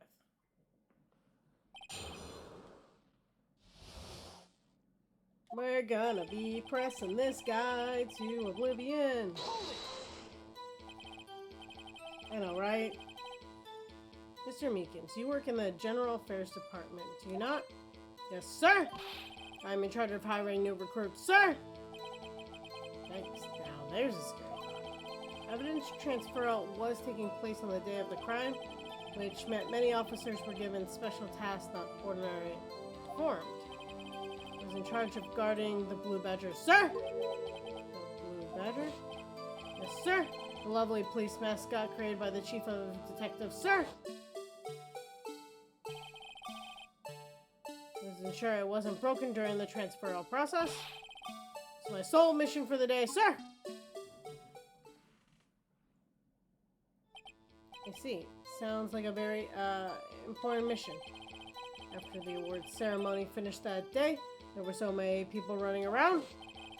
I reckon I relocated the Blue Badger to the evidence room. Oh, so that's why you went to the evidence room?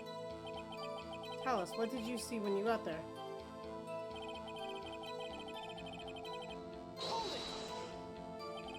In order to enter the evidence room, you need an ID card. Am I correct? Precisely, sir. I have one right here around my neck. So then your ID number should be listed on here, right?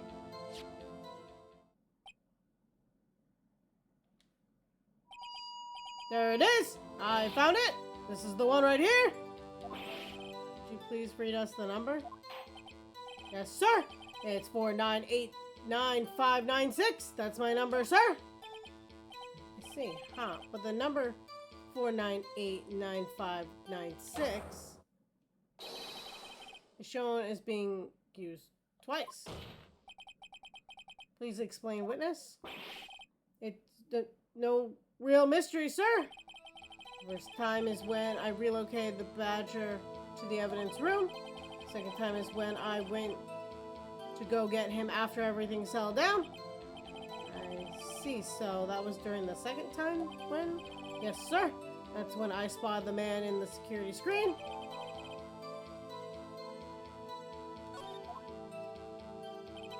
Why wasn't it still there? So you were attacked. Can you please tell us exactly what happened to you? There was a knife, sir! A knife! Detective Goodman pulled a knife on you? What happened then? Well, with me charging in on him like that, he looked as surprised as I was. You aren't exactly the kind of person someone would want to run into. When I reacted, sir! I swung my arms like an octopus struggling to detain him! I'm picturing that, but okay. That's how I got this gash on my hand. Maybe if you just keep your cool, your hand wouldn't be... When I saw the blood trickling down my arm, I panicked. I grabbed the man by his collar.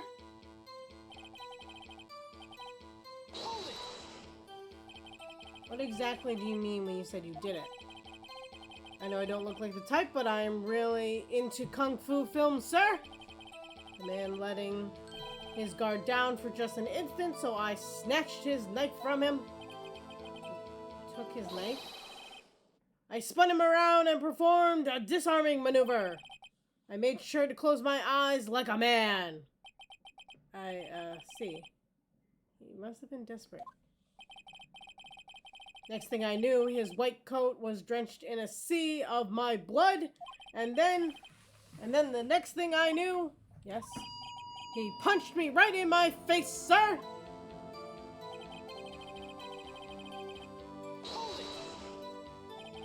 But what time did you regain consciousness? No offense, sir, but how am I supposed to know that? I was unconscious? Right. According to the report from the officer that woke up the witness, it was about 5:30. Hit me right in the head, too! I woke up crying tears of pain! That's nice. I mean, it's nice that you recovered, that is. When I came around, though, I made sure to finish my mission, sir! Your mission? Yes, sir! The Blue Badger, sir! I returned him to the entrance before things got out of hand. Oh, we can all rest easy now. I believe we now have a fairly accurate picture of what happened. Yes, Your Honor. Only one thing remains unclear. Was the man this officer murdered really the victim? Got a point. Yes, Officer Meekins? With regard to that, sir? Take a look at this. It was sent to my jail cell. Chief Grant delivered it to me this morning, sir. The chief delivered it? What is that? A videotape? Yes, sir. That's absolutely right, sir. A videotape, sir. It contains footage of the security camera in the evidence room. I'm so sick of them like randomly tossing in evidence and not talking to anyone. Oh my god. What? But I specifically asked if there was such a tape and was told it had been mistakenly erased. Quite a mistake. I just do what I'm told, sir. It's the only thing I'm really good at. Looks like communication with the police department is as good as ever. Well then, let's have a look. Show us the video of you murdering the victim. Oh, please stop using that word murder, sir. It scares me. A video of a real murder? Just what we're getting ourselves into.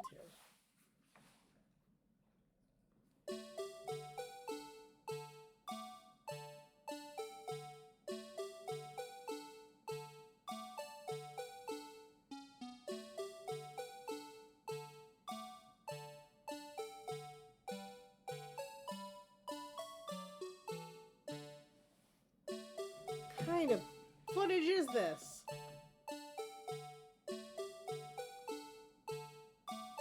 Well, it has to be him. It opened the door. Something fell on the floor.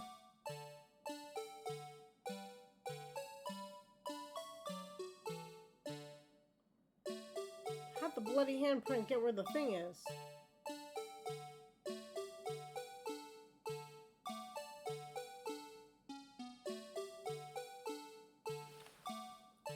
What is this? Into the music too.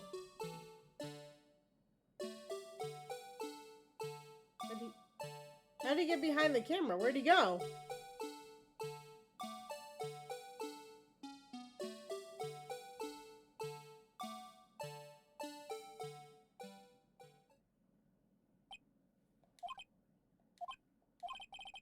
I believe we're all thinking the same thing.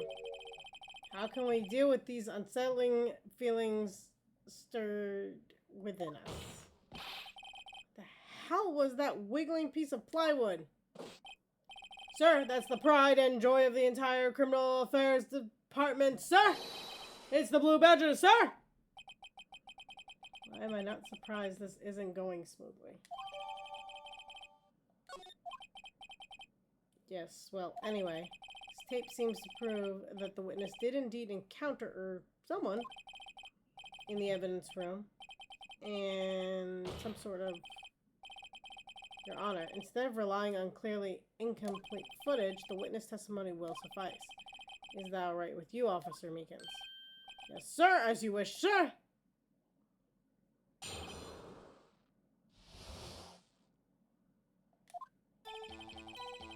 His face can't be clearly seen in the video, but there's no question that the other person was Detective Goodman, sir! I mean, he opened the locker, which required Detective Goodman's fingerprint to do so. The locker he opened is unquestionably Detective Goodman's locker, sir. So it must be him. No one else could have unlocked it. Unless his hand was chopped off, which it wasn't, so. What's this about? Oh, unless he did the glove trick. You know, where you, like, do tape? I don't know if that would work, though. Is this about a fingerprint? Each detective has been given a locker equipped with a fingerprint-activated lock. These locks ensure that each locker can only be opened by the detective it belongs to. Intriguing. That would mean the victim at the crime scene would have been Detective Goodman. Very well, the defense may begin its cross-examination. I don't know where this cross-examination will lead, but everything begins with contradictions. That's where I have to start.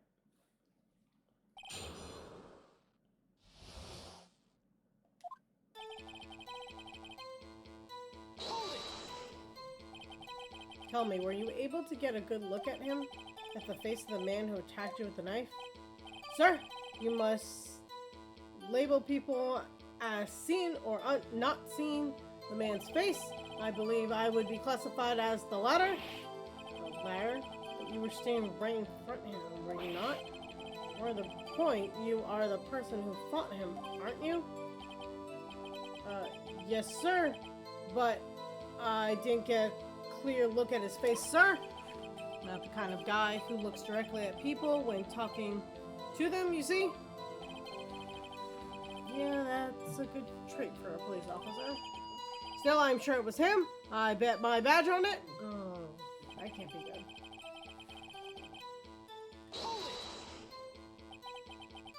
But you don't know what for sure, do you? You never actually saw Detective Goodman's face. Well, I suppose you might say that. That is, if you might... Did I just do this one?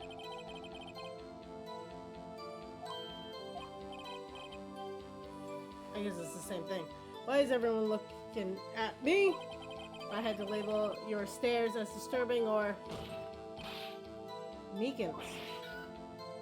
Eek. Having been shown a questionable video at best, we are not in the best of moods. Now, please be more stern when you testify. Yes, sir? You claim the man who bent a knife on you was Bruce Goodman. Tell us why you are positive it was him.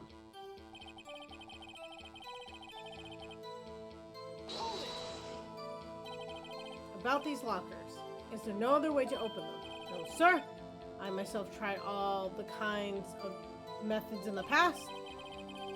I only responded to registered fingerprints. Sir! I wonder what kind of methods he tried. If the man opened the locker's lock, which only responds to a registered fingerprint, then he must be the person in the locker was assigned to. Exactly my point, sir! And this too!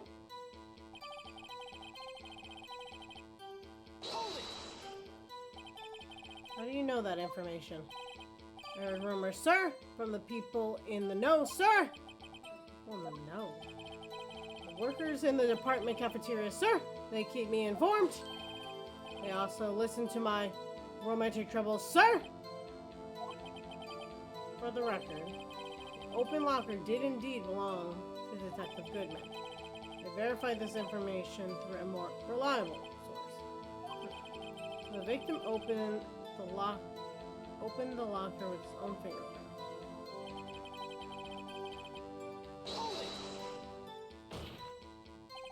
However, the most important detail is not shown in this video. The man's face. Yes, sir! If I may say something, sir! Please do. After all, you were the one being examined. I don't understand why the man's face is so important in this case, sir! I mean, it was his hand that opened the fingerprint lock. And it was his hand that tried to thrust his knife into my body, sir! My unsettled state can testify enough of this, sir! Yes, you have a point. The footage doesn't lie.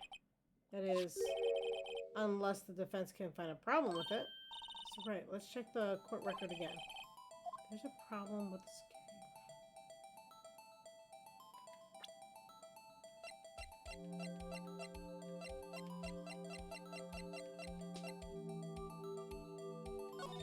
see this footage again.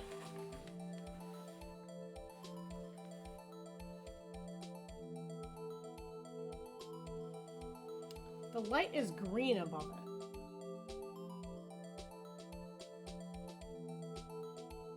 And the shirt's not in the thing all the way to the left.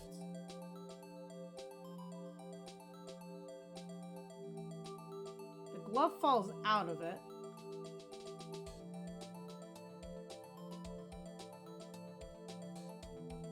The shirt's still not in that one all the way to the left.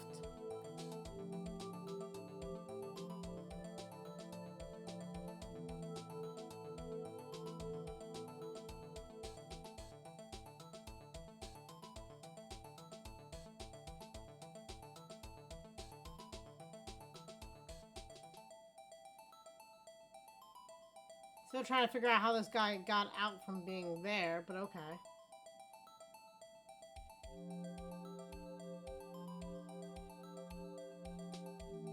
But now something's caught in that thing. I'm gonna go with yeah. Regarding the video contained on this tape, there's one thing in particular that seems rather strange. Strange? This contradiction leads to the possibility that The man may not have been Detective Goodman. What? This video contains such a contradiction? Interesting. Your Honor, I have a proposal. Yes, Mr. Edgeworth? I propose we have the defense point out to us the alleged contradiction in the video. Who would want me to point it out? Very well, proposal accepted. Let us further inspect this piece of evidence. Now I'll play the tape. Mr. Wright, please show us the contradiction you speak of. I have to point out the problem in the video. This is the first time I've ever had to do that. You can do it, Mr. Wright. It's set up so you can fast forward, rewind, or pause the video. Take a good look and be sure to point out the right thing. Please don't play it too many times. I can't stand watching this video. Did this guy ever become a police officer? Now then, Mr. Wright, please enlighten us. Okay.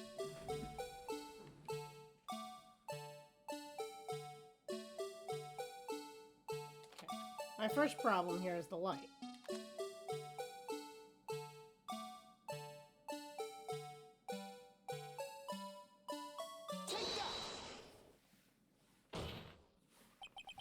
The thing is that's strange about the video has got to be this. Officer Meekins?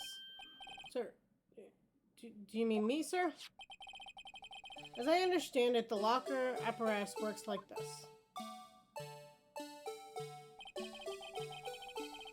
When you grab the handle, a sensor reads your fingerprint if it's a match. And the light turns on and the lock is released.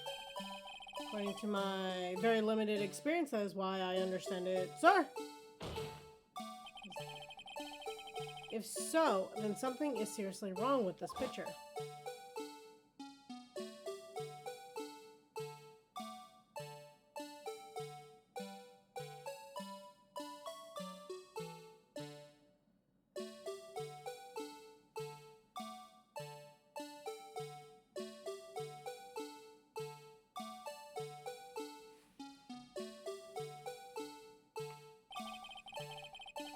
When the victim reaches for the handle to open the locker, let's rewind a little earlier.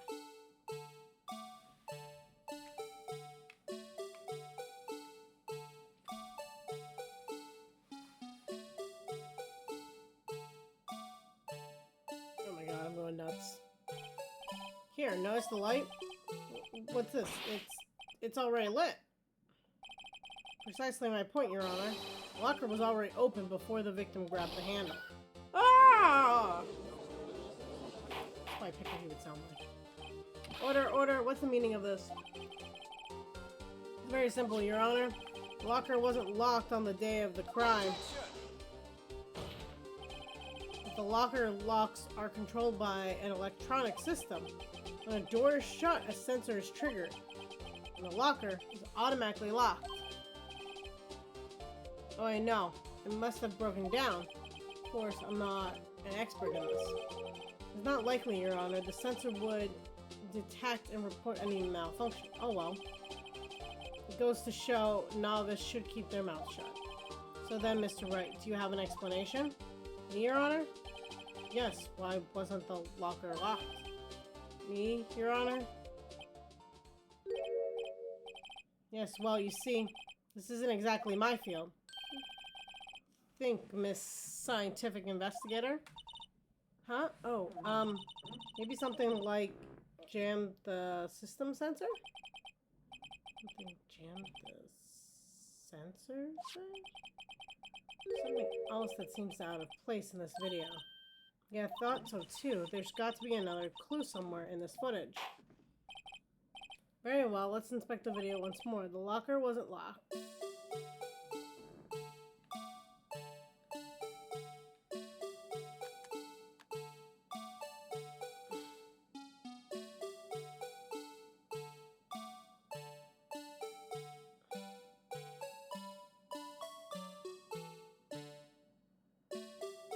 I don't know if it wants me to go where I'm thinking, but that's what I'm thinking.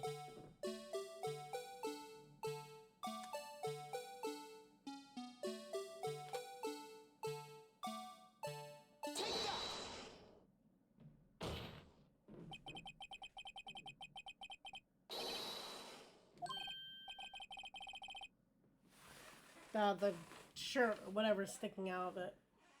Oh yes, that. I found that quite disturbing myself. Such sloppiness should not be accepted in any law enforcement agency. No, Your Honor, that's not... Seems yet again you've lost sight of the problem at hand. What? The reason the locker was not locked. That was the one and only thing you must point out here, Mr. Wright. It seems I almost walked right into the defense's trap again. Now I'm really placed him under arrest, sir. I've got to stay focused on the locking mechanism. Yeah, that's what I thought. Okay.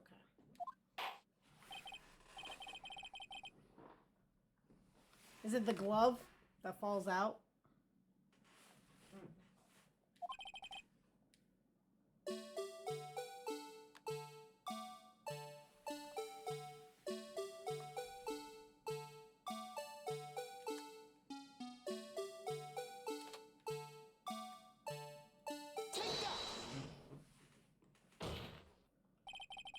Please watch closely. This is the continuation of the part I showed you earlier. Not really. We should have zoomed, like, fast forward.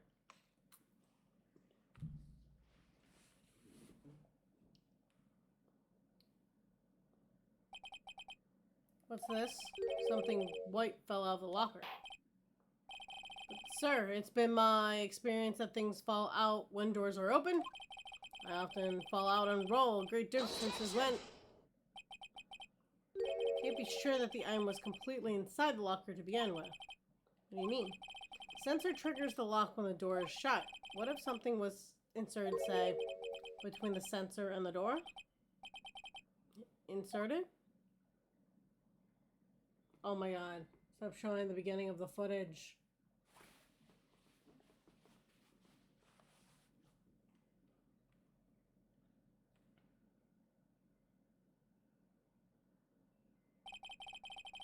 The white thing wasn't inside the locker. It was stuck between the door and the sensor. Oh, I understand now, sir! It's just like my tie! 2 out of 3 times it gets stuck in the door when I get out of my patrol vehicle, sir! Instead of the door closing, my tie chokes. But the object would have to be extremely thin and fit in the door. Not only that, it would also have to block the electrical current. It would need to be an insulator. Yes, an insulator, but at the crime scene, there just might have been something that fits that description. But, sir, by insulator, I think I finally got this figured out. Very well, will the defense please present the relevant evidence? What was the insulator that was stuck in the locker door?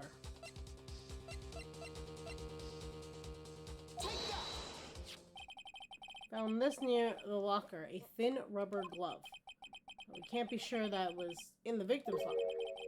It has the tag that says SL-9 incident. The video seems to depict the victim opening the locker, but that isn't the case. The lit lamp attests to this. On the day of the crime, even I could have opened that locker. Is that not so, Officer Meekins? Sir, it would appear so. Sir! Order! Order! Order! So are we to believe then the victim whom the witness stabbed in the evidence room was not Detective Goodman? Do not be misled, Your Honor. What do you mean, Mr. Edwards? The defense has merely demonstrated that possibility and nothing more. The victim in the video was indeed Bruce Goodman. The prosecution will offer one more testimony to prove this. What? Officer Meekins, please testify about this. Sir? Me, sir? I'm not sure what you're referring to, sir! Oh, you mean that, sir? Of course, sir! Is this a joke? Very well, begin your testimony.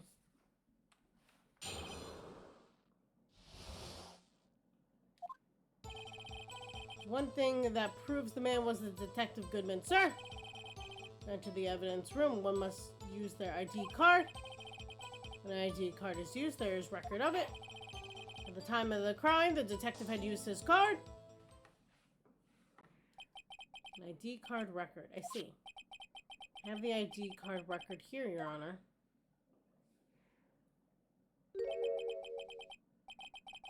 ID used at 5:14 is that of the victim. Just before the crime. Yes, without a doubt, this is the victim's ID. However, one thing does strike me as unusual. Several hundred cases should have been due for transferal.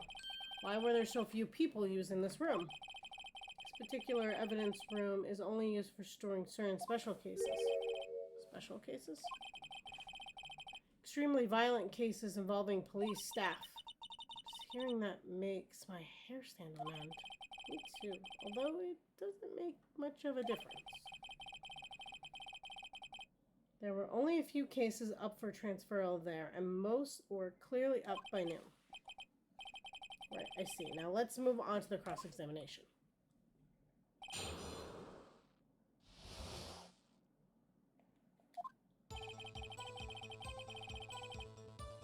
But we know for a fact people lose them all the time. I mean...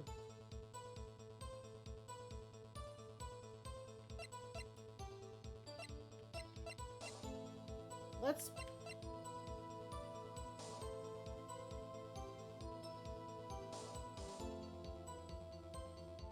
I think he was going to submit it with this, but...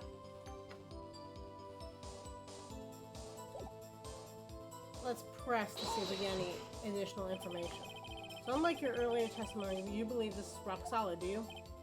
Yes, sir. Solid as stone, sir. If my hand wasn't wrapped in bandages, I'd give the V for victory sign, sir! He just use his right hand for that? Let's hear him out fully. As we've seen, one never knows what he might say until the very last second.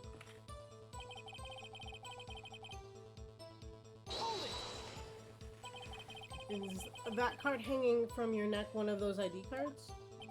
Yes, sir! This card right next to my cuff, sir! I keep it here so I won't ever forget it!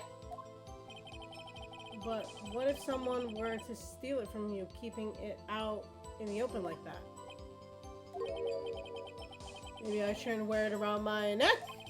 Maybe when I said 2 out of 3 times my tie gets stuck, then I get out of my car? Oh, that remaining time is my ID card that gets stuck. Instead of the door closing. Maybe I should just leave this one alone. At any rate, each police officer is only issued 1 ID card. But the police department and the prosecutor's office can't attest to this. Please proceed with your testimony.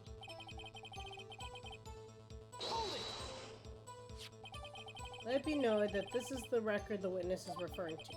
Let me see. Yes, that would be it, Detective Goodman. What's the matter? Well, according to this, Mr. Edgeworth, your name is on here. So it is, Your Honor. Not that prosecutor again. Hey, maybe he's behind all of this. Being a prosecutor, he could hide the evidence.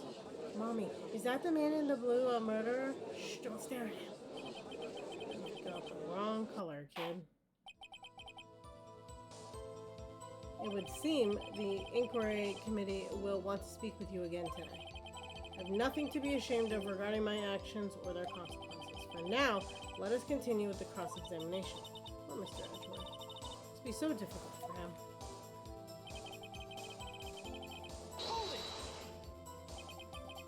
Earlier, I believe you testified that when you asked the man to show his ID card, pulled a knife on you. Yes, sir. He didn't show me any ID card, sir. Don't you think that's odd? I mean, if he had his ID card, all he had to do was show it to you. There wouldn't be any reason to draw a knife. Maybe you just panicked? Everything stems from contradictions. Let's point them out. Sir Wright, what do you think? I'm confused. What? The problem with his ID card testimony is far too obvious. It's not like Edgeworth to miss something like this. You're thinking too hard about it. Come on, let's show them what you got.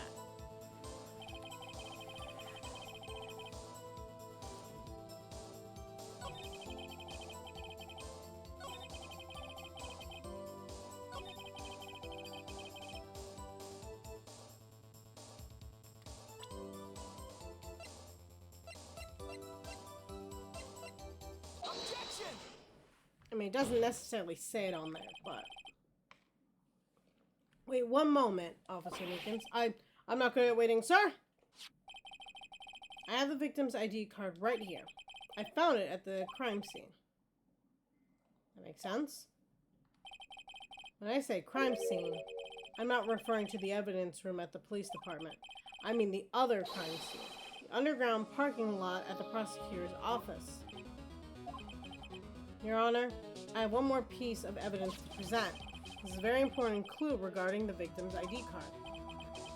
The lost item report, it's only half completed, but it shows that Detective Goodman had lost something on the day of the crime, something important enough to fill out this report. Let me guess, you believe this something is to be the ID card, right? I can't say for sure, but there is a high probability. On the day of the crime, Detective Goodman was not carrying his card. Order, order. So now, what does this all mean? It can only mean one thing. Doesn't even require much thought.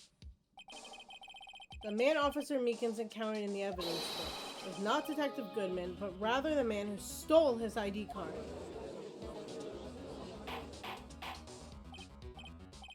Order, order, order! Does the prosecution have a response? I have only one thing to say to the defense. Bravo, Mr. Wright. Bravo? Allow me to summarize the defense's argument. 5:15 p.m. on the day of the crime, the man in the evidence room Officer Meekins encountered was not Detective Goodman. There are two grounds to support this. First, the locker in the evidence room was already unlocked. Second, the victim lost his ID card. Am I correct so far, Mr. Wright? Yes. What's he up to? That being the case, we must inevitably arrive at the single conclusion. The victim in this video is a fake, and then the murder in the evidence room is also fake. In other words, the security camera does not show the instant of the murder. Well, I guess that's right. Is something wrong, Mr. Wright? Only moments ago, you seemed content to point your finger around. This isn't going to end well. Well. It seems you finally realized exactly what you've gone to such lengths to prove. Explain yourself, Mr. Edgeworth. The defense has already done the explanation for me. The victim in this video is a fake, which means the murder did not take place in the police department at 5:15 on the day of the crime. So the real crime could only take place at one location, the underground parking lot. At the prosecutor's office, the murderer being Miss Lana Skye, the defendant. The evidence is compelling. A trustworthy witness observed the moment the defendant used the murder weapon.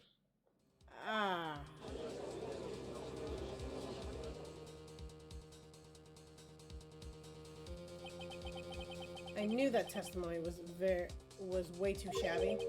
It was all a trap from the beginning. Activity in the evidence room still leaves many questions unanswered. Who exactly was the victim Officer Meekins encountered, and where did this person disappear to? However, this trial's purpose is to examine only the murderer of Detective Goodman. Just so, Your Honor. Mr. Wright, you have to do something, or else, Lana... How am I supposed to get myself out of this mess?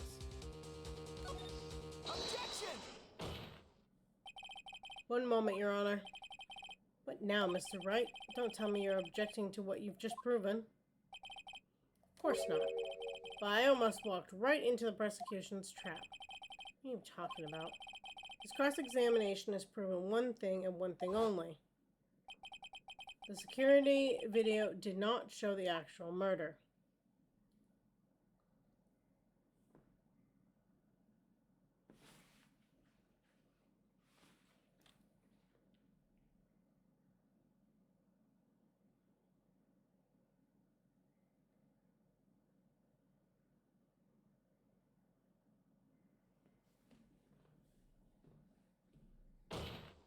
There we go. However, it cannot be said that is unrelated to a murder in the parking lot. Specifically, large amounts of blood traces were found in the evidence room. The defendant demands further examination to the truth of the matter. Mr. Edgeworth? Yes, Your Honor? This court were to examine this further. Other witnesses will be necessary. Is the prosecution prepared? I'm sorry, Your Honor. The prosecution considered the incident at the police station to be unrelated. We have not prepared any other witness for this incident. This might just be my chance. Time to call a certain Texas Ranger to the stand. Mr. Wright, do you mean? Your Honor, the defense would like to request a specific witness. Oh, whom do you have in mind? Someone we have reason to believe knows the truth behind the activities that took place in the evidence room. Prosecution requests to hear this person's name before deciding whether or not to comply. Very well then, Mr. Wright. This person whom you would have testify, what is his or her name?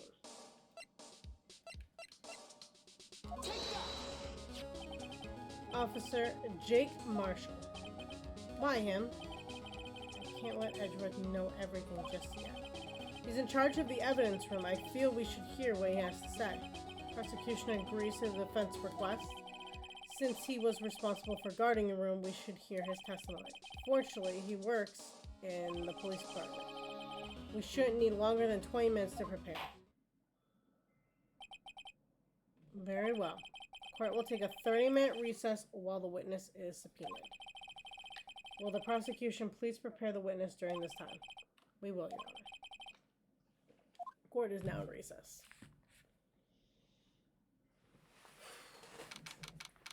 February 24th, 11. Okay. There's no stopping you, is there, Mr. Wright? Huh? What do you mean?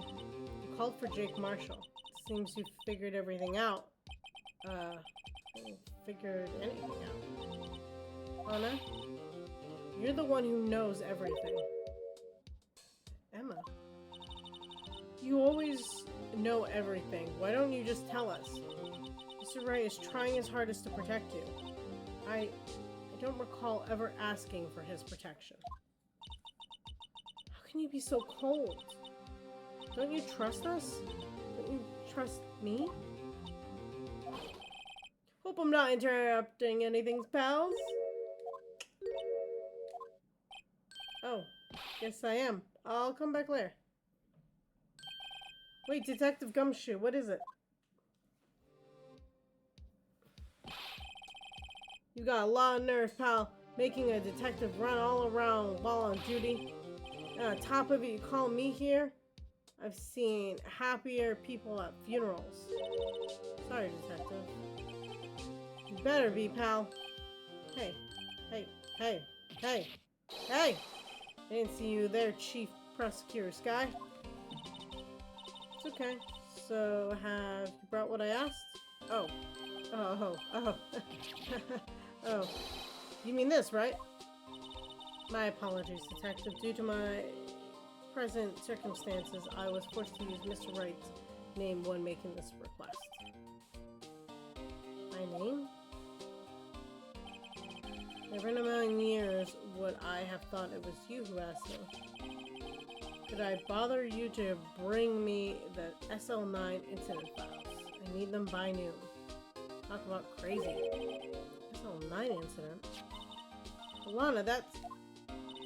I thought Mr. Wright might need them, so I had them brought here. Here, you might do well to read them. I can't believe you, the chief prosecutor? or a witness in that case. This guy was a witness? Take it from me, you don't want anything to do with serial murders. Oh, what? Now you've brought your stuff, you're gonna ignore me? Emma, but why? Why is your name in here? What? My name's in there. I don't know, unless... No, it couldn't be, Lana. The SL9 incident, is that... That's the classification number the police filed it under. 2 years ago, the rest of the world knew it as the Joe Dark killings. Joe Dark... No, Lana. It's over with. No. Emma, wait. She ran away. You know what? I just remembered. I gotta be somewhere. Sorry, Pablo. I'm out of here.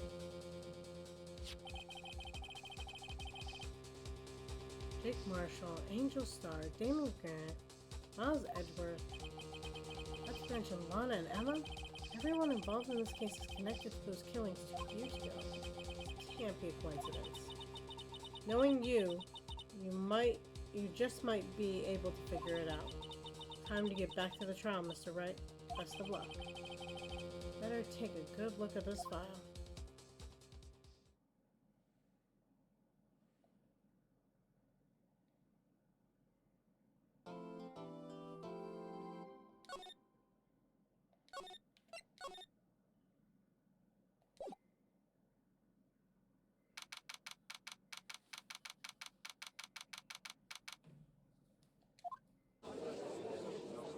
Back to the trial. Isn't that fun?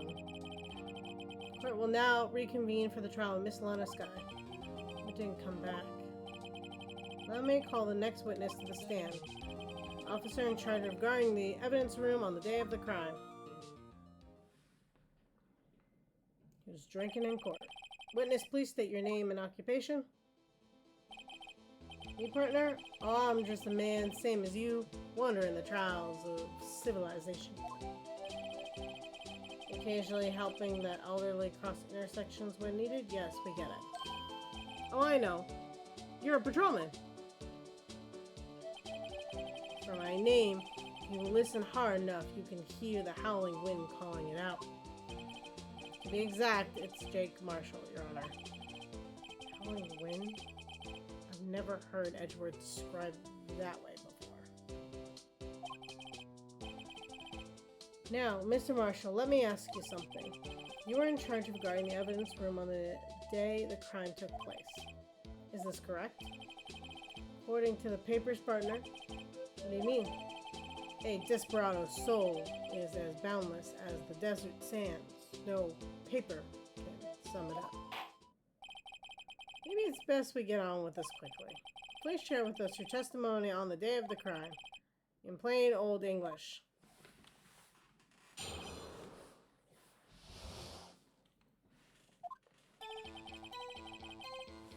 My job was to keep a weary eye on the bone orchard. They said it was supposed to make rounds 3 times a day, but that ain't my style. Besides, the room's protected by 2 security systems anyway. If I remember right, I was at a street-side saloon at the time it went down. I'm just an innocent traveling man, so if you're out of ammo, it's time to hit the town. I can't say I particularly care for your attitude. I can't say I care for your beard, but you don't see me complaining. Wait a minute. What do you mean by 2 security systems? And the security cameras and the ID card. I reckon even a cowpoke like you knows about those. Yes, well, what about the fingerprint activation locks on the evidence lockers? Fingerprint activated locks? What kind of newfangled doohickeys are these? It's not very helpful.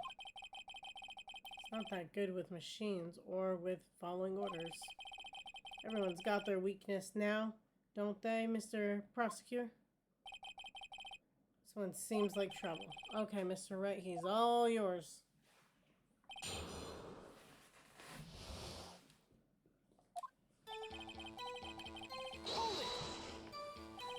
How exactly did you keep an eye on the evidence room?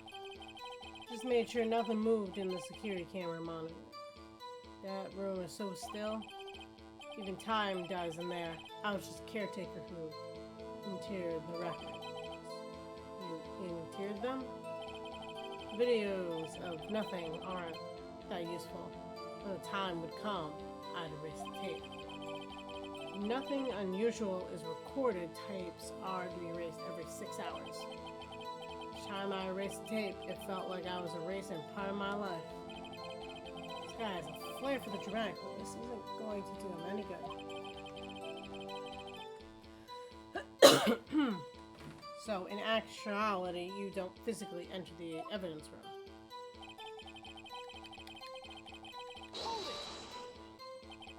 You made your rounds on the day of the crime, right? Ain't you heard a word I said, partner? I told you that ain't my style. I'm afraid I don't understand. No, Desperado. I know let's rules get in the way. No, Desperado, I know. Join the police force. So, Officer Marshall, on the day of the crime, just between you and me, I didn't set foot in the evidence room that day. There was a rubber glove stuck in the victim's locker. Do you know anything about that? Sorry, partner. I can't say I do. I haven't been in the crypt in weeks. Does this guy avoid being fired?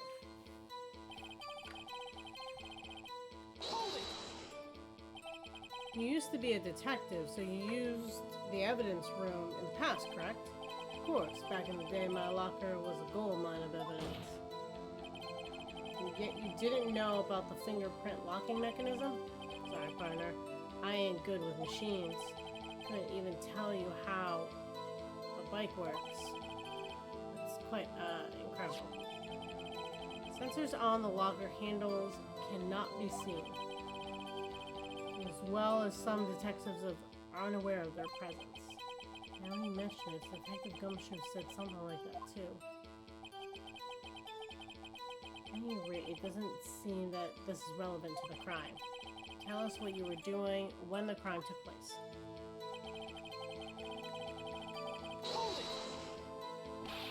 What were you doing in a place like that? I was eating spaghetti. Not even Angel steak lunches can beat that parlor's Vongol Sepia pasta. What you mean to tell us is you abandoned your police duties to eat some noodles? Not all desperados eat tacos, partner. That's not what I meant. I hope this has at least taught you a lesson. That's strange. This is usually where Edgewood says, did you not want to raise this year?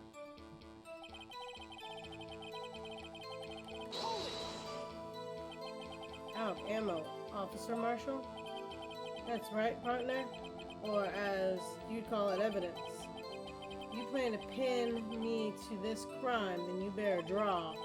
Otherwise, you're just wasting my time. My stale horse is waiting to carry me back west into the sunset. One thing seems clear. Despite being responsible for guarding the evidence room, the witness doesn't appear to have seen anything. Texans don't take orders from anyone. Everyone knows that. Apparently your superiors don't.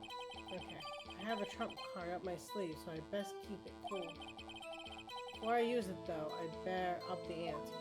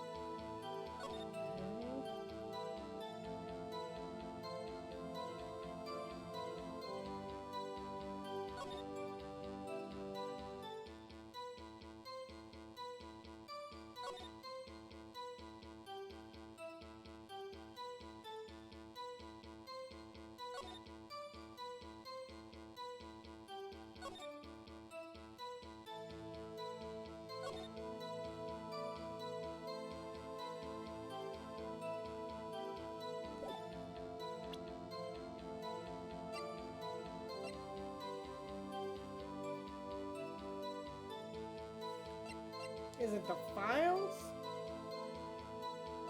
Or is it his fingerprints?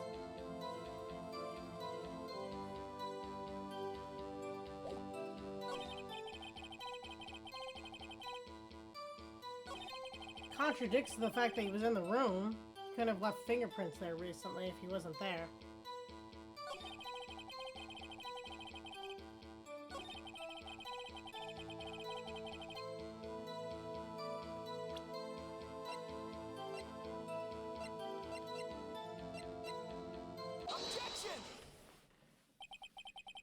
Officer Marshall, doesn't it strike you as odd that is you being called in to testify like this? After all, you weren't in the security room at the time of the crime. And yet you dragged me down here. Explain yourself, partner.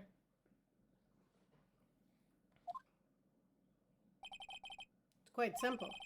You left a very large trail behind at the scene. Or to be exact, a handprint. That's real good, partner. Like I said, I'm the caretaker of that crypt. I pay my respects. That is making my rounds about once a month. It's only natural my fingerprints would be in there. I only wish it were, officer. But you see, your fingerprints were covered in blood. Witness, what's the meaning of this? The blood-stained fingerprints were at the crime scene? Blood was wiped away, however. A luminol test clearly revealed this. Well, Officer Marshall? It seems to me there ain't a person in this room with a head on his shoulders. Take it that you have an explanation then, Officer Marshall? About the blood-stained fingerprints?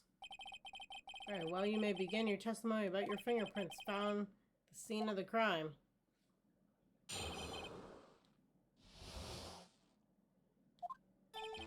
Like I said, it's only natural my fingerprints would be in that evidence room.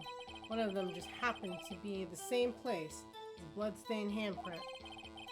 Murderer touched the locker where my fingerprint was by chance.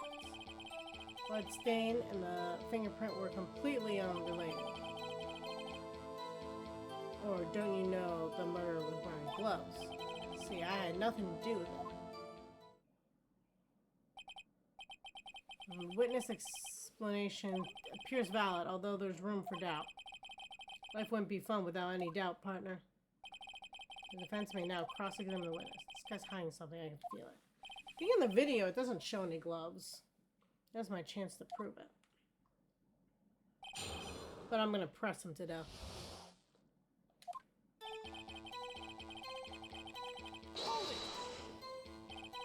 That's because how did you pay your respects once a month? Yeah, that's right. That and one more thing. That locker happens to be mine. What? What do you mean?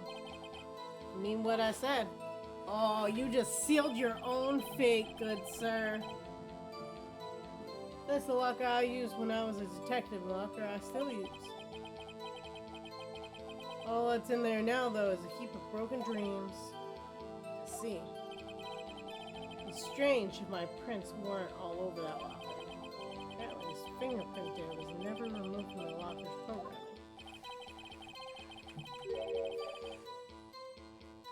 He kind of has been. How did he get from one side to the other without walking back in front of that camera? Witchcraft. I'm telling you. He must have been using the fingerprint lock all this time without ever knowing it.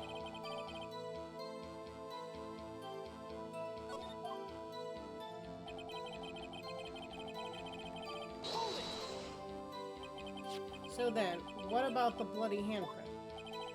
Wasn't mine. It's no mystery. Please explain. My locker is covered with my fingerprints. Just happened.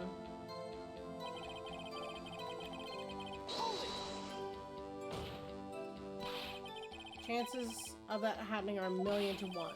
On the contrary, one could argue just the opposite. The chances of that not happening are 1,000,000 to 1. Get one thing straight, partner. You ain't gonna get no reward from me with a mere fingerprint. You wanna know why?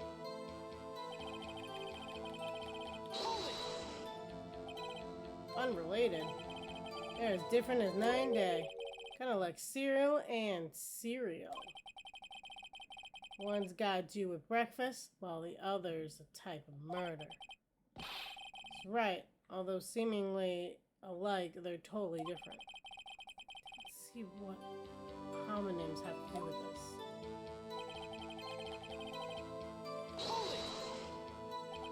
How do you know that? I may be a loner, but I still do my job. I keep up on the reports.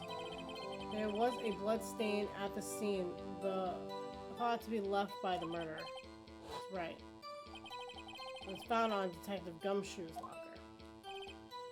However, no fingerprints were detected on that handprint.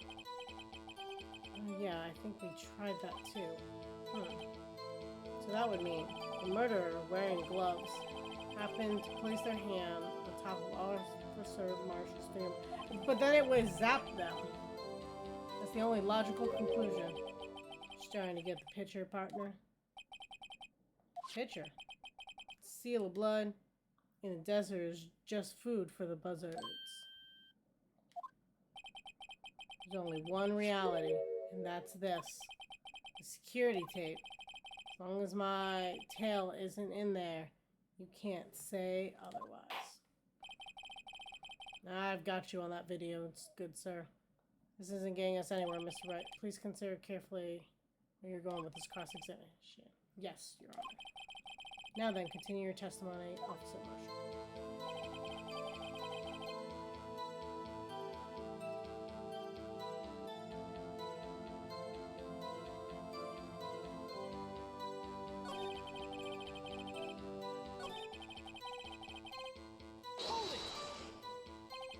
What do you mean by that?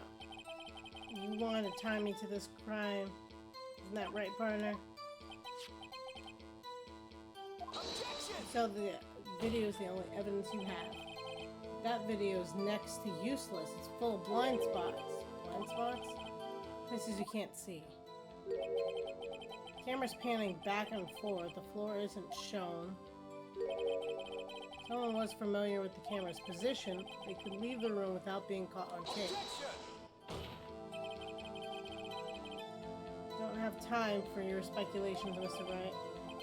Well, Mr. Wright, if you can show us evidence of this video that indicates Officer Marshall was present, please do so now. Gladly, Your Honor. Allow me to point out your mistake, Officer Marshall. Tread carefully, Mr. Wright, or you might wind up being the one making the mistake. Now then, let's have another look at that video. Show us this incriminating evidence of the witness, Officer Jake Marshall.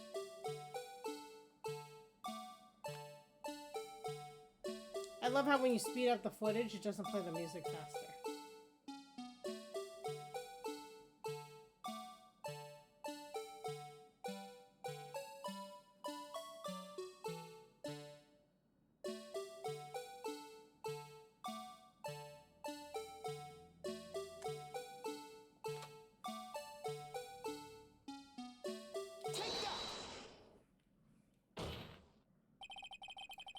Bringing our attention back to the security camera is a mistake I'm afraid you'll soon not forget, Officer Marshall.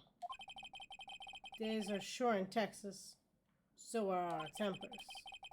Could you sum up what you have to say in 8 words or less? Very well. You can clearly be seen in this video. Exactly 8 words. Not bad, partner. Key lies in a certain locker shown in the video.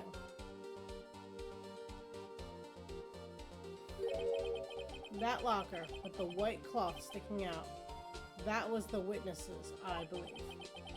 Now then, let's rewind the video a bit.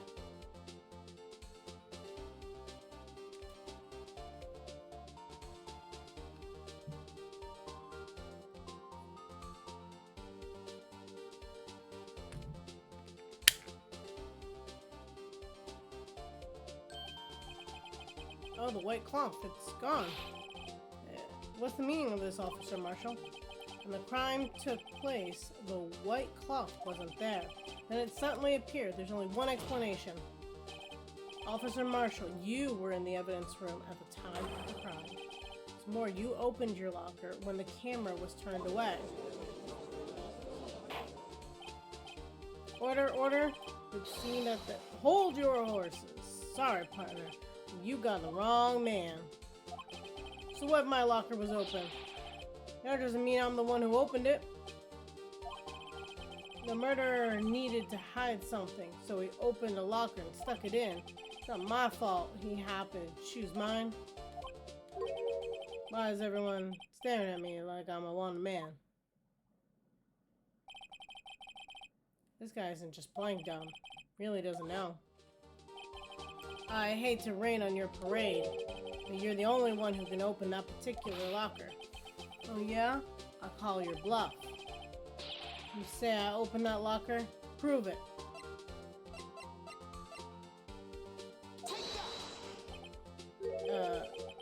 Fingerprint sensor? Talked about this earlier today. Lockers can only be opened by the detectives they belong to. What kind of crazy talk is this? Well, Detective Gumshoe did mention something like this.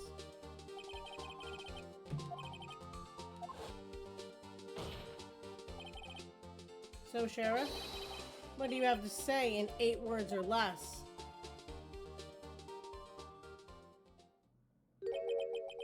Only got 1 word for you, partner. No!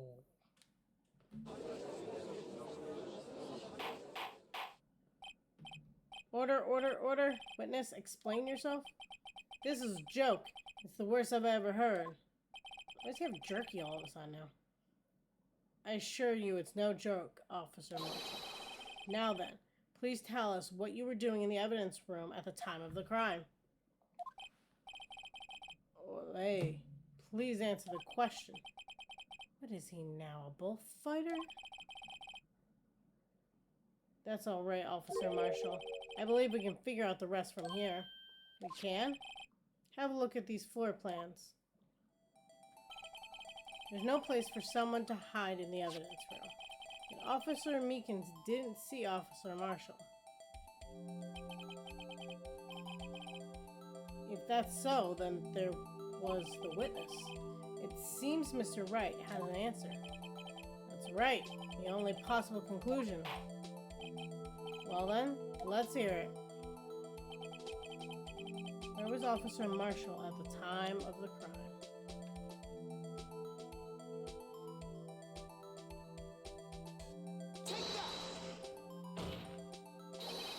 Officer Marshall was standing right here.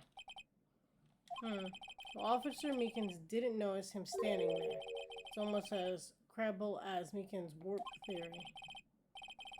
Chamber's empty, partner. Better reload. Oh, right, because he's technically the victim, not the... Goddamn.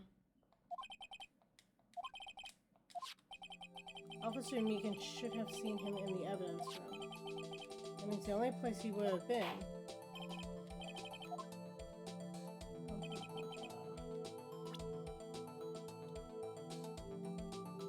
But I still say Meekins is the victim here. Officer Marshall was standing right here. There, but that's where the victim, Detective Goodman, was. Correct, unless Goodman wasn't Detective Goodman. I believe the victim in the video is Officer Marshall. It's you, dressed up like Detective Goodman. But that's preposterous. Officer Meekins witnessed the detective at the crime scene. Once he saw the man's face, he would know for sure. A point, though, that Officer Meekins did not know Detective Goodman. He also testified about the man's reaction when confronted.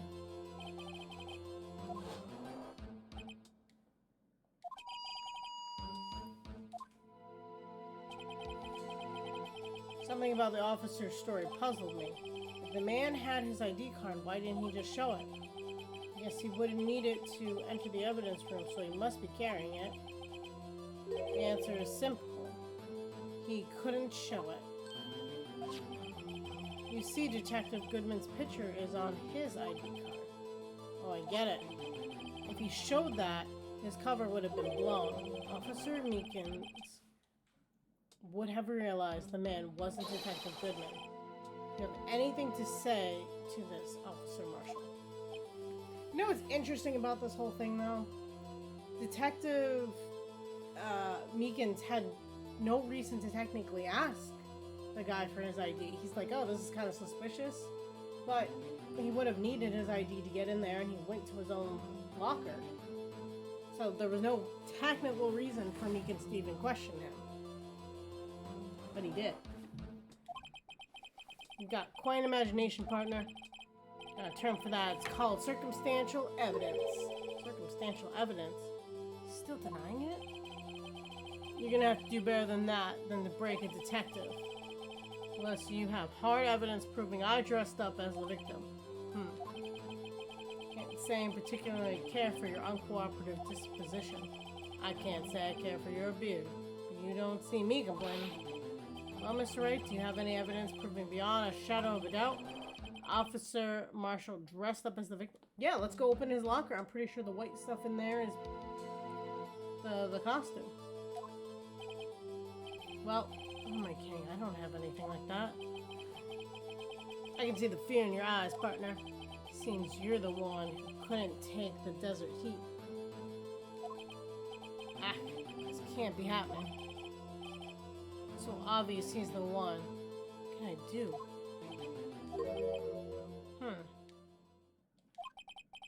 It looks like your lack of experience has finally been exposed. I'll pass on to you what someone told me when I was just starting out. When you run into a wall, there's no place to go. Return to the basics. The basics? For me, that would be what Maya used to tell me. Phoenix, try thinking outside of the box.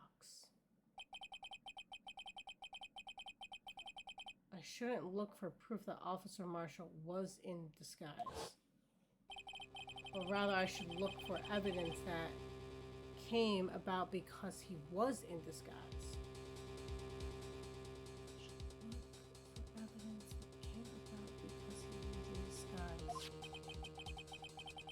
Why do you think his locker was opened in the first place? What do you mean? There's no reason for Officer Marshall to open his locker at the time of the crime. Yet he did, despite his chance it might be discovered later, as it has been. Which means he didn't originally plan to open his locker. According to the defense argument, Officer Jake Marshall dressed up as Detective Goodman at the time of the crime. And after the crime was committed, he opened his own locker for some unknown reason. The fact that the white cloth is sticking out of the locker seems to indicate that he opened it in order to put the cloth inside. So, just what exactly is this piece of cloth? Perhaps the video is the key to all our unanswered questions. I don't have any evidence, so this video is my only shot. Alright, well, let's take yet another look at the security tape. To commit the crime, the witness opened the locker to put away the white cloth. Please show us why the witness had to...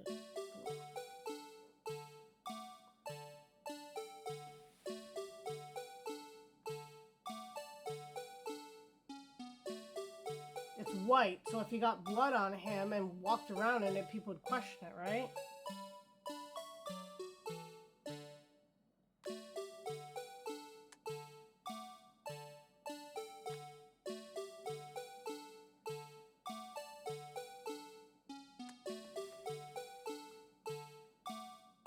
Ah, it's there! Okay, let's rewind.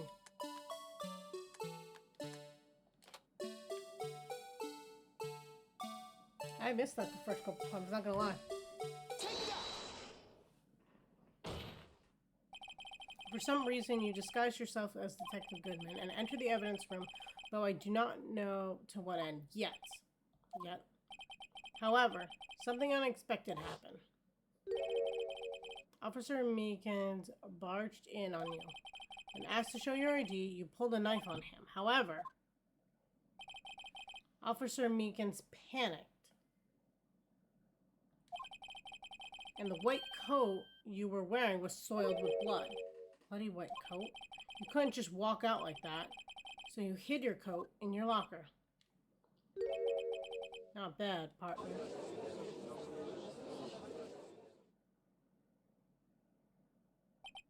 Now then, Officer Marshall, you ready to tell us the truth?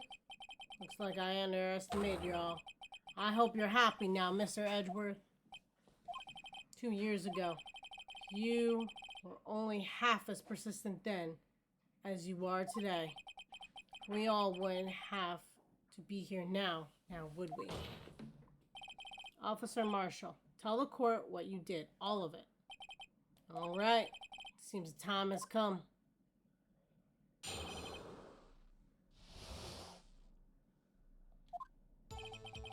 How'd you do it that day? Couldn't just stand by and let it die.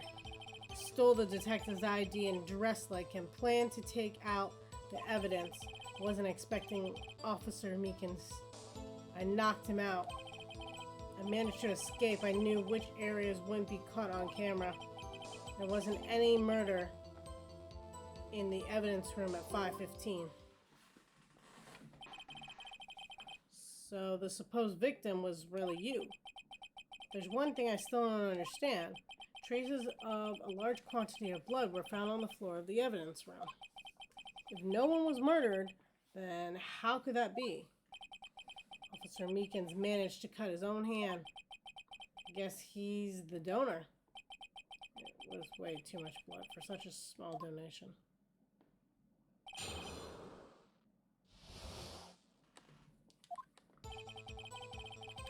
Time to press. When you say it, you mean... You even have to ask, partner? SL9 incident. 2 years have passed since the case was closed. It was going to be completely end with the transferal that day. Now, if I had anything to do with it, that incident's not over. What did you hope to accomplish by sneaking into the evidence room? When the case is closed, only the case's lead detective can look through the evidence. I wanted to have a look at it myself one more time, no matter what the cost. I don't care what anyone says, partner, that case is mine. Officer Marshall wasn't in charge of that investigation. Why does he care so much about it? Well, it ruined his life, so that makes sense. That day was my last chance, that's why I...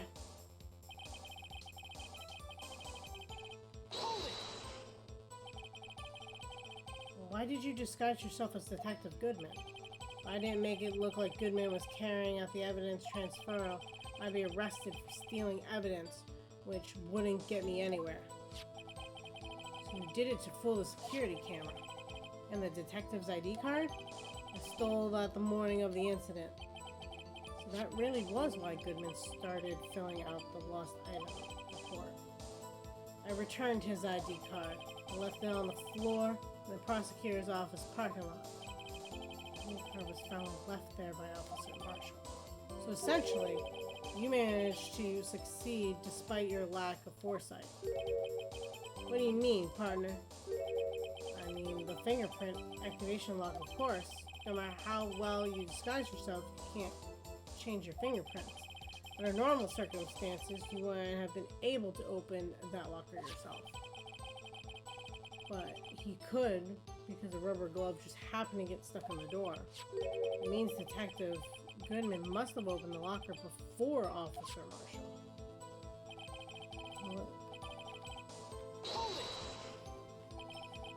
I pulled a knife on Officer Meekins and tried to drive him off. Let's just say I was a little surprised. I only planned on being in the evidence room for no more than 5 minutes. I didn't think anyone would actually come in during that short time. Officer Meekins certainly is one of a million type of person. Staking a detective for an intruder and demanding to show his ID. I'll have to think a little more about his raise this year. When did Edgeworth get so much influence? Anyway, he threw himself at me and I ended up cutting him slightly. Sorry, it had to turn out that way. Me knocking him out and everything. By the way, what happened to your knife? Oh, you mean this one? Don't know what to say. So you knocked Officer Meekins out and...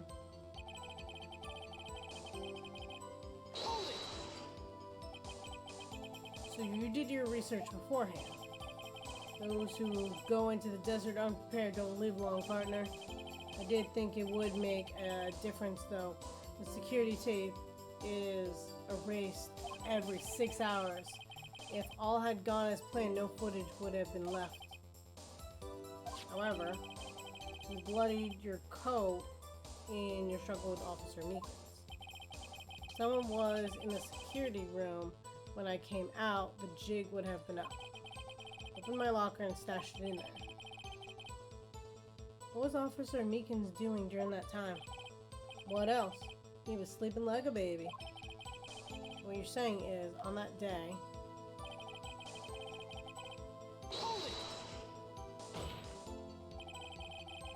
The blood found at the scene clearly indicates a crime took place. What, are you blind? The victim shown on the tape is me, and I'm not dead yet, partner. So you stole the evidence from the locker? Actually, no, I didn't. Why not? When I opened the locker, the evidence was already gone. What? Mr. Edgeworth. Where is that evidence? Still missing, Your Honor. Detective Goodman's locker was already empty. Someone else stole the evidence. Officer Marshall, may I ask you one thing? Fire away, partner. It's a free country. Just remember, I'm also free to decide whether or not to answer. Why did you do this? Stealing a detective's ID, injuring a police officer? That is no small offense. Moreover, you're an officer yourself. This will have serious consequences. You can't just be forgiven with a simple cut in salary. Not that salary cuts are ever a valid solution. Like I said, this isn't your case. This one is mine. And I'll do whatever it takes to get an answer I'm satisfied with. The witness has an unusual amount of zeal. Let's hear more.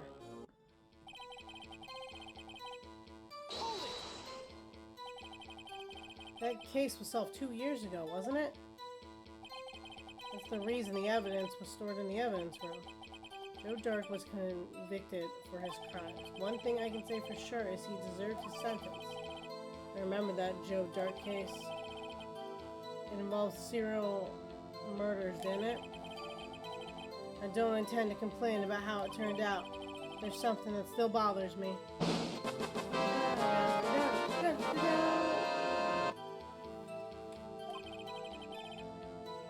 Something went down at that trial. Something no one will talk about. See, can you do me a favor? Double check all the bingo squares right now. Feel like something didn't get called. Having that moment. Something no one will talk about. What happened? I don't know. That's what I'm trying to figure out. Why is he so concerned with that incident? Maybe I should present him with what I think his real reason is? I had a feeling he'd wind up here sooner or later. Everyone involved here is related in some way to that case. Better take another look at the files.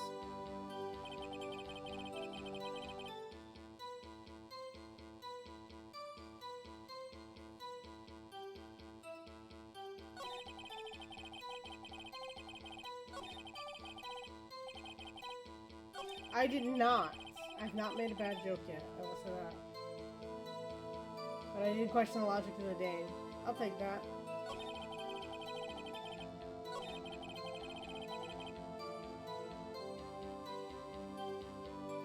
I read a bad joke, but Seek says it does not count. Because I did not make the joke myself.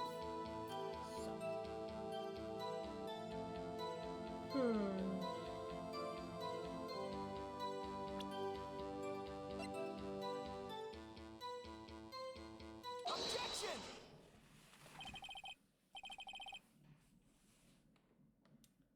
That will be an interesting one, I will say that.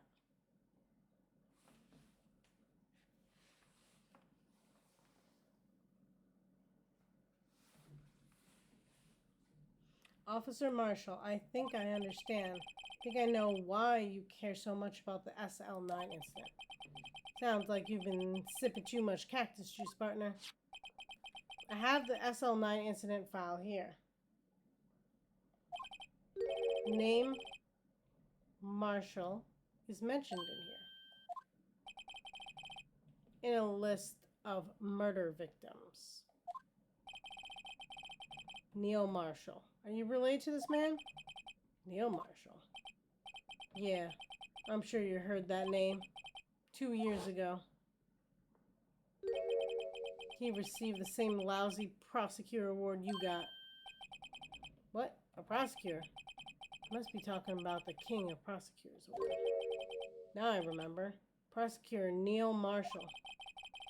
He handled the SL9 case before I did. That's right. He was killed. The case fell in your hands. But what's his relation to you? He was my brother. He was investigating the murders with Damon Gant, the deputy chief of police. A group of detectives I was part of worked under them. We were desperate to prosecute the killer. Joe Dark. My brother fought Dark and was killed. It was the first time Dark left behind any evidence. That was all we needed. He was arraigned and incarcerated. The case was finally closed, at least according to the public records. What do you mean?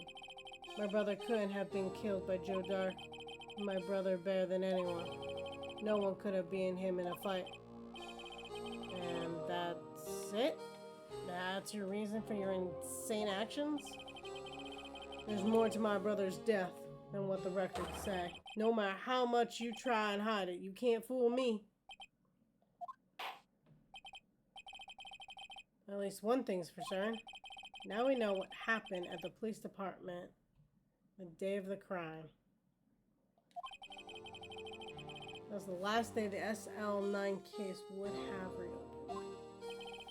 Not satisfied with this resolution, Officer Marshall planned to steal the evidence. Disguising himself as Detective Goodman, he entered the evidence room. Officer Meekins confronted him, so he rendered him unconscious and fled. This mystery has finally been cleared up. No murder took place at the police department that day. Things that happen by chance never cease to amaze.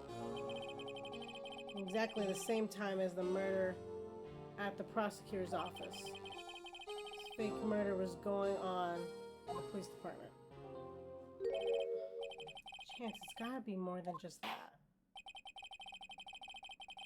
Isn't it really funny that the Phoenix Wright universe perjury doesn't exist? Every witness lies or withholds. I know, right?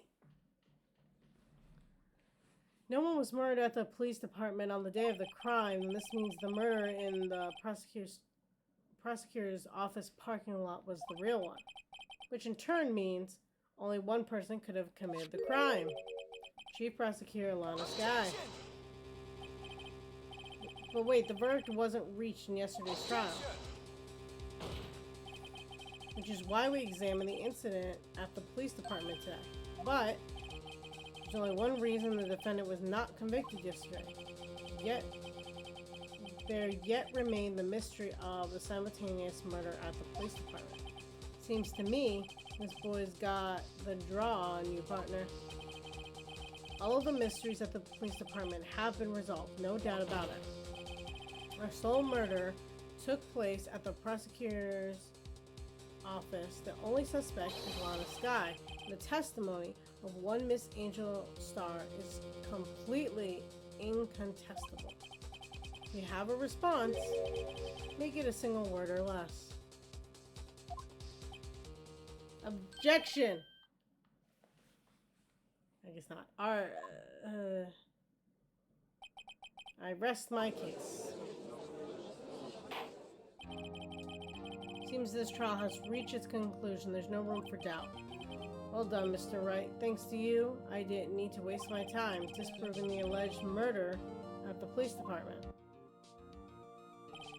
There's no doubt what I proved today is true. Apparent murder and the security camera's tape really was fake. But I didn't realize that would end up proving Lana guilty. Now then, the time for the verdict has arrived. This court finds the defendant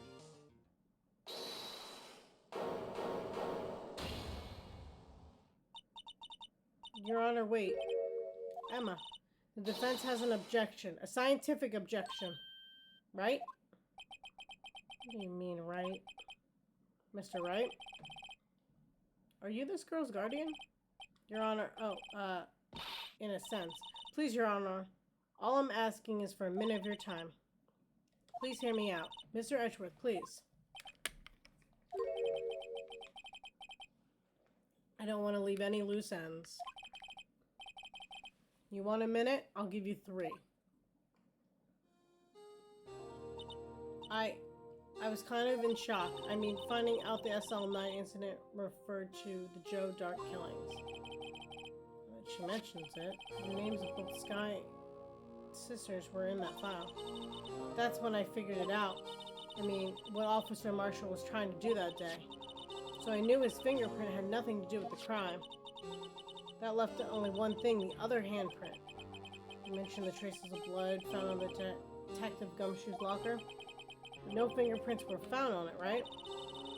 No, but I figured if I examined it scientifically, I'd be sure to find a clue. So I ran over there and looked at it again.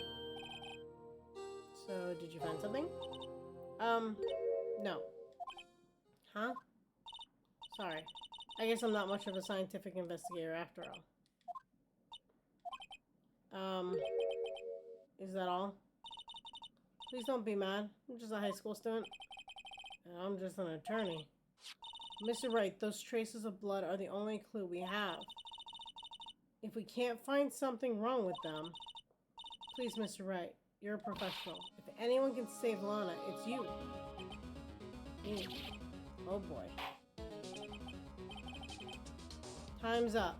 Now then, Mr. Wright. Well, I mean, that makes sense, right? Because the thing was blocking the way, so that blood had to either have already been there or happened after the fact. And based on the pool of blood that was found, it happened beforehand, it was covered.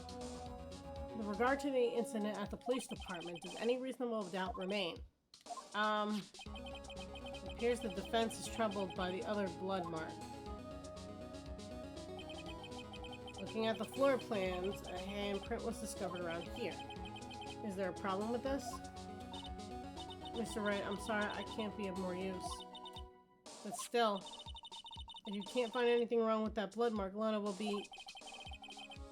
Please answer my question, Mr. Wright. We don't have all day.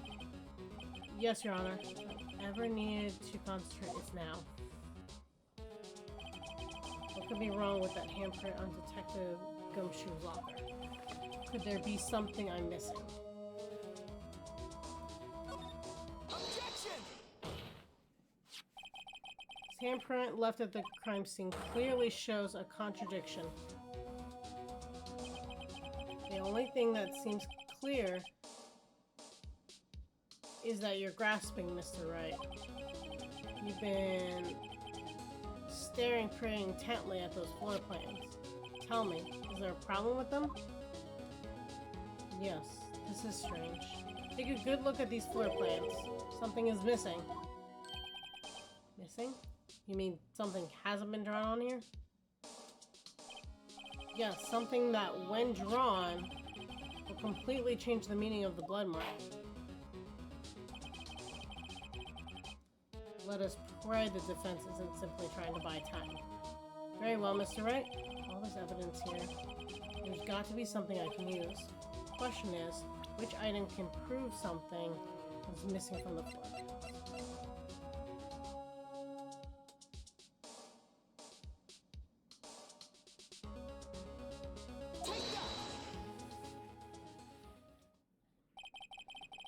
What about that piece of plywood? The Blue Badger, mascot of the police force. Defender of truth, guardian of proof. Explain yourself, Mr. Wright. Please look at the floor plans of the crime scene.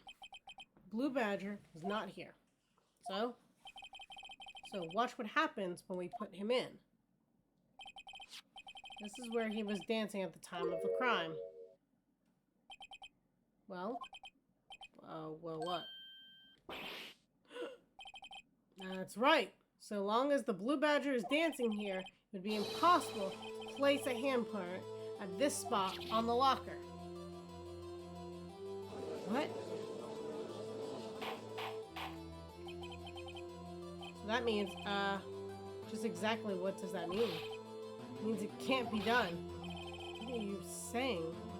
Blood traces were undeniably found on that locker. Don't look at me, I didn't put it there. Mr. Wright, think it through scientifically.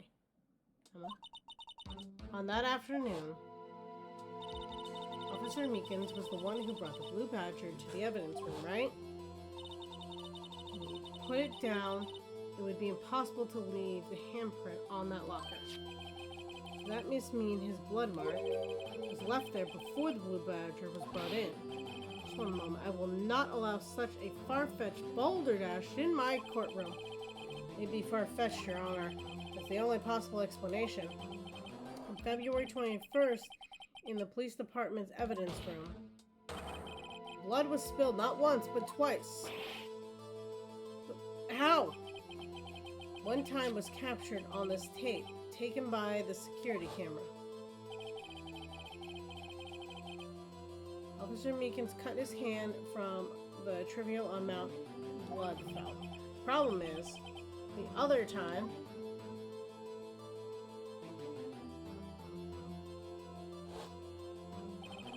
someone bled prior to the struggle shown on this tape. It had to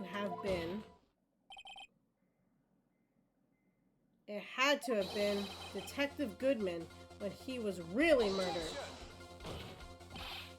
It's ridiculous. I refuse to accept your absurd claim. The murder portrayed in the security tape has proven to be a fake. However, this does not explain the blood marks found on the locker.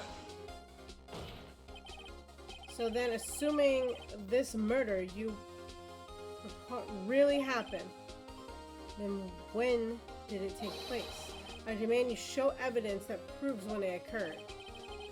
The first incident occurred. Summarize the defense claims that prior to Officer Meekins being cut by Jake Marshall, who was posing as Detective Goodman, another incident took place in that evidence room. That's right, the blood mark in the locker proves this. Very well, then tell us, when did the first incident occur? As Mr. Edgewood said, proof must be presented. Proof that shows when the murder took place. Only one piece of evidence can show that. Now then, will the defense present this evidence? What shows the first crime took place?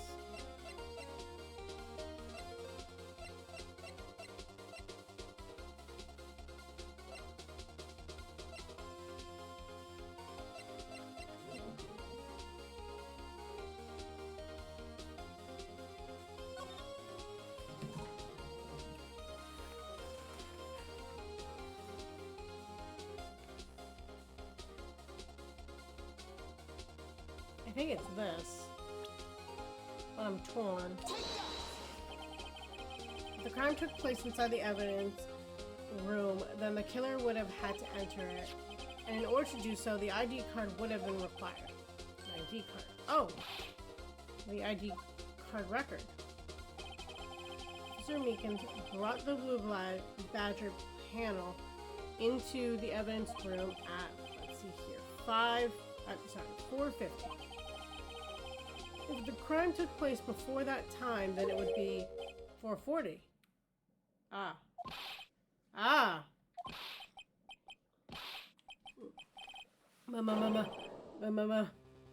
Miles Edgeworth? Just what have you done? I never would have figured you had the nerve, boy. Drop the act, witness. It doesn't take a lot of thought to figure out it couldn't have been me. Nope, I ain't getting it. I'm afraid I do not understand either. It's clear from the laminal test that blood was there. However, when the second crime took place, both Officer Meekins and Officer Marshall failed to notice the blood. This means the blood from the first crime was wiped away by the real murderer. It would have had just 10 minutes to the murder the victim, carry the body away, and clean up the blood. Unfortunately, that's physically impossible. That would mean the crime must have taken place before Mr. Edgeworth entered the evidence room. Let's look at the chart again. There's only one other card number remaining, 777777. Talk about a lucky number. But wait, that doesn't make sense. How could Detective Goodman have entered the evidence room? Since there's no record of his card being used beforehand, he must have entered along with the real murderer. That's the only possible explanation. He went in with 777777. Mr. Edgeworth, please look into this as soon as possible. Find out whose ID number is 777777. That's 17 too many, Your Honor.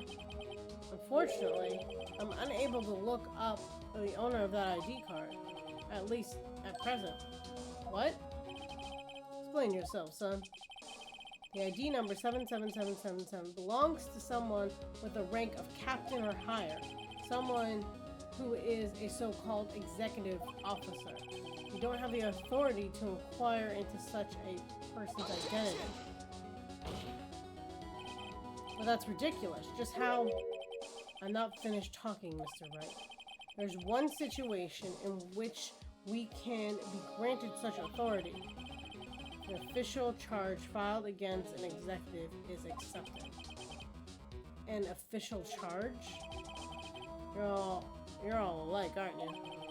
Your cover-ups and your forgeries. That's how the prosecutor's office operates. I take pride in my work, Officer Marshall. I would appreciate if you would keep your slander to yourself. Slander, is it? Let me ask a question, yes? No, not you. To her. The defendant's sitting over there. Your own little executive. Lana? Don't be stupid. She's been charged with murder. Of course we would have looked up her ID number. And it's not 77777. Don't play me for a fool, partner. It's not what I want to ask. All I want to know is one thing about the incident. The SL9 incident? Answer me this, Chief Prosecutor. In that trial 2 years ago, did you really only use legitimate evidence?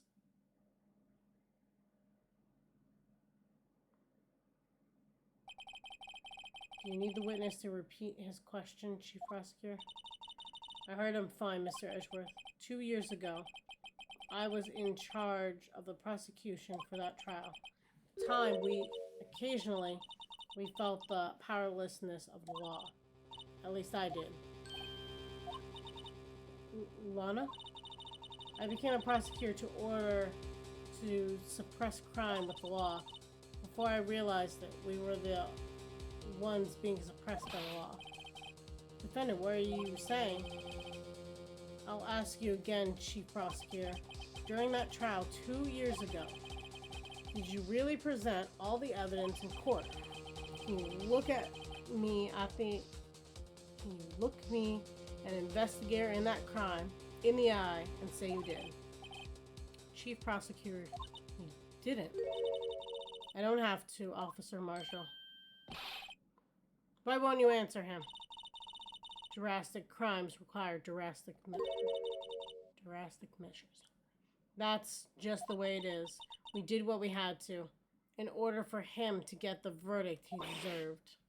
But Lana, even if it involved forging evidence. Dun dun dun. No.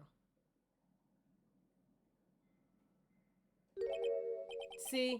That's what I'm talking about. No. No! Order! Order! Order! Order! Honest remarks caused such a stir. The chaos in the courtroom could not be quelled.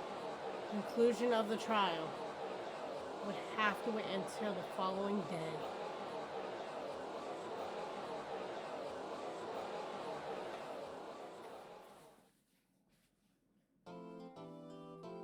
How long is that last chapter? Anyone know?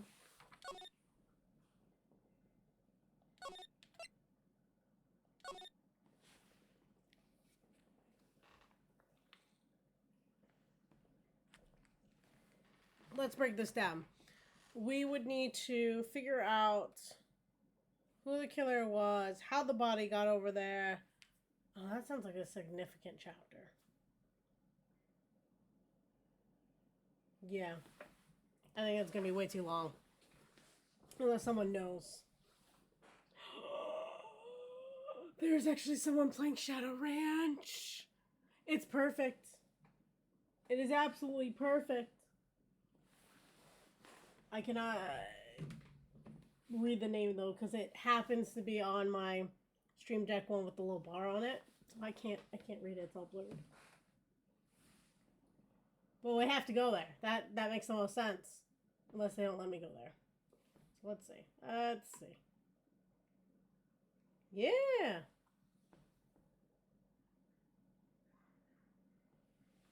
Yeah, so then, yeah, we're going to end it there. So, let's see.